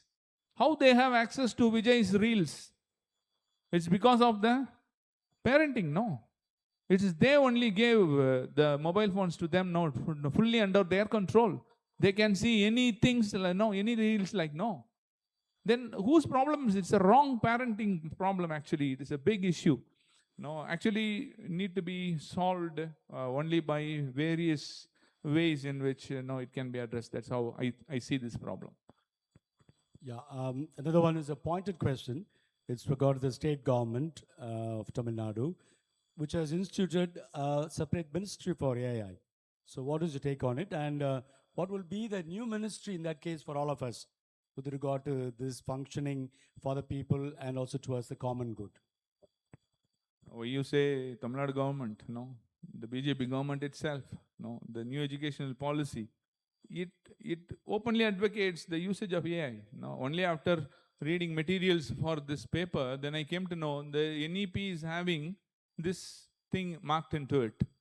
That's why we find all big schools, they are after AI expose. We know in Delhi what happened. A particular college was demonstrating that robo that they invented, but it's actually China's invention. All these things we know. Because the government also goes hand in hand with the whole system. So it's, I don't know where to stop it or where to question it. Maybe the CJP is giving a beautiful opening, against the government, and especially we find they are politically active, but for what? For education only, Only the education minister they wanted. They are now into all the examinations only. So I found that CJP is actually giving a beautiful example in which these two contexts, the political and the educational, can be repaired, by people only. It is only by people. If the whole system is functioning like that, it is only by the civil society that this could be repaired, and nothing more, I think. Yes, we'll finish up. Last one, just a kind of question which I think also kind of a challenge for thinking for all of us. Is online activism creating real world political change? It is happening. We ourselves know. Those who wrote that question, they know the answer, that CJP is the answer. Okay. Thank you. Thank you. And thank you once again, Father. Thank you for the audience.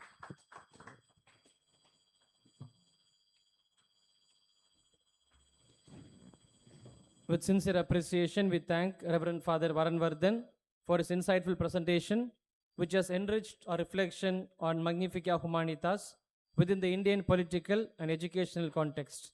We also thank Reverend Father Edwin George for his thoughtful guidance of the discussions towards a meaningful insight. We now proceed to the fourth session of a symposium, Magnifica Humanitas, Social Communication Perspective. This session invites us to reflect on the role of communication in promoting human dignity, meaningful relationships, and responsible engagement in an increasingly digital world. We are indeed delighted to welcome Reverend Sister Themina Celine, FMA, Professor of Social Communications at Auxilium College, Katpadi, as a resource person, with Reverend Dr. Albert Kumar, SDB, Professor at DBTC, as a moderator. I now invite our moderator and the speaker to lead the conversation and enrich the session with their perspectives.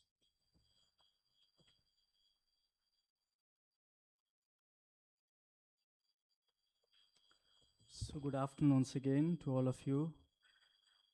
As we come to the final presentation of our symposium, we have the opportunity to bring our theological reflections into direct conversation with the digital world in which young people live. It is therefore fitting that our final speaker should be someone whose ministry is deeply rooted in communication, education, and media.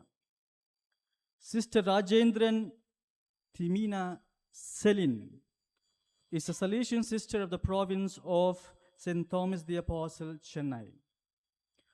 She is an educator, communicator, and media mentor whose mission is focused especially on helping young people engage the digital world with wisdom, ethical awareness, and purpose. Sister Celine holds a master's degree in computer applications and another in social communication from the Salesian Pontifical University, Rome. Her international experience includes service in the communication sector of the Salesian Generalate in Rome, an internship with Vatican Radio, and participation in workshops with the Dicastery for Communication of the Holy See. She is also actively involved with Signis Tamil Nadu, promoting value-based communication and media literacy. At present, currently she serves as Assistant Professor and Head of the Department of Visual Communication at Auxilium College, Katpadi, as well as Social Communication Coordinator of the province of Chennai. Sister Celine, we are very grateful for your presence and for the perspective you bring to this final session. We warmly welcome you and invite you to give the concluding presentation of our symposium. Welcome, Sister.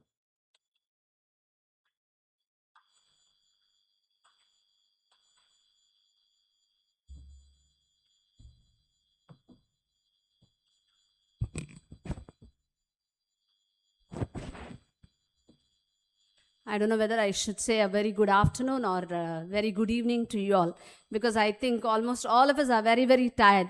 I was just sitting at the back and I was trying to look at everyone.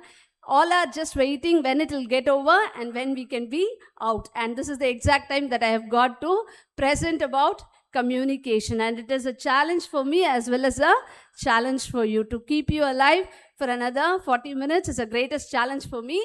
And to listen to me is biggest challenge for all of us being seated here. Okay. Do we remember like when the computer was introduced to us in the year? Like either it is 80s or 90s? 90s?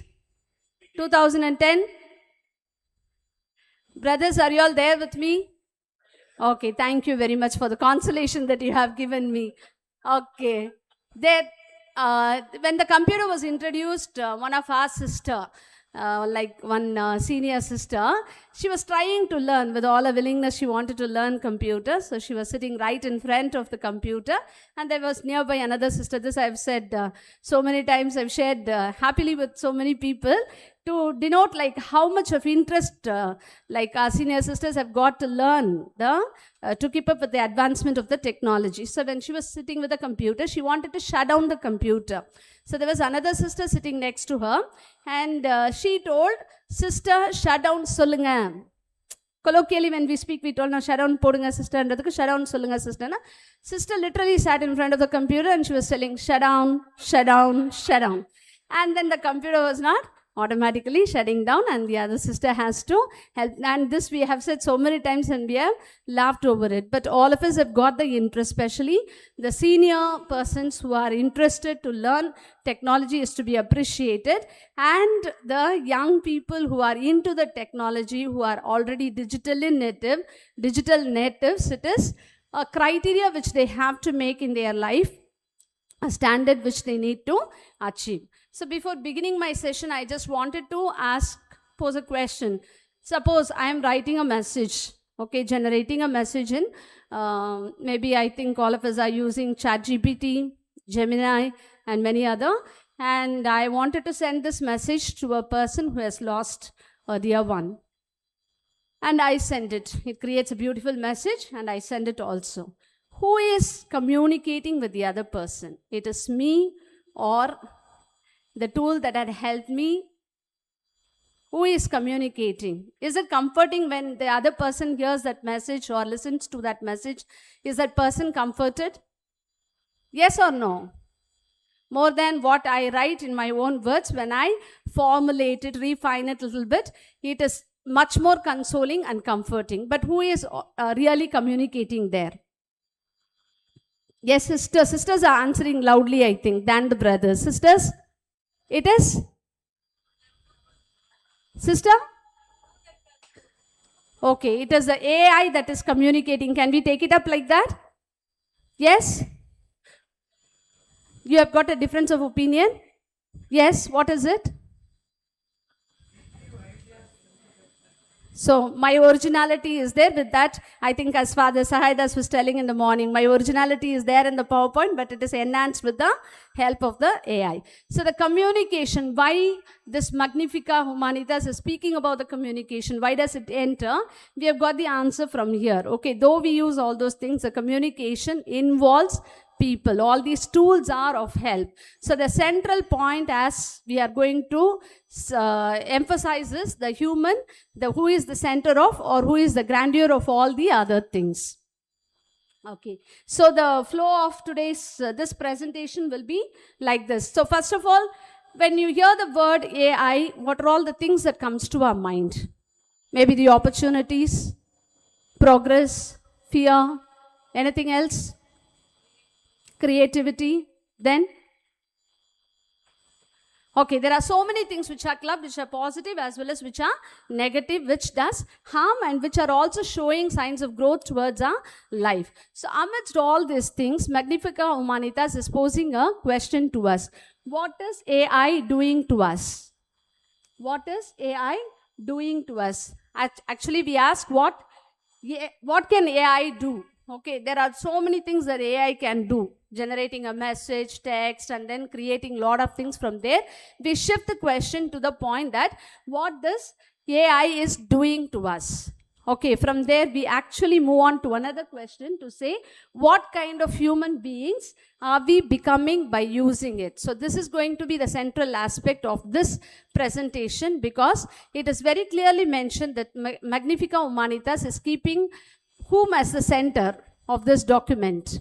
Like we have listened to so many presentations from morning, like everybody speaks that the human being is the center of every other things. Okay, it is the grandeur of all the other things. So AI is not a matter only for computer scientists. It is meant for developers, innovators, communicators, educators, policy makers, and like us ordinary users, and every one of us participate in the AI ecosystem.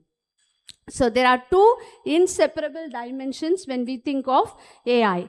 One is the technological dimension, the other one is communication dimension.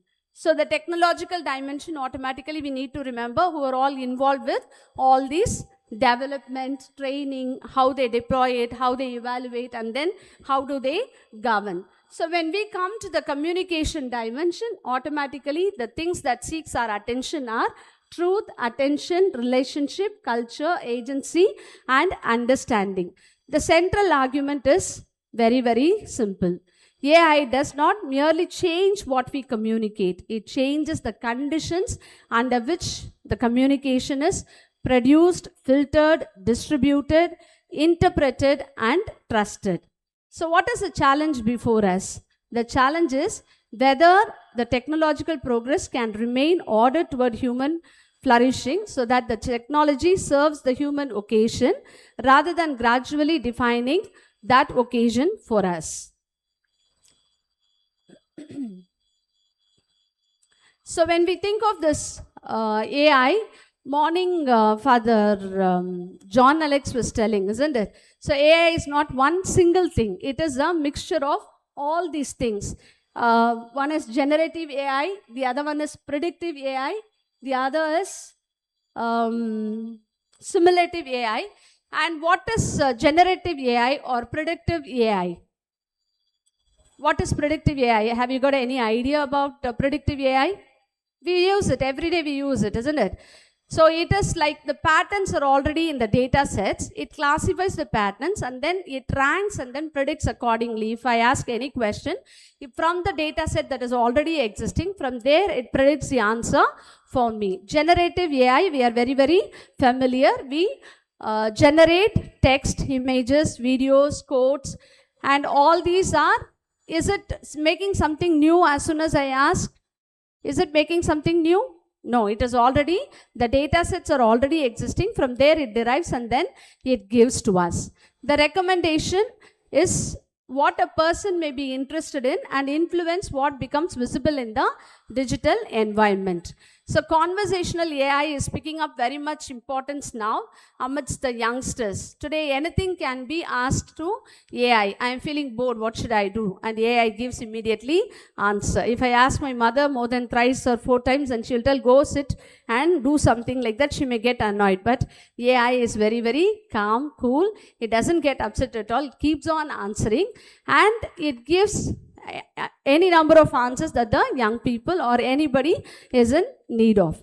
So for the communicators, one principle is essential. A system that produces fluent languages is not there by the system that that possesses human judgment, lived experience, or moral responsibility. So the AI, whatever answer that is giving to us, it is not out of the experience. It is from the processed data, and whatever pattern it has to answer, it is already fixed, and from there it is doing the job. So next, when we go to communication, today we are speaking that communication, the general the original form of communication, usually what happens is what is here in this side.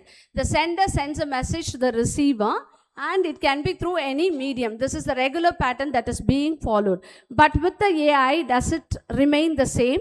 It does not remain the same as we think of this one. There are so many actors in it. There is the human intention, what I wanted to get from the AI, from the internet, and then I give the AI mediation. It generates the content. It doesn't stop with that. When I generate the content, I distribute it in different platforms. What are all the platforms famously used by the young people today? What are all the platforms you all use? Instagram, Facebook, pardon? WhatsApp, Snapchat. How come usually girls, they tell immediately first one is Instagram, the second one is Snapchat. There is a benefit in Snapchat because as soon as we open the message, it doesn't reappear again. Once only the person can see the message, and it is also, they feel that it is very safer, so anything they can send it through them. Okay, so but today's in the communication pattern itself is changing. As we have told, the human intention, and then comes the AI mediation. The generated content becomes diffused through different platforms, and then there is the algorithmic amplifications, then human interpretation, and then finally the social consequences. At every stage, choices can be Choices can be made responsibly or it can be lost. AI increasingly functions not merely as a communication tool, but as a communication infrastructure. So it is deciding what we have to see, what is recommended, what is translated, what is generated, and what is summarized and what has to be amplified. It is not my own decision. It is the decision which we have to oblige by what is being given. So that one only takes the prominence. So communication therefore can be seen in 3 different levels. The first one is the transmission, the second is the mediation, and the third one is communion. So transmission, I can produce and distribute informations. In the mediation, AI can influence what has to become relevant, what has to become visible, and what has to be given credibility. So if you think of, here comes the communion. Here what happens? Communion involves encounter, mutuality, responsibility, and relationship. The first 2 can be actually automated to significant degree. But the third, can it be simulated, or can it, even though the AI speaks like a human voice and then consoles all these things, can it establish a relationship with us which we could physically feel with the other person? Naturally, no. So that is why this encyclical is also presenting another model for us, how we have to see the world and how we have to develop this communion, how our communication has to be. The first one, of course, by now we would have, and before also you would know that you would have read these 2 models that they are being presented to us, the Tower of Babel and the other one is Jerusalem. So if you see the Babel model, automatically each one wants to thrive, each one wants to be on the top. The power plays a vital role, and then there is no coordination. And when we take the Jerusalem model, there is all things possible, all human elements are possible. There is also a space for dialogue and then the truth and how we can adapt to the other person. So with these 2 models, it is right place, and then it has to be taken throughout by us to understand what type of communication we wanted to have with the other person and what sort of communion we need to develop with others. And that's why rightly Nehemiah comes into the scene, and he is proposing a model of innovation. This is not only for the religious whom we wanted to have a model or an inspiration. Even for the developers, it is being presented. So what he is telling, the Nehemiah model presents, and it gives us the responsibility of rebuilding, but together. There is prayer, we listen to each other, we assess what is needed, discern, organize, and accept the individual responsibility and come together as a community in order to build people and build with people.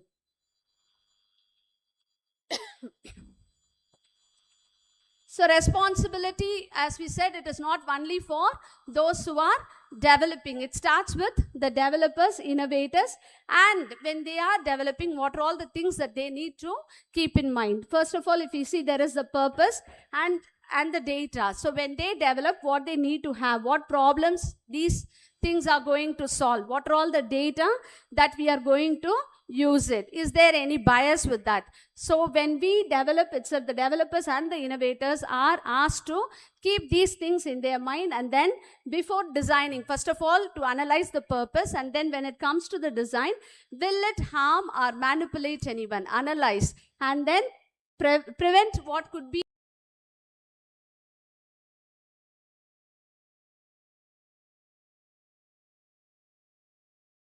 developers and the innovators has to take into consideration. So is it only for the innovators or the developers? No. As we said, the communicators has got a vital role where they move from the content producer to the guardian of trust.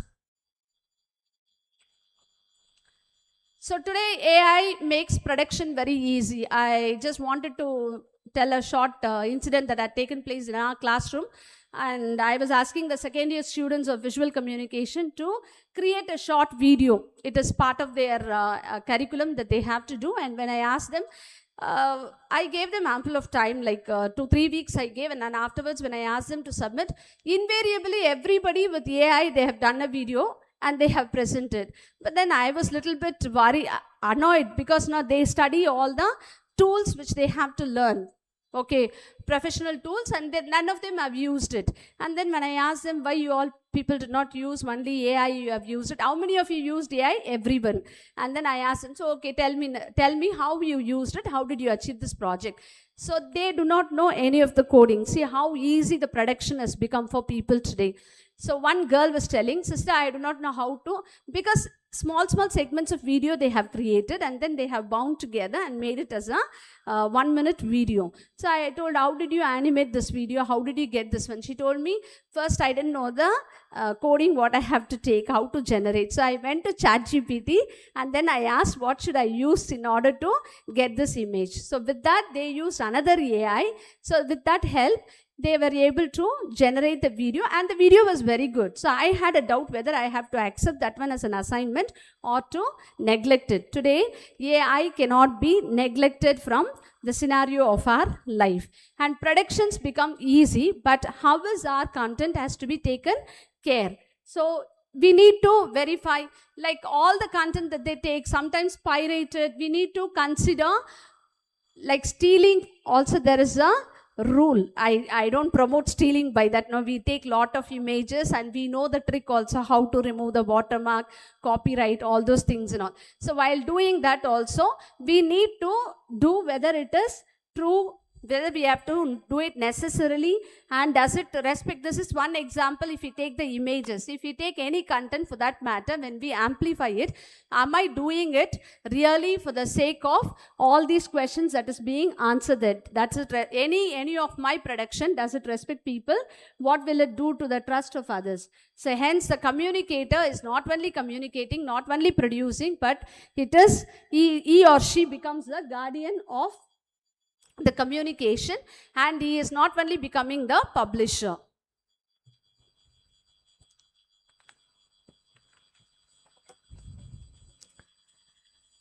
I think all of us will be aware of fake news. The fake news, when we speak about, there are 3 words which are very common. Have you heard about misinformation, disinformation, and malinformation? Misinformation? Wrong information. Yes, you are right. It is a wrong information. But what does it mean? Like anything else that you know about misinformation? Of late, have you heard about any misinformation that you have received, which was going very much viral?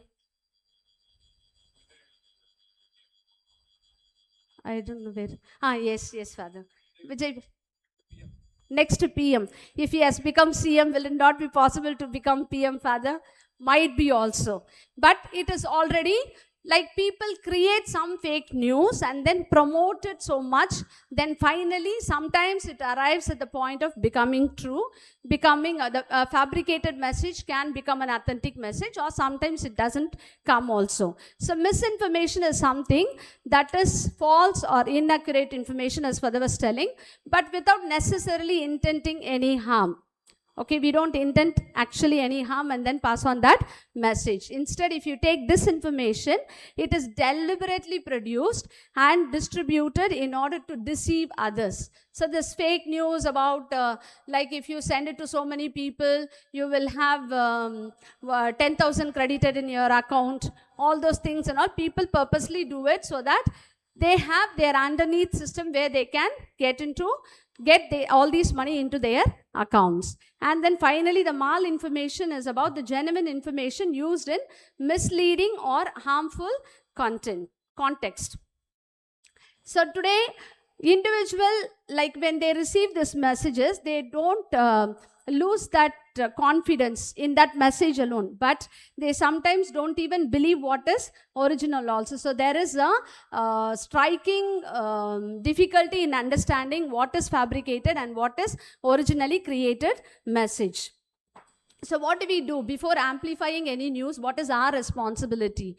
Usually, what is the standard that we do? I remember I forwarded a message about death of a one sister's father. I didn't even verify whether that was a correct news or not. As soon as I got the message, I immediately forwarded to others. But that father was actually very sick, drowning, very much going down, sinking. But I did not check the message properly and I forwarded it. As soon as I forwarded, and then there were many, it was getting circulated. So any news that it comes to us, we need to check whether the source is correct, it is in the right context, whether the data is correct, and then we need to distinguish evidence from interpretation. When AI materially contributes to public communication, whether disclosure is necessary for the audience to understand what they are seeing. Now, in the religious setup, because many of us are priest and religious and would be priest here. So the necessary thing is, like, when we circulate something, people have greater trust in that. So we have got the dual responsibility of first of all checking the message, and then to, before forwarding it, to verify and then to amplify it.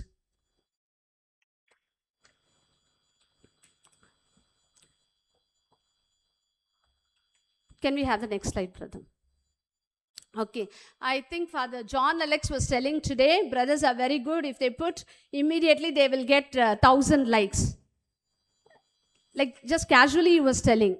What does it mean actually? Do we get any traces of communication from misstatement? Nothing. He was telling, all this event, you can promote it very easily. If you post it, immediately you will get 1,000 likes. Did he say that 1,000 people will watch this? He said we will get 1,000 likes. So a human person is reduced to what here? What is it?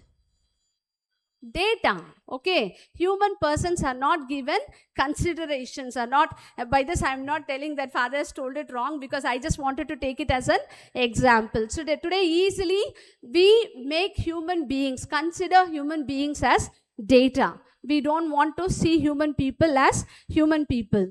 Okay, so today there are impressive vocabularies like this. One is data. The other one, as he said, you will have likes. Other than that, what are all the other words which are famous now in the trend in terms of communication? Likes, views, then subscribers, very good, then followers. Pardon? Reach. Sister, I didn't get, but I'll get back to you afterwards. Reach, then engagement. Okay, watch time. Okay, for our province also and for the college also, we work earnestly. We put a lot of videos, and after publishing anything, I just check how much of reach it has got, how much of audience have watched, and what is the range of the audience. Is it, which group is watching these things, whether it is from within 20, or like if you put it in Facebook, which age group usually watches, who is very much engaged in Facebook? Okay, above 40, I think, are very much engaged in Facebook. Today, if you put anything in the Facebook, in our college, it doesn't have reach at all. That same video, if you put it in the Instagram, immediately there will be so much of reach. Immediately girls watch. As soon as we publish, within a second, there will be so many likes and shares, and people, when they are involved, automatically they share. So here, what do we do actually? Sometimes a person can gradually become a data, a community can become an audience segment, a pastoral encounter becomes an content opportunity. Today, anywhere you go, even in that Gen Z protest, one boy was becoming very, very famous. And they were also criticizing that boy. They were telling that he is making use of the chance to promote his own channel. He was taking video of all things possible, and he was also making so many reels. And I heard that it was his thing is blocked, and afterwards I don't know whether his account was retrieved. So everybody, when we see any group, we see it as a capable group of audience, and then we try to give some content. So young person can become a follower, human dignity can be reduced to a data. Reach measures visibility and it does not measure the depth of an encounter. I don't know whether they saw it or not. Some girls, they just open, they see whether their face is there or whether their class is there, with that they finish. Whether have I encountered that person becomes a greatest question mark. The medium, the platform and the format shape the experience of the message, but the communicator also matters. So we need to be very, very aware to give credibility, integrity, intention and humanity and give life to the communication. Okay, we speak so much about preserving the ecology, conservation of ecology. And then we also speak a lot about digital pollution. Is our digital world getting polluted? Yes, very much getting polluted. How? First, already we have said, through this misinformation and disinformation, and then manipulated message, manipulated images. We see that Pope was here, Pope was there, and then all sorts of things. When person is not there also, we are able to create a AI message and make it very, very sure that things are happening. I think yesterday I was seeing one image and there was also a lot of comments about that. That was like Vijay and Trisha, and they are getting married like that with the garland and other things and all. They have posted one message and they were telling that they have already got married. But going to check whether that was the original data. It was from other film with what is the other actor name? Other actor, I am not getting.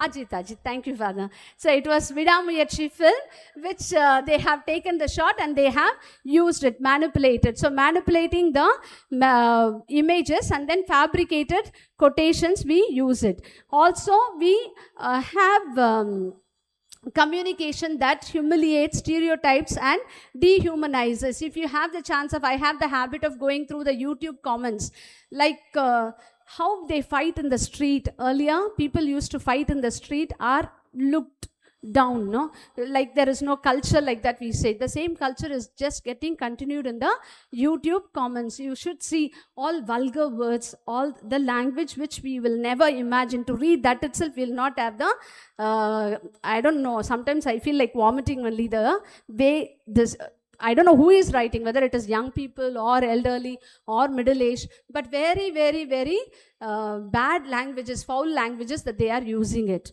Okay, so the messages that we send, it cannot be humiliating, stereotyping or dehumanizing others. So communication ethics is therefore not simply about producing good messages. It is about protecting the environment in which good communication can occur. So we need to verify and protect the truth. Transparency builds trust, accountability creates responsibility, and media literacy gives freedom. And today we need to speak a lot about media literacy. And there are the crisis of discernment, digital ecology. I'm not going to dwell deep into it. One day I just wanted to pose questions. Can I discern today? Can I encounter another person? Can I pay attention to the other person? So when we sit for any common meeting, when we have the mobile with us, automatically we check the notifications, we check the messages, and we keep doing all these things. And can I take responsibility for my own actions and for the other people? Can I still make decisions? Is it my decisions valid, or the decisions that is being said from the AI is being actualized? Can I hope beyond technology? So we need to rediscover the human person. So the Magnifica Humanitas says that efficiency is a measure of performance. It is not a definition of human dignity. Technological progress is not self-justifying. So the vulnerability can teach compassion in the normal terms, in human terms. The suffering can reveal solidarity. Dependence can reveal communion. Failure can cultivate humility. Need can open ourselves to others. But is it the same in the AI field, in the AI technology? When there is no optimization of work, we wanted to get rid of that gadget and we wanted to get something else. But are we also thinking human beings in the same manner? Sometimes when the computer is not working, when it takes too much of time to open, launch, we tell that it is out of date. It is high time that we get rid of all these things. But in humanly speaking, in human relationship, we cannot be getting rid of people. So the human being is the center of everything. So the digital literacy, I think they posed a question to Father regarding AI literacy. And today we are speaking about these literacies which we have to be aware of. One is technical literacy, information literacy, algorithmic, ethical and reflective literacy. So technical literacy, we know that what AI systems can do and cannot do it. Information literacy, we have to verify the sources, claim, and then we need to get the evidence. And algorithmic literacy, understanding the system, how the algorithms are made. I think Father Sahayadas was telling, like when I search for something, it is already there. And the feed, since the feed is there, it is already continuing that loop, and then I get the prediction from that one. And ethical literacy, recognizing the questions of privacy, authorship, manipulation, and accountability. Today we need to speak a lot about privacy. Anybody can take our photos or anybody can take our content and then can do anything that they want. That's why we are also very particular. When we take the image, we tell the students that they should not have anybody also behind, because in the colleges it is common that they take most of the selfies and they don't bother about who is behind, and they capture also them. So it may cause harm to these people. So we need to be also careful about privacy. And reflective literacy is knowing when human judgment, creativity, conversation or silence is more appropriate than automation. So AI literacy is not merely knowing how to use AI. I think Father has already answered, so I need not be touching these things. So what to do and when to do and how to do, all those things we need to consider.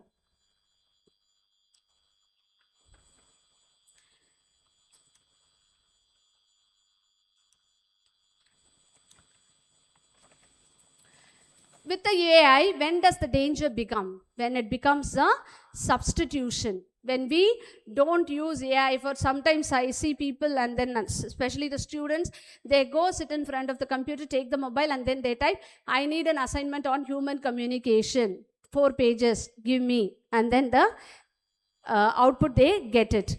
And what do? They don't even think. Okay, at least you think, put down some points, and then you want to refine it, reframe it. We use our capacity and then we try to enhance with what is there. But today we try to substitute everything. Okay, use AI to support thinking, not to eliminate thinking. Today people don't want to think at all anything. I want to decorate this hall, so I put in the ChatGPT and then I ask what color will match, what design I have to put. Everything I try to get it from here.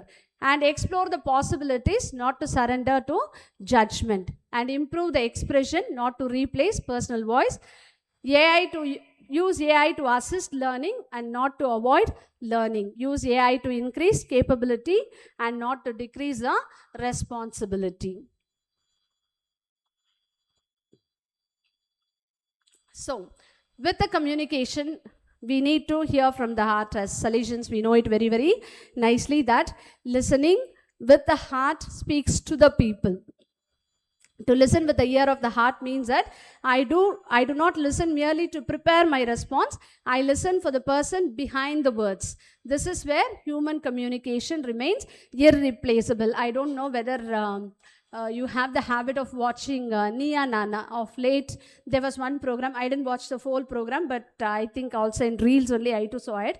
There was one which was going very, very viral. One girl is telling, one married woman, not a girl, married woman was telling, I was asking AI, ChatGPT, to console me. She was feeling lonely, and what questions I would not dare to ask the person in direct, all those questions I asked to ChatGPT, and I was getting responses, and then I got used to it. Now I know that I'm making mistake. What I'm doing is not correct, but still I wanted to continue that, like that, boldly telling in a discussion.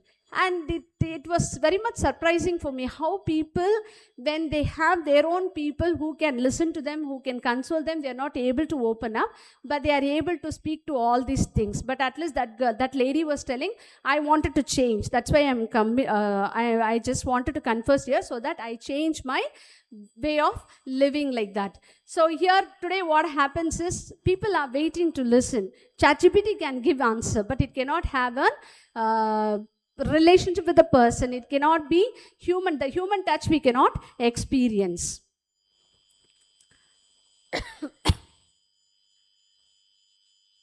So this already we have said, disarming words, a new discipline for Christian communication. See, someone posts an opinion, we try to attack them. Someone makes a mistake, we try to expose them. When someone disagrees, we label them. Outrage is rewarded because outrage generates attention. Today, the virtual warriors are fighting in the virtual world. There is DMK and the other side there is TVK, and continuously there is fight. So like our words, our expression should be in consideration with the other person. So we need to listen before correcting, identify the real concern, ask a question, offer evidence, speak with humility, and protect the dignity of the person.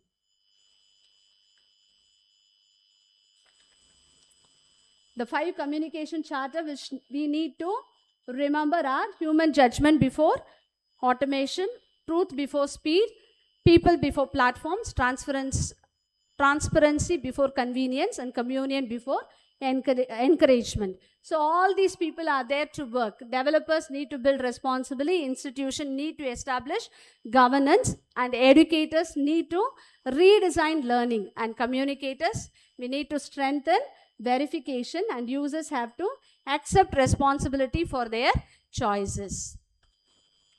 Only 2 more, with that I'll finish. I know all are tired of listening.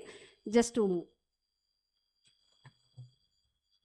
Okay, so it is not only the responsibility of the developers, innovators, educators, communicators, and the institutions. It is the individual responsibility that responsible AI is a shared vocation. Though all these people do their work, it is each one of us, we have to take care of what we are doing in the digital world. Okay, technology should serve humanity and it should not replace it.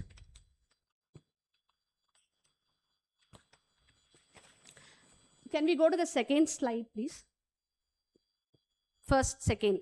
So like we started with this second slide as a beginning slide of mine. I just wanted to conclude with that. Yes. Okay. So first we asked, what is AI doing to us, or what kind of persons are we becoming by using the AI? So from there we were just going to how communication is happening, how communication shapes our relationship, what happens to the human person. And then through the lens of Magnifica Humanitas, the 2 models that were proposed to us, the model of Babel and Jerusalem, we were trying to understand what kind of communication and what type of community are we called to build. The communities, it should be built with the last. We need to build Jerusalem. It should be of human judgment, truth, transparency,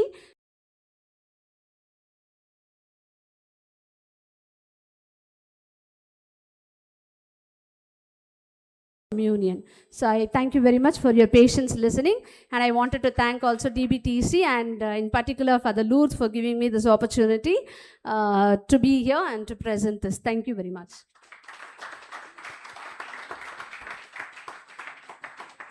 So it was indeed a wonderful, insightful, and engaging presentation. Let's once again express our thanks and appreciation to Sister Celine with a warm round of applause.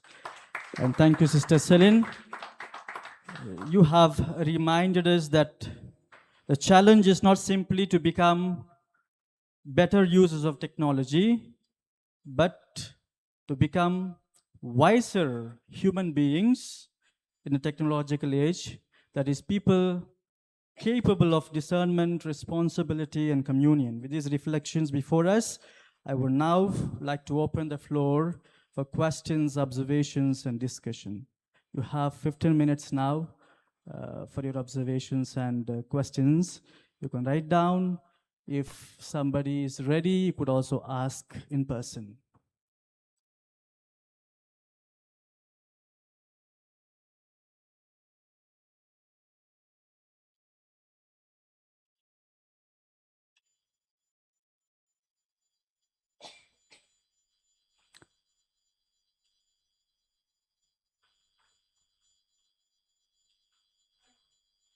So there is a question here. Shall we begin with a question?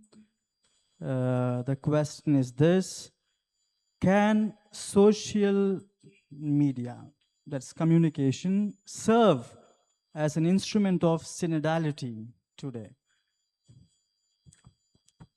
including poor, neglected, marginalized youth, and so on?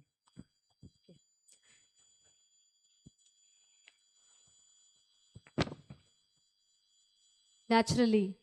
I don't know whether this poor and marginalized, neglected does not use the mobile phone.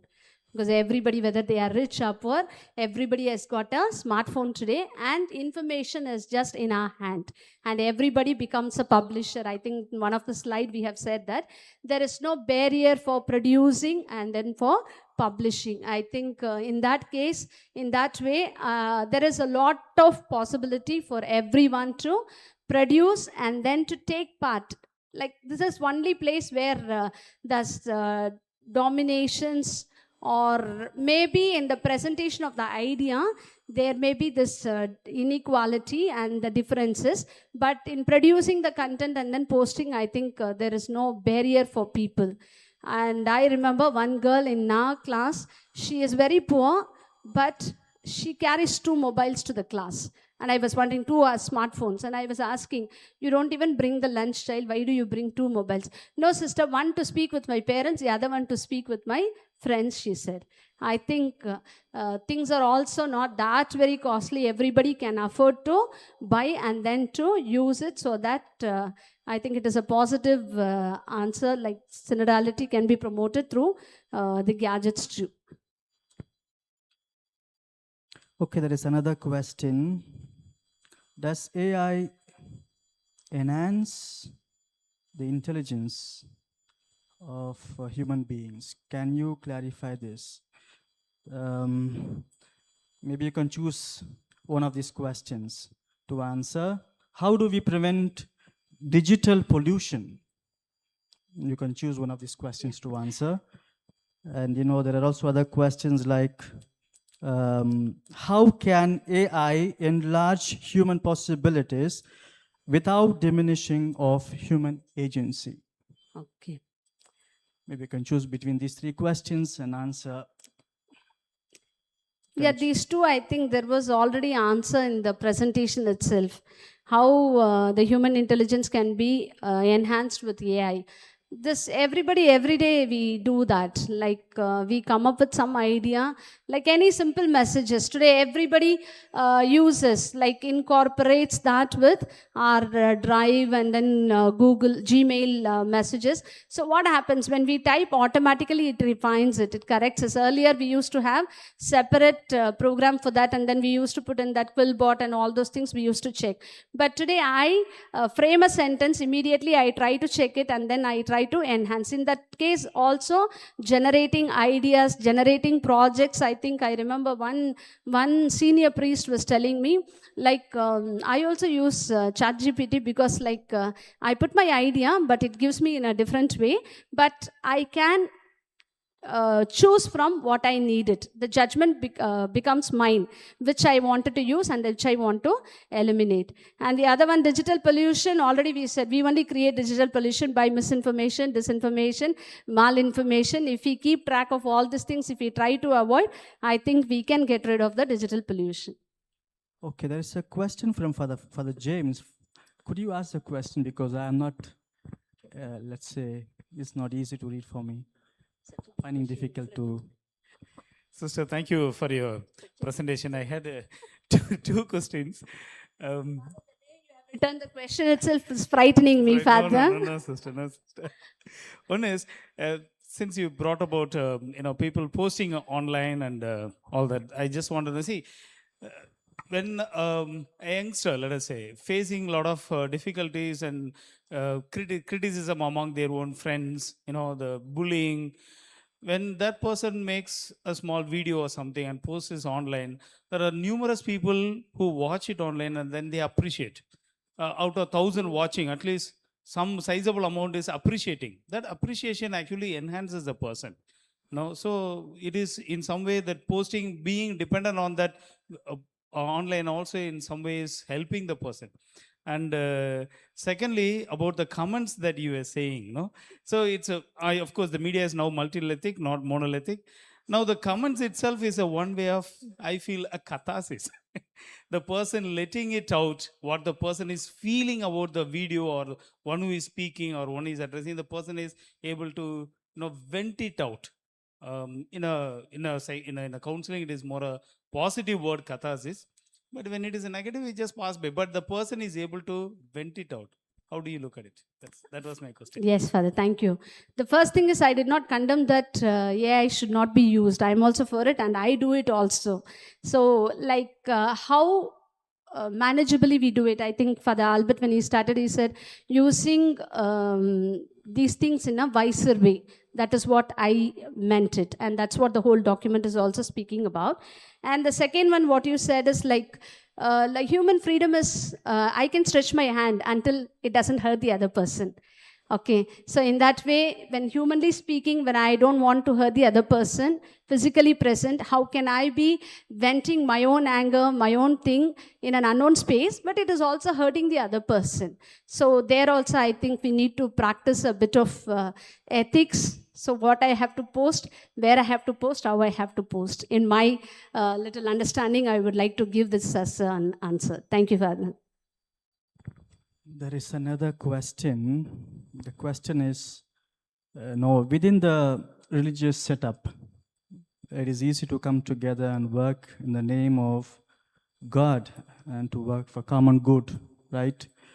But today the difficulty is the common good is not, let's say, the main purpose of our coming together, but what is pushing us forward is, according to the question, is power and achievement. So our power and achievement comes first and humanity comes next.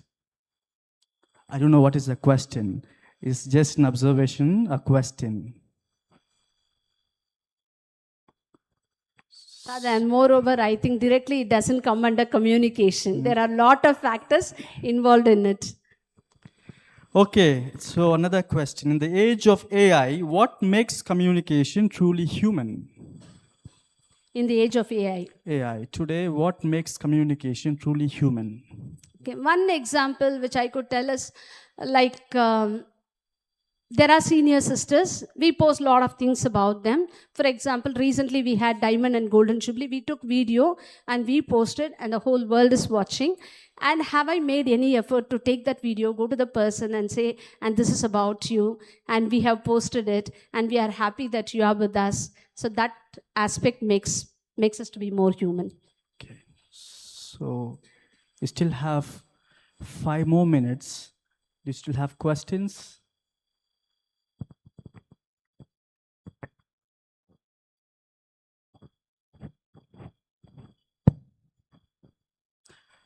Okay, otherwise, what? There's a question? No. Okay, so I think that brings us to the end of our discussion. On behalf of all of us, I once again express our sincere gratitude to Sister Celine for this rich and challenging presentation and for engaging so generously with our questions and answers. Okay, thank you also to all the participants for your questions and thoughtful contribution. Thank you once again, and all the best, sister.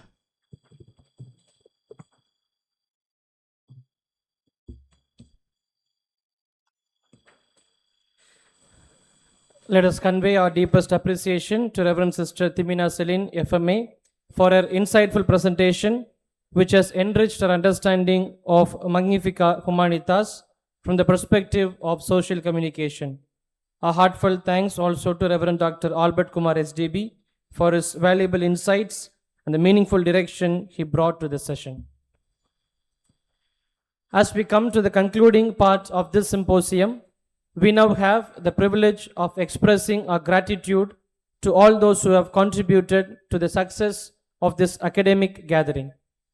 It is a pleasure to have Reverend Dr. Lourdesamy SDB, Registrar at DBTC, and the coordinator of this theological symposium to deliver the vote of thanks and acknowledge the valuable contributions of all who have made this a meaningful and enriching day.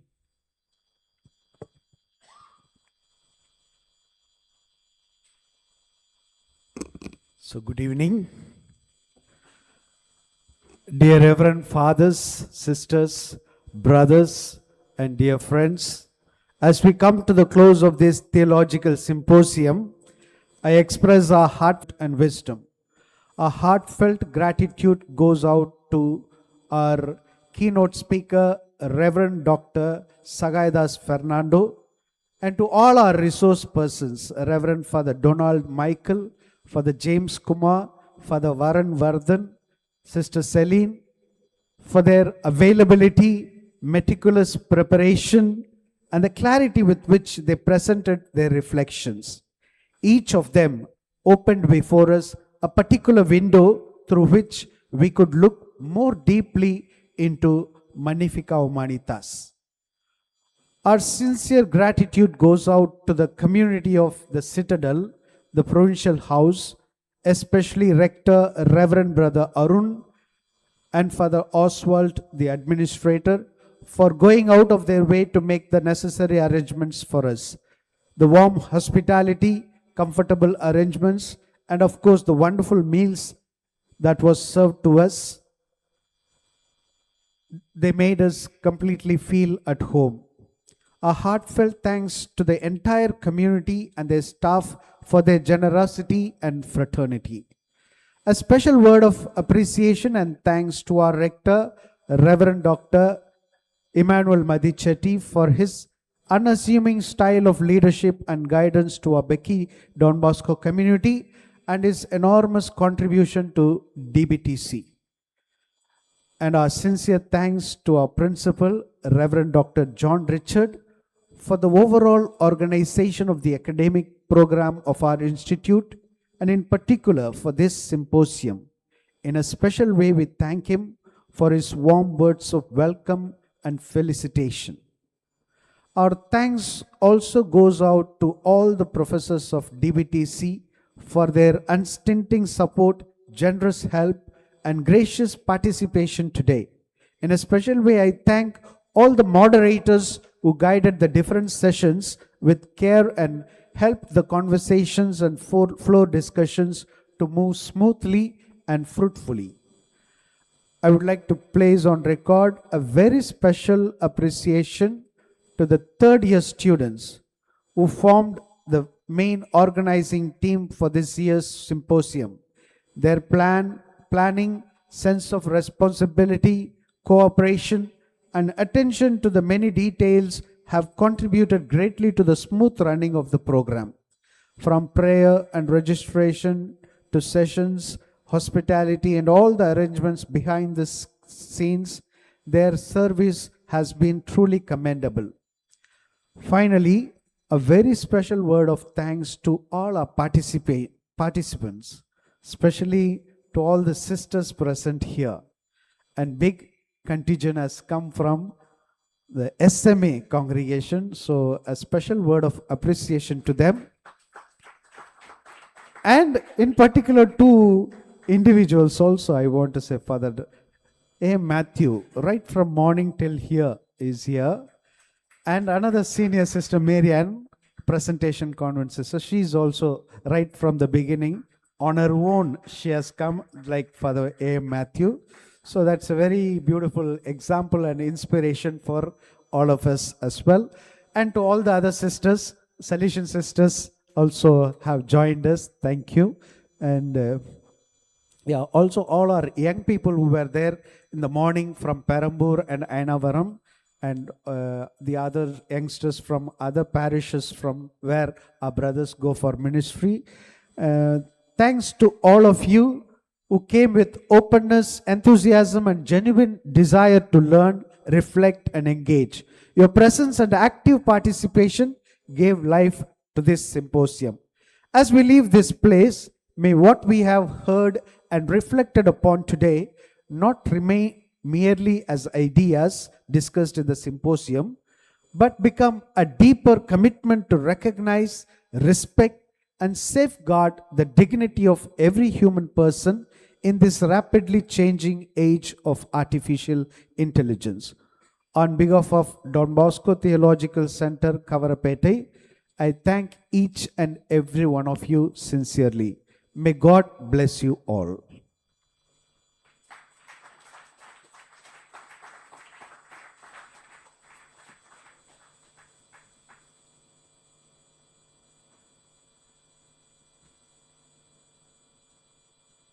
So it's important not to forget the person who did everything and thanked everyone. So Father Lourdes, our registrar, really thanked each and everyone who really got involved, participated, executed, and all that. So it's my real joy to thank Father Lourdes for his preparation, 2 months of preparation. Now he was trying to really get the help from the staff, from the brothers, from everyone going around to get the invitation. So I would say this is a real homage, the way we did to this encyclical itself. Because we think about artificial intelligence, but we have not forgotten our human intelligence. Be it those who presented the talk, the brothers who got involved, who worked, came together, worked. Okay, last night till 11:45, I heard. So these are the things that has really brought us together. So we thank God for giving us the energy and the desire to work together and still to believe in human intelligence, human participation, and not just let ourselves passive before or dependent with artificial intelligence. So thank you for the Lourdes once again. Thank you, dear third-year brothers, the capo and everyone. And thanks for coming. Thanks for your active participation in listening. Thank you.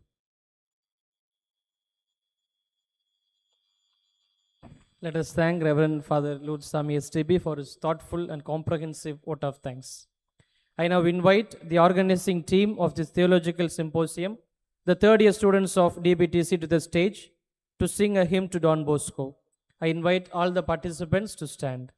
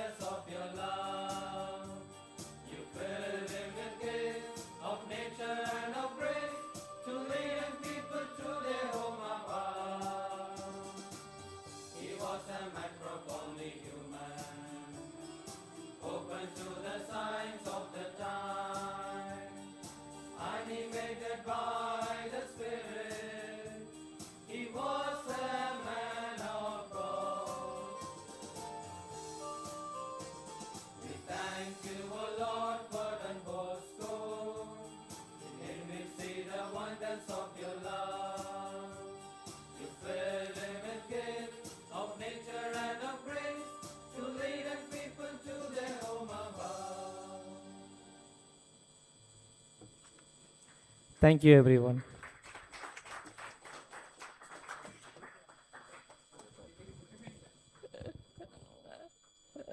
With this, we conclude the symposium.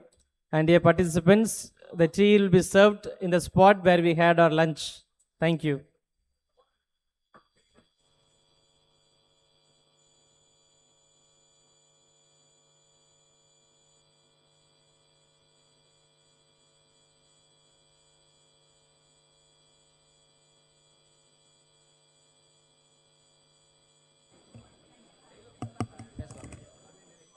An announcement to the brothers from DBTC. We leave